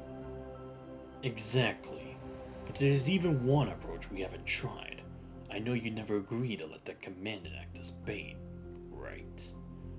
I hope these two can discern the true adversary during their stay in Constellia. Memory fragments take like threads in your consciousness. They also confirm that the emerge of the Red Tide trying to join forces with Chaos to fight against the newborn Age of Zero is a viable path. Looks like you've already made up your mind. It's a no, isn't it? I'm sorry. Her fraught with danger at every turn, you find it impossible to trust a high dimensional being under these circumstances. It's alright. I understand why you come to this conclusion. If it were my past self, I probably wouldn't have trusted some weird hooded high dimensional human either. Now, what do you plan to do? Would you like me to give you a ride back to Aerospace City? After all, I'm the one who took the liberty of taking you out of the Red Tide. Agent Zero has already had Aerospace City surrounded. Your current condition, I'm afraid it wouldn't be wise to return there. It's only now that you realize your protective suit has already been corroded beyond repair by the Red Tide. You take me back to the mountain peak on the outskirts of Aerospace City. Thanks. I'm at your service. I wonder what this is gonna spell then. Like, is this just gonna be an ending? Or is it gonna be something different? Dim veil obscures your vision. When you open your eyes again, you find yourself back at the mountain peak from which you previously leapt into the Red Tide. She had already vanished, leaving only the lingering echo of her voice in the air. If you change your mind in the meantime, you can still call my name. My name is Ishmael. The morning light brings a slight chill. Despite the sky turning a bluish hue with dawn, the heavy snow shows no sign of stopping. Checking a terminal, it seems that time has ceased to flow since entering the Red Tide. Space City remains in slumber, where only occasional sentries patrolling the walls. Thick soled boots crunching against the snow. There's probably no need to keep agonizing over this anymore. All matters concerning Aerospace City have already been sent to Rosa, Emma, and Discord's terminals. Even if you disappear, you believe they're fully capable of managing everything in the city. Rather than facing a trial with an unpredictable outcome, having everything under control feels much safer. Should be the last time, right?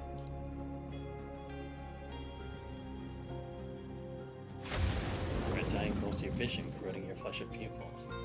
Then you catch a final glimpse of Earth's sky.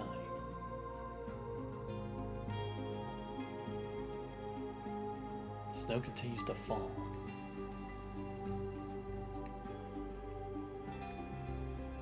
It's now the 902nd day since Commander left the tower. It's been 62 days since Commander left. The day you left, I received the message you left behind. After receiving your message, Discord, Emma, and I rushed outside the city, but no one knows what exactly happened afterward. Inside the city, the mutated Red Tide turned violently, raising waves hundreds. But the storm only lasted for a period before the mutated Red Tide unexpectedly. Discord led the patrol team in a 10-hour expansion in the mutated Red Tide. Supplies brought back by them, we barely managed to survive this winter. Commandant, this is Rosa. I'm sitting here in Aerospace City writing. After you left, I tried countless times to explore the red tide. Countless times I called your name at the edge of the red tide, but you never answered. Yet after you left, the storm subsided. The red tide is no longer spreading, but it hasn't diminished either. You were just, you succeed? Take control of the red tide like you said you would? I hope so. I won't give up leading them to survive.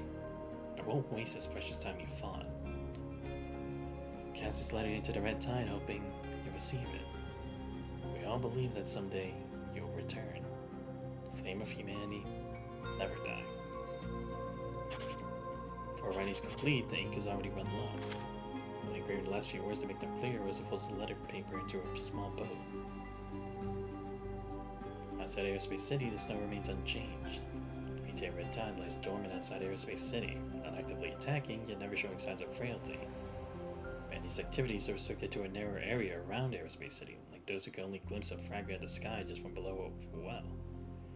The red tide still poses a threat. Who knows when humanity will be completely submerged by it?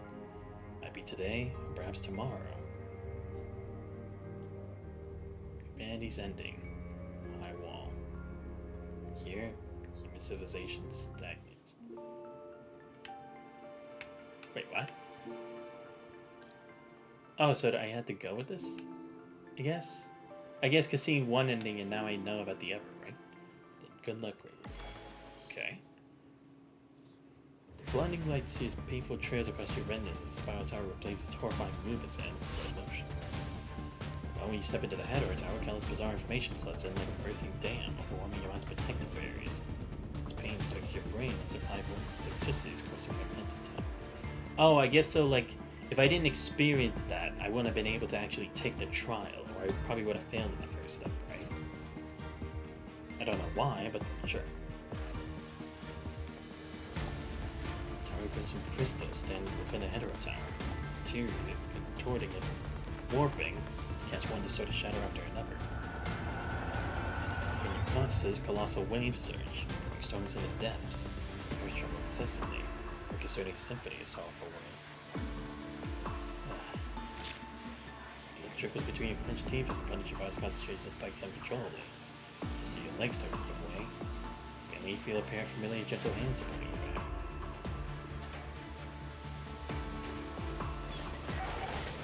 Then the projection vanishes as suddenly and silently as it appeared. What's happening? Ishmael? Has it appeared already? Was that Lucia? Where is she? Yes and no. Oh, it was the time recorded of her, right? To be precise, that was a projection she left in your mind beacon. You speak, jagged crystals grow chaotically, resembling strange amber spreading across the sky, encasing a tiny figure within. Has it already begun? Then, safe travels, Raven. Same things. Alright, it's go time.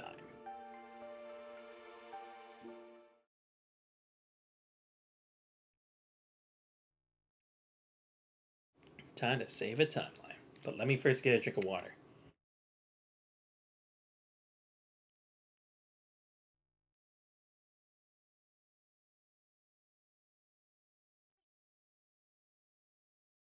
My god, I've been speaking for so long. I really needed that. Oh boy, me on my own, for the sake of the world. Just like old times. If only I had the team here. But I gotta do it. 周囲の状況はどうなっていますか? Hey! Get away from her. Shoot. まったく、どしがたいですね。 Oh, these memories for me in a mind beacon. Let's go. Get the Grey Ravens back together.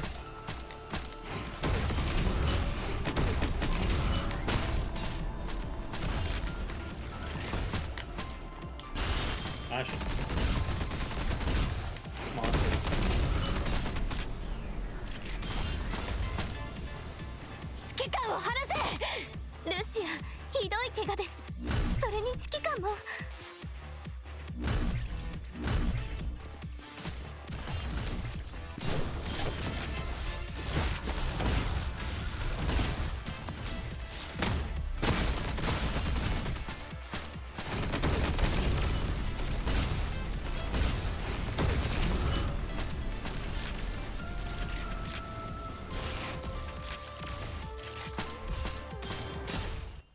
ではまた後でお会いしましょう。指揮官。指揮官、リーフは少しでもお役に立てたでしょうか？問題ありませんよ指揮官。僕がいます。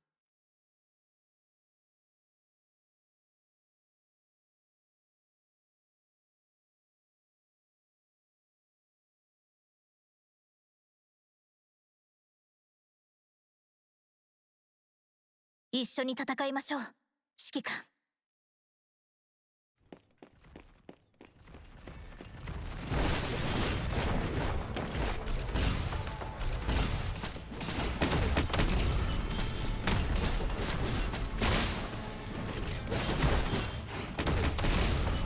指揮官、ご命令を。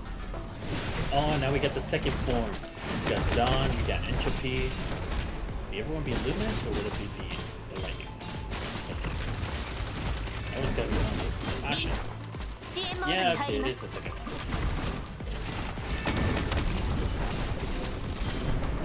This.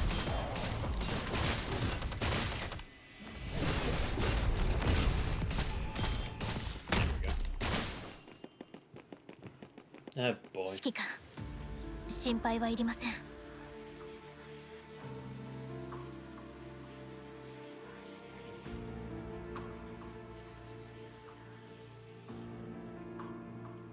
Wait, I should look around in case there's bonus stuff. You never know. I mean, there's probably not, but... Hey, I have to be extra careful here. I don't know what's gonna happen. I don't know what this trial is supposed to solidify for me, but... Hey, whatever. Okay, nothing. Good. So in this one, am I gonna have, like, Plume, Hyperreal, and Imperial? 出発しましょう指揮官。私たちにはまだやるべきことがたくさんありますから。Ah, no, here we go. Oh, okay, it's Pyro, Hyperreal, and Imperial. God damn it.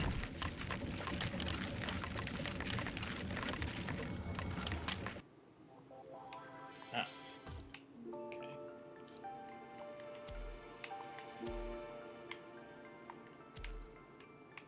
Alright, yeah, next one. Us. Oh, yes, I get them all. Oh, yeah, the Grey Ravens are back. Let's go. ここを訪れた人類文明の客人は2人目です。見せてください。最後までたどり着けるのかを。 Oh, am I gonna have to fight her too? Oh my god, I am. もう逃げ場はありませんよ。大したことじゃありません。 Fuck me. 総員出撃。 Ah, shit. I knew I shouldn't have done. Ah, damn it. Dude, he was like a jolly dodger. 私、総員出撃。 Okay, here we go. もうあなたたちの時間は僕が制する。僕の視界から。総員出撃。大したことじゃありません。集中しまし Ah, ょ there we go. う。時の果てで滅びよ。 That's what you're losing. 当たれ。集え、暁の光。カラスバのように輝け。黎明のように貫く。私に任せてください。彼方まで越え行け。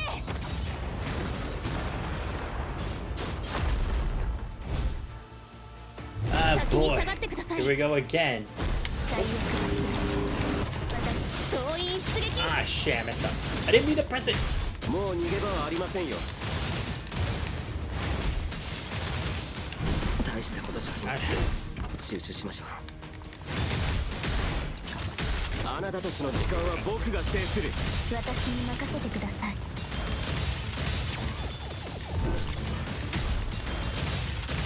あなたの生存確率はゼロです。 Okay. Let's see it. 時の果てで滅びよ。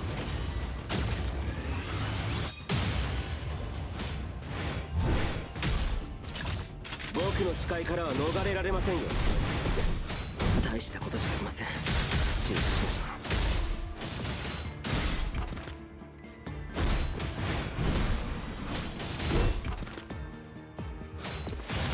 僕の視界、あなたたちの時間は僕が制する。私に任せてください。総員出撃。あなたの生存確率はゼロです。最悪は全て純粋な炎が救いをもたらします。苦難はここで燃やし尽く純粋な炎が救いをもたらします。ターゲットロックオン、最大火力。希望が肝心から生まれ変わります。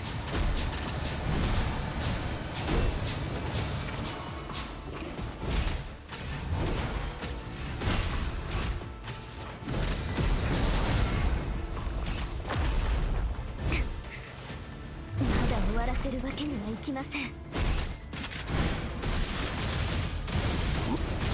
僕の視界からは逃れられませんよ。時の果てで滅びよ。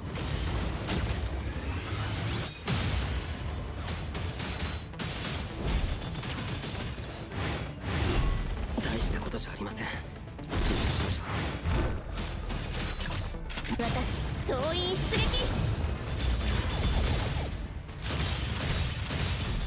もう逃げ場はありませんよ。総員出撃。耐えられます。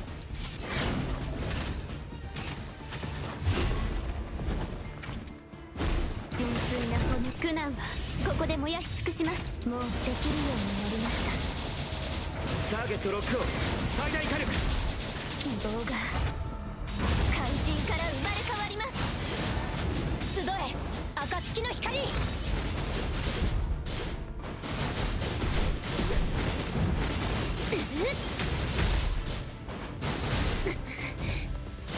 いけ。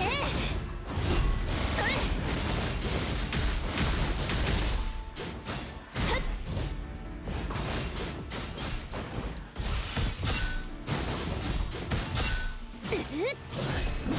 集え暁の光。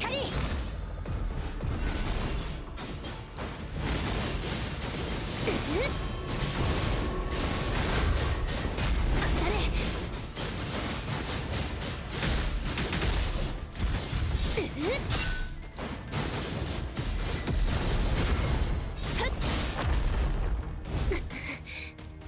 先に下がってください。シミュレーション、時の果てで滅びよ。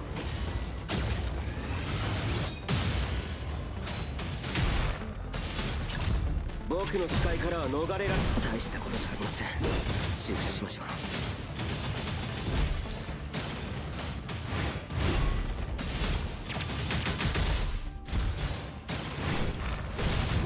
総員出撃。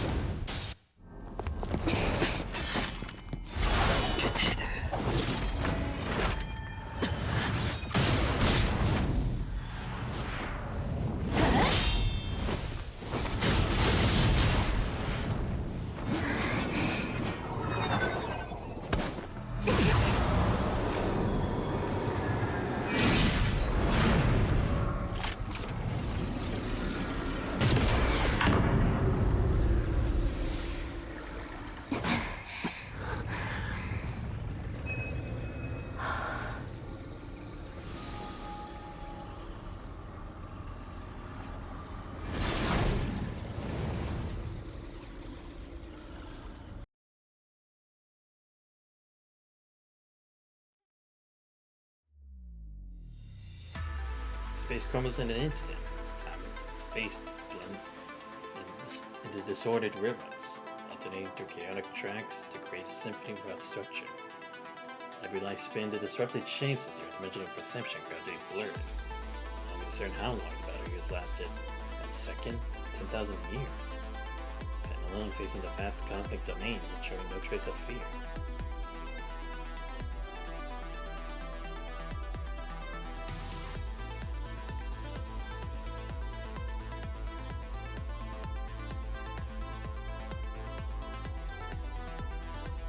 Never been alone. Failing again and again, yet rising each time, all minds once connected with your mind beat convergent of faint light. Your spark has already set the world ablaze. Countless past and future overlap as bonds and causality envelop you. failures pile corpses into towering monuments, or crumble in the sand that at times destructive force. Battles from the past come sweeping back with earth-shattering force, inflicting wounds accumulating one after another in both flesh and spirit. The rusted gears started to turn slowly. A dark star fell from the sky as they shadow across the earth. The crimson hue reaped the moving paradise. The nocturnal void stretched on endlessly, guiding Count Long back to the grand city. Blood became eroded. Dawn submerged beneath the tide. The night of calamity arrived in a fabricated tomorrow. Hope was seen emerge from the depths of the sea. Amidst the nightmarish battle, new life arrived. The girl declared war on the eternal night. The shadow of the past returned to the dead of night. Fight is a battle endless and infinite. The eternal stillness of the long night made your gun against the higher dimensional being amid the sea of stars. Gunpowder smoke fills the air as deeper fears, accompanied by mournful cries, are crushed and scattered around you. Crimson light pierced through the sky's dome. The corrupted forest whispered of an unknown life form. The ocean lifted a morning star. The memorial fire kindled deep sorrow. Daylight lingered in the world's forgotten depths. Moonlight was imprisoned within the red nightmare. Tears soaked to the crimson abyss. Live against death. Even so, do you still wish to continue? I'll never surrender the chance to fight. Faith and courage ceases from my beacon. Humanity will never fall here. The time is quiet, rise anew. Infinite hues ablaze in the depths of your gaze. In the distant horizon, stars emerge and perish within a dazzling explosion. Stardust fragments raining down in glittering splendor. The boundary between life and death is so directly at the being whose form defies description. I saw it. The universe echoes on my pain. I saw your will. This is not my will alone. This is the will of civilization. Takes aim at the unknown being. Finger pressing the trigger and resolute click. Some shadows close behind. Already have a single people. As her blade slices toward the silhouette. Those fingers crunch around her scepter as a domain of power unfolds. All ends with a gunshot from your hands. A dimensional being warps where her wound shines through the skies. A long sigh resonates through the void of this prolonged battle at last concludes beneath the united onslaught of 4 people. So he sees her moving as her projection begins to dissipate. This exhaustion floods your brain. Consciousness is plunged into searing seawater in an instant. Close call, but not even a whisper can escape your vocal cords. Eyes slowly close within the suffocating darkness and large patches of vibrant colors flash across the heavens. Rage, emphasis, fear, joy, agony, countless emotions erupt simultaneously in your mind, as if an expectant light rapidly construct everything near. So all returns to stillness. The moment they reach the unopened door and dark bodies of flesh and blood. They did it, human.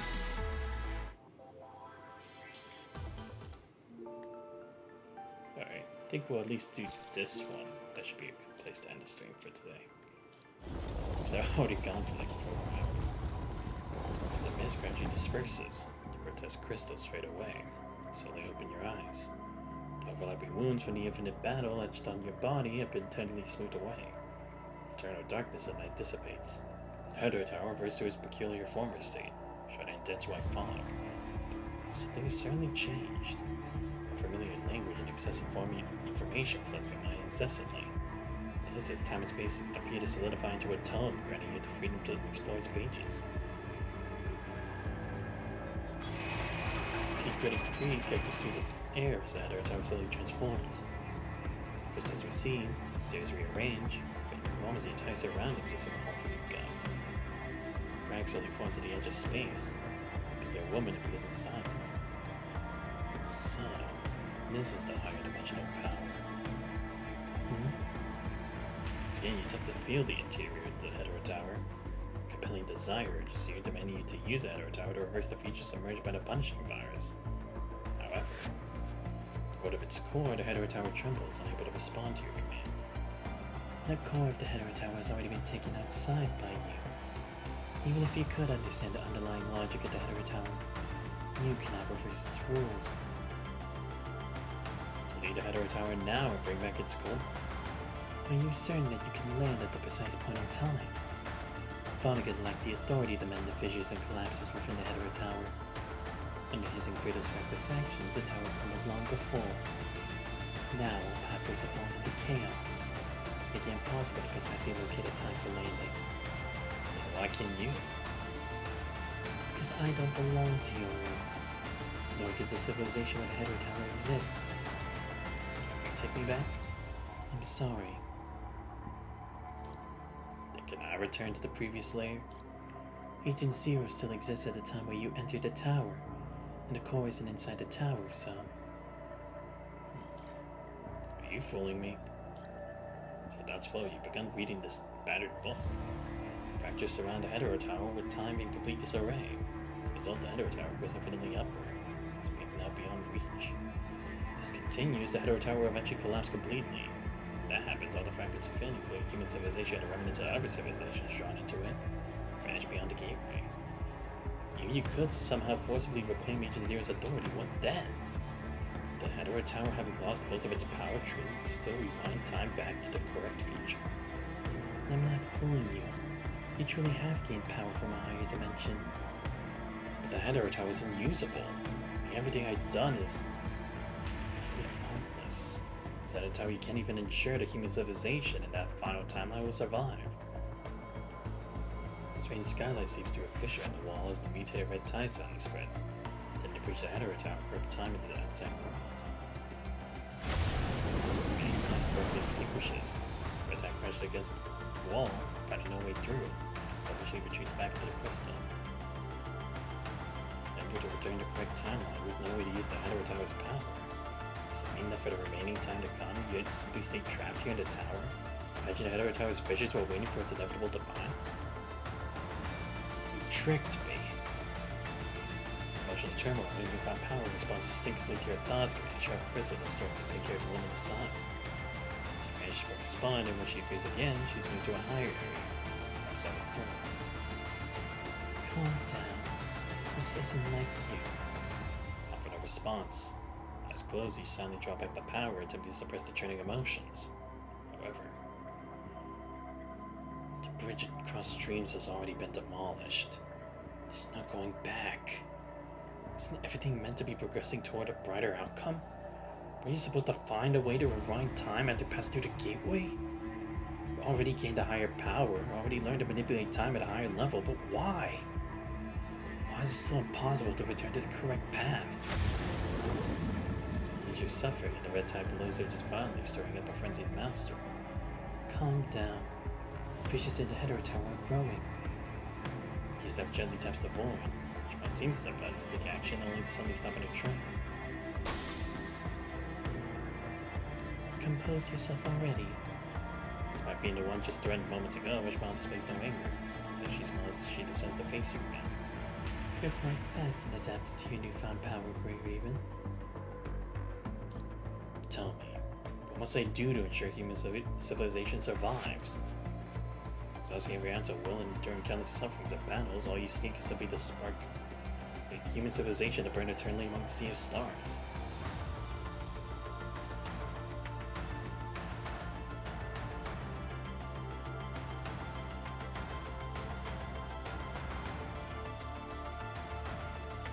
First of all, I never fooled you. But one was wearing a serious smile to show a serious expression right in the scene. Passing through the gateway and obtaining higher power are indispensable critical steps, both for your current self and for current human civilization. But the Hetero Tower can no longer be used. What matters isn't the tower, but you. If you had chosen to merge with the Red Tide at that time, as you could indeed have fused with chaos there, allowing you to contest authority with Agent Zero. However, A hetero creature has no way to reverse the red tide, nor can ever obtain the power of a higher level than the punishing virus. Right, because they can always make it, but they could never reverse it, so it still wouldn't have done anything. The mutated red tide would still harm humanity. Even if you could replace Agent Zero, that would only be the end for you, and for human civilization. So, you never had any other choice from the very beginning. From your tumultuous mind, you obsessively think over each sentence. Every word Ishmael's uttered, desperately searching for contradictions and unveiling deception. Sadly, your elusive mind confirms that not a single word she spoke was a lie. Is this truly the end? Such power, a long life. You linger within the tower with only the shadows in your mind being his companions during an eternal solitary journey until both the past and the future fade into the void? I can still do something.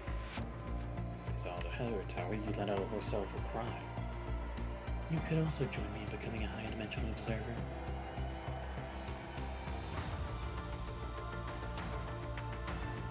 By crossing the gateway, you have already earned the qualification to become an observer. Observer? Once you become an observer, I'll help you recycle the Hetero Tower and truly obtain the authority of Agent Zero. You will become companions. That's not what I want. I will tell you how to use the punishing virus to preserve human civilization in a lawful form. Preserve human civilization? How is that any different from what Agent Zero does? Of course. Because of your existence, the punishing virus will not truly harvest the civilization and bring it back behind the gate. You should have seen what lies beyond that gate before. Only consciousness acknowledged by the cosmos may enter. No life can exist here, not even mechanical consciousness. The lonely starship drifts through lifeless space where distant countless worlds fall and endless universe is being born. Like Amber, your civilization will be truly preserved. Perhaps someday in the future, when you truly harness a power even greater than the current level, the preserved civilization will be able to revive, like embers burned in ashes. Someday they will embrace this world once again. The punishing virus. Information. Preserve all civilization information by punishing as the medium, waiting for a future restart. What are the chances of success? I expect never ambiguous answer, but this time gives a firm smile. 100%. How can you be so certain? That's a story for the future. Any other paths I can take? That's all there is. What's the purpose of everything you've done? The world preserved, the last of humanity will become exiled to the distant depths of space, obviously waiting for a future restart. Let me think about this. Would it be observer stay forever in the tower? At least for now.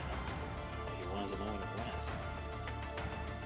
Maybe upon opening your eyes, you'll reawaken to find yourself still in the Grey Raven Lounge, realizing that all this is merely a whimsical dream. Familiar voices would echo from beyond the door. All you need to do is push it open, at least over case you were worried. If may offer a cup of steaming tea, maybe seated close by attending to your cider. If you're willing to take a risk. If you're willing to take a risk, perhaps there's still another chance. You could try to change the past. But the Hetero Tower has already collapsed. But the singularity still exists. Singularity. A singularity that belongs only to you. The sun of rays rising in your mind at the bottom of the sea, long buried in the clutter of memories surfaces once more. Wait, you can't be talking about. Indeed. The moment's contemplation, she extends her hand again, the weighty tone materializes again. This time the book appears slightly dimmer than before. Is the past disappearing? Yeah. She is likely waking her. Glossing over the topic vaguely, Ishmael opens the book. This time she candidly spreads the book open before you, inviting you to browse through the chronicles of human civilization again. This page was originally blank. But after I saw you and Lucia leave the Hetero Tower, indistinct text appeared here. I once attempted to decipher the content clearly, but sadly, merely an insect in the dark forest, unable to delve into the distant future. After you left the tower and met Nanami, the text here became clearer. I saw the bottom of the sea, and I saw you. A human has wandered into an unknown world. You shouldn't be here yet. It's not time, Greenwood. Oh my god. The Cadilla me? I found out that you, from that time, were also there. You knew a lot of information from there, didn't you? Oh! So the other me still exists. Just down there. What? Well, actually, now I think I do remember, like, wasn't it at the end that Lilith had to take something from Vonnegut? But I mean, she did deliver it to him in the end, and that's what created chaos, but it's like, to be fair, I guess there could still be a random me in there. So that version of me that went up, down in there, absorbed by the punishing fires, that's what led me to that? Oh my god. If only a non-committed silence, so you can look at what comes next. And after that, comes the moment you pass through the gateway. Commandant, return to the bottom of the sea. Read aloud the cryptic blurred text from the book, word by word. When the sun leaves your lips, something in the void akin to a massive barrier shatters the sun. And this was the catalyst that led me back to Earth when everything seemed over.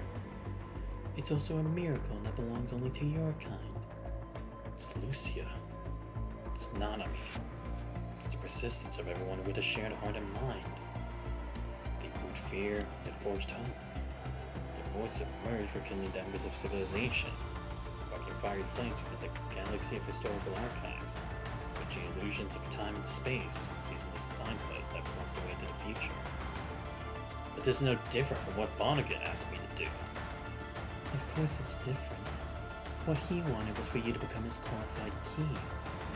If your past self had returned to the cradle of deep blue, Cadilla would have had nothing but a key entirely according to Vonnegut's wishes. Chaos would have been completely his puppet. She would have contained the red tide within the ocean as Vonnegut designed, yet in Kinsero's will, so have eventually consumed Chaos's consciousness.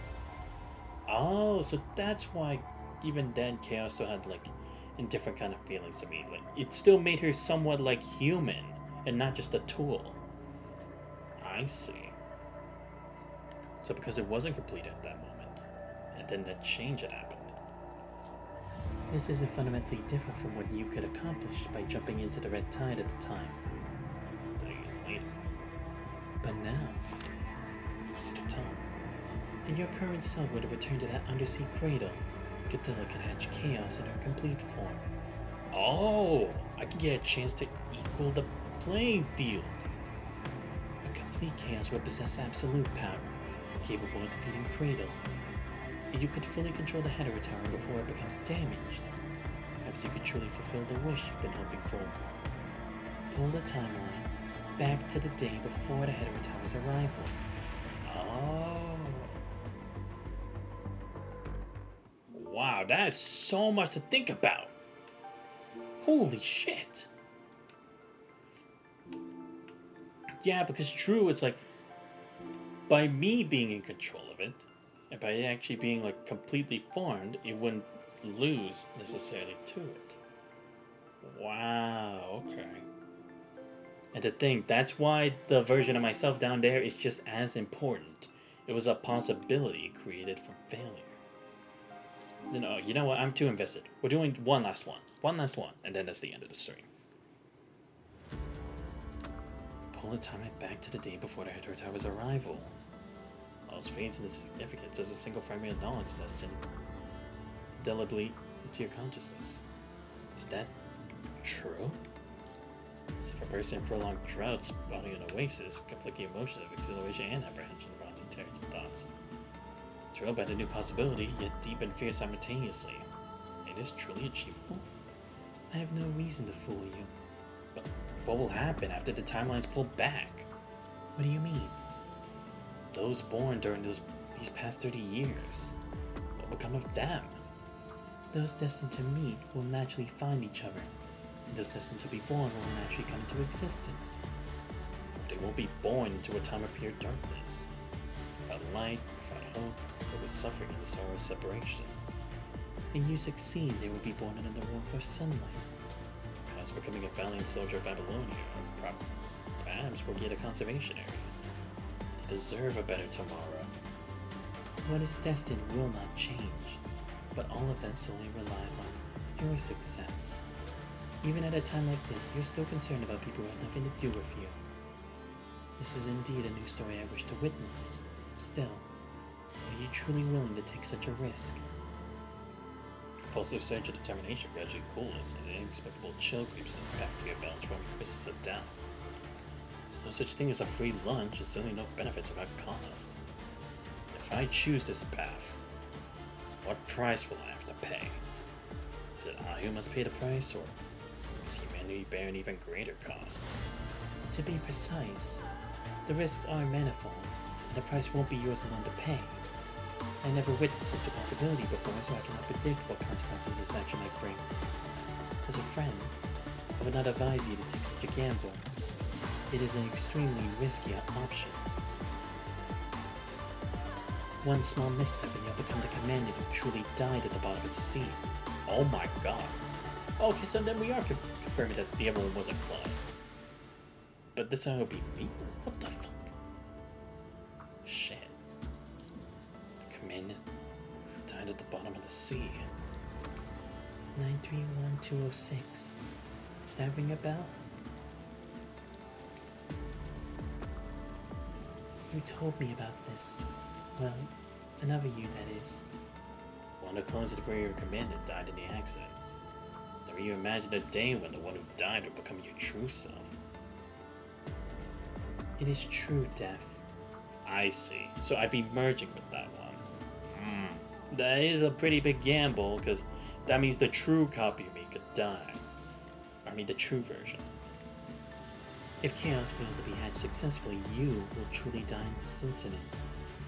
If the singularity cannot be changed, the world will fall together into this endless time loop. If too many unknowns fill this uncharted path, it can't even be called a path, or rather a wilderness overgrown with thorns. Who can guarantee that thorns watered with blood will truly bloom into roses? As a friend, I advise against choosing this path. Unknown whirlpools lurk within this option. A single misstep could lead you, and perhaps even the entire civilization, to a eternal cycle of time. I understand.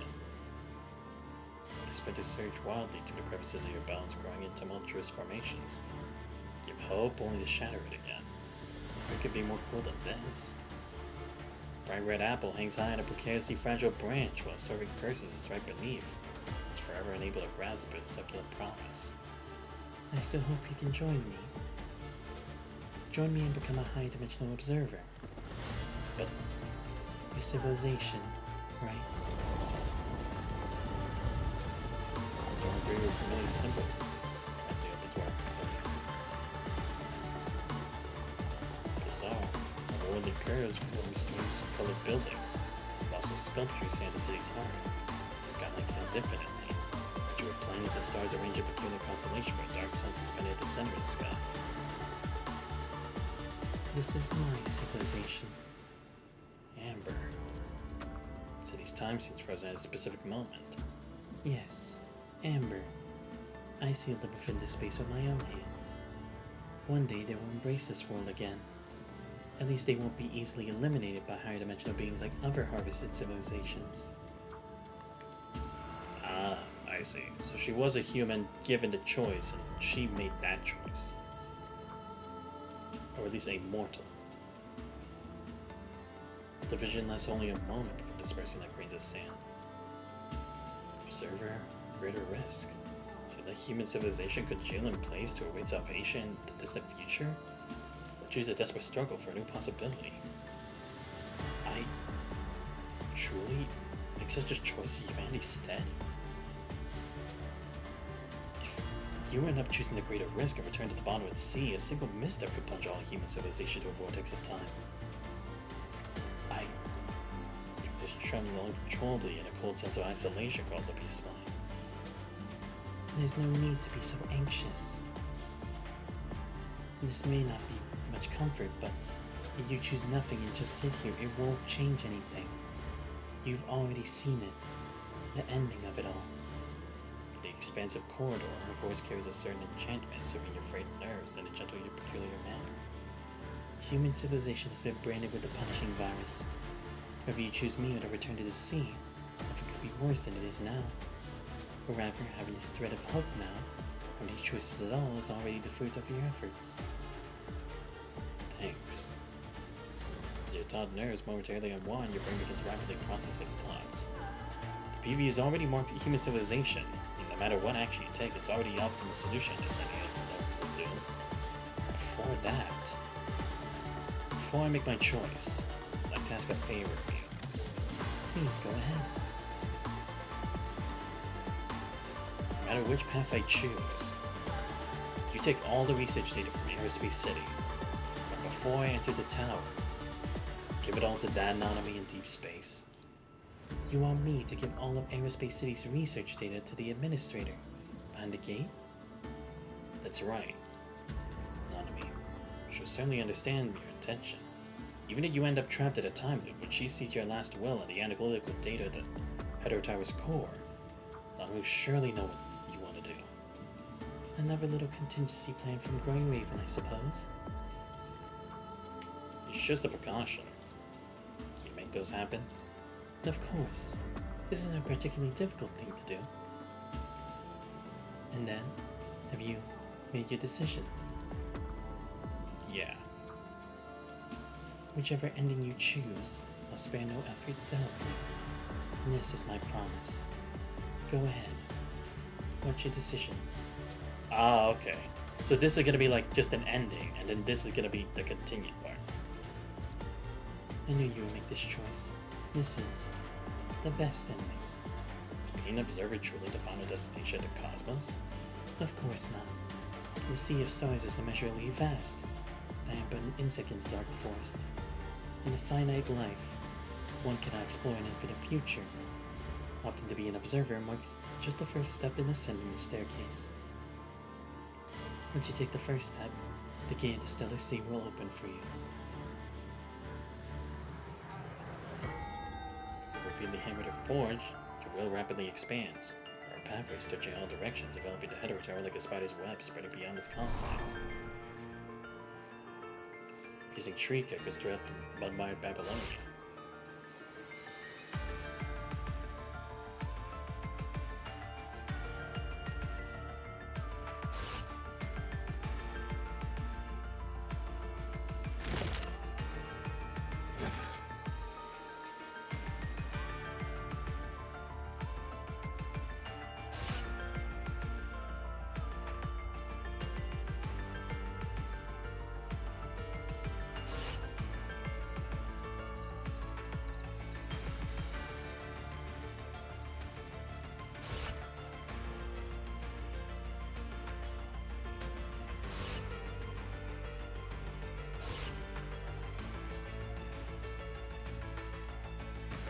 Human sees everything in the world in that moment.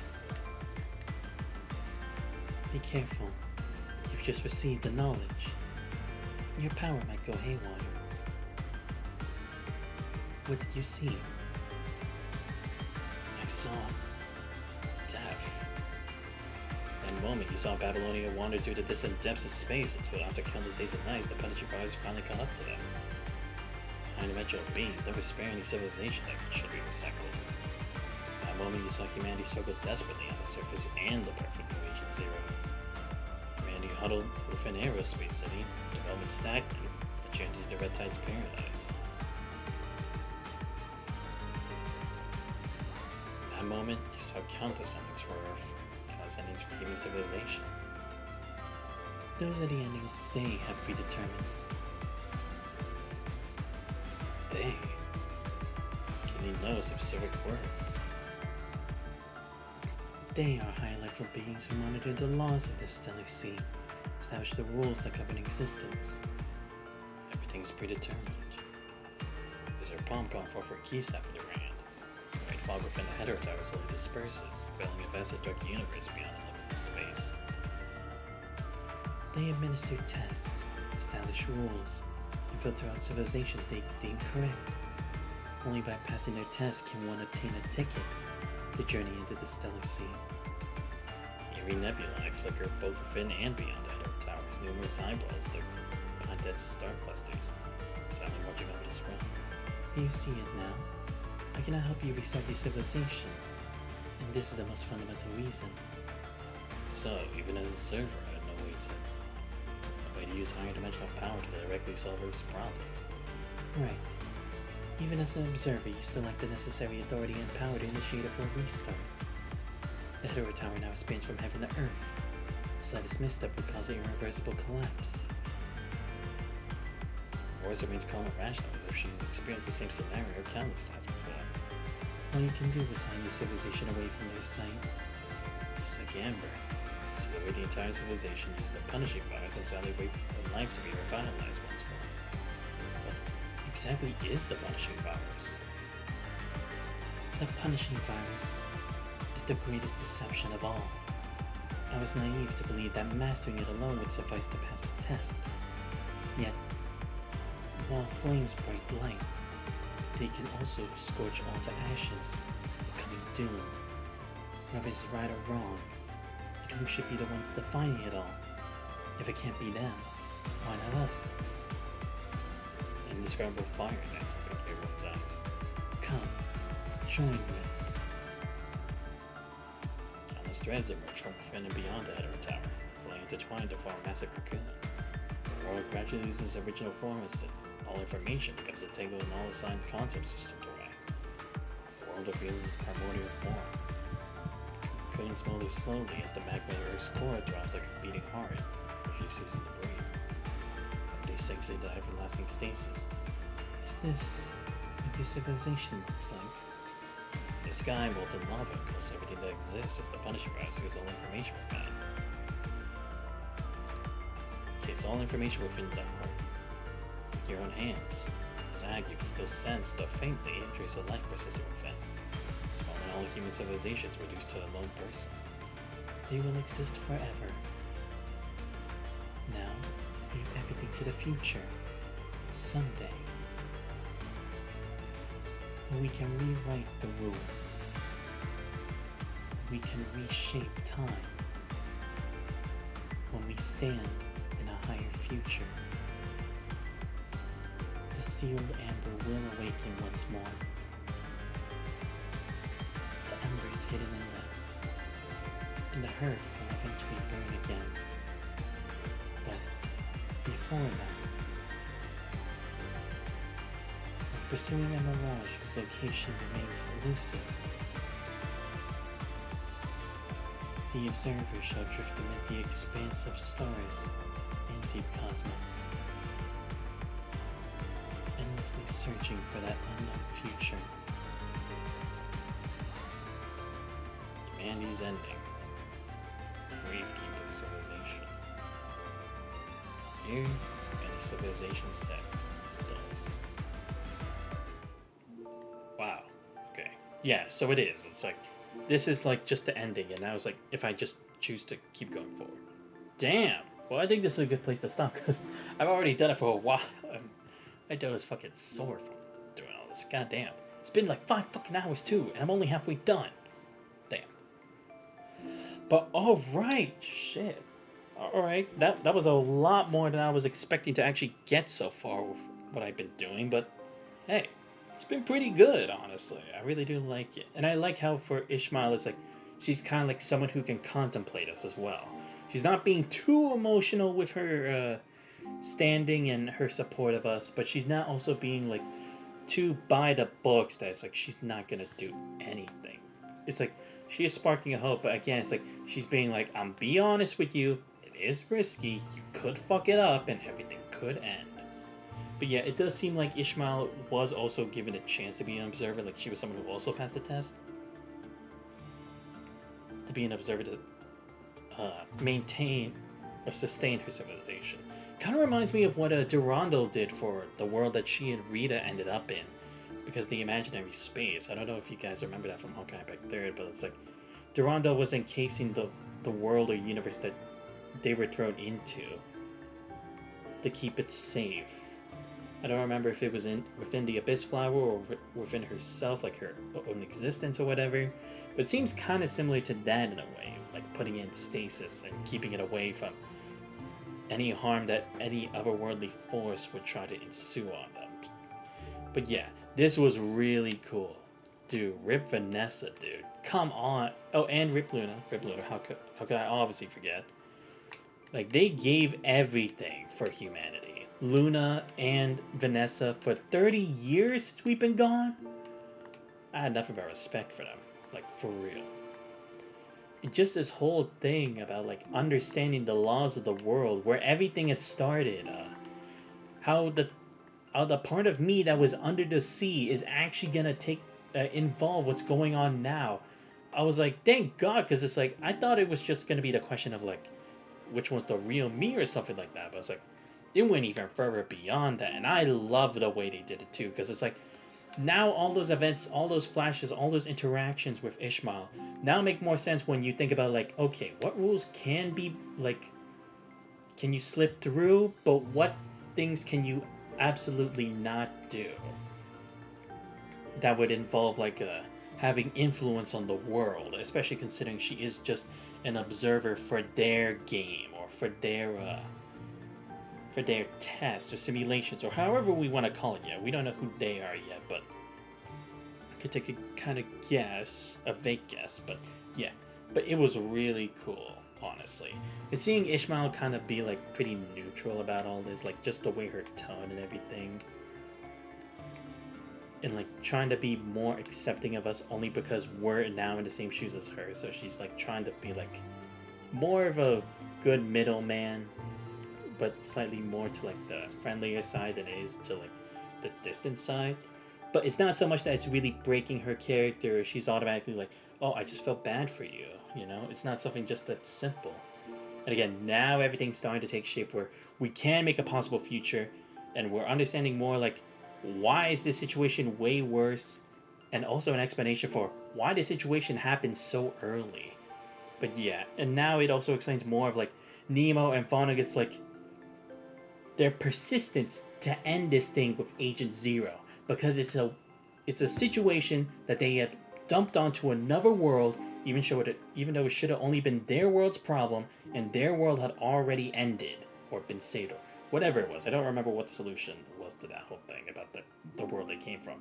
But now we have that idea as to, like, why the situation got worse, where it all went wrong, and what we can potentially do to fix it, and how even just one human right now stands at the tightrope where we can inevitably continue the future, or we'll fall and everything falls apart. It is really awesome. I love how this is written. It is so good. But that's what I mean, is, like, I kind of wish at least some of this was more voice acted. Again, I don't expect them to do all of it, because then that would take even longer and be more like a movie. But it's like, at least some of these, like, important parts and explanations, that would actually be great. But still, it was really cool. And I think this is also a good thing as well. Like, even though I don't have many fighting scenes, it makes sense, right? Because this is the trial for humanity. I can't just rely on constructs all the time to solve this problem. And I am the one at the center of all this. I have to be the one to solve the problem. I have to be the one making the choices. I have to be the one to get the understanding. I have to take the risks. Because this is humanity's future at the end of the day. That's what it's all about. If it's anyone else who's just doing it, then that's not really them actually going through the struggle and creating the answer. That's just like taking the cheap way out, or just copping out with just like a satisfactory kind of pass. I do like how it all is just like tangled up into like everything else that we had learned so far throughout the past couple chapters, and even some of the stuff even further than that. But yeah, it's gonna be the end of the stream. Damn, I'm like only slightly over 50%. Well, I mean, it makes sense. But yeah, it's gonna be the end of the stream. I hope you guys did enjoy this. I wish I could do more fighting, but like I said, I'm a bit exhausted, so probably say that by next time. でしょうに。まだ休憩しないの？そう。それなら人間の肉体の限界に挑戦しましょうか。はい。コーヒーを入れたわ。Of course she's got a bullet to share. 大丈夫。そばにいます。問題は起きないわ。 But yeah, she really is a cool character. But it's like, damn, now it's like I'm curious. It's like, if she considers herself like nothing but a mere insect, what is the power that they have, right? Like, it's just throwing me for a whole loop right now. But yeah, really cool. Like I said, let me give a shout out to everyone who showed us this stream. So shout out to ReUEF, ICAT5, Yuki19. Let's see, there was also Kenny Lee 21 and Garney Soulblade for all showing up this stream. It's a great chat with y'all today. I'll see if I'll do the Atelier Yumiya stream later today, or if I'll do it tomorrow instead. I don't know, because I kind of want to do like a double stream like today, so that it's like tomorrow I can maybe do Honkai Star Rail or Trails in the Sky 3rd. I don't know which one I would do, but I kind of want to just do that because, like I said, I won't be streaming Friday because of graduation. I'll see if maybe if I have time like at the night to do it after that, like if I'm relaxed enough to do it, or if not, then not that day. Because like I said, Saturday I'm gonna be hanging out for like post-grad, like just with a couple friends and that. So yeah, that's why it's like I'm trying to get most of these streams done today and tomorrow, so that then we'll be right back up to speed on Sunday. But anyway, if you guys did enjoy the stream but are not already found the channel, please make sure to leave a follow. Much appreciated. Check my YouTube channel, post all the VOD. Subscribe there as well. Join Discord if you guys not already. Link to all those are on the channel. But this has been Xantos Advice. I hope you guys have a great rest of your day. See you guys next time.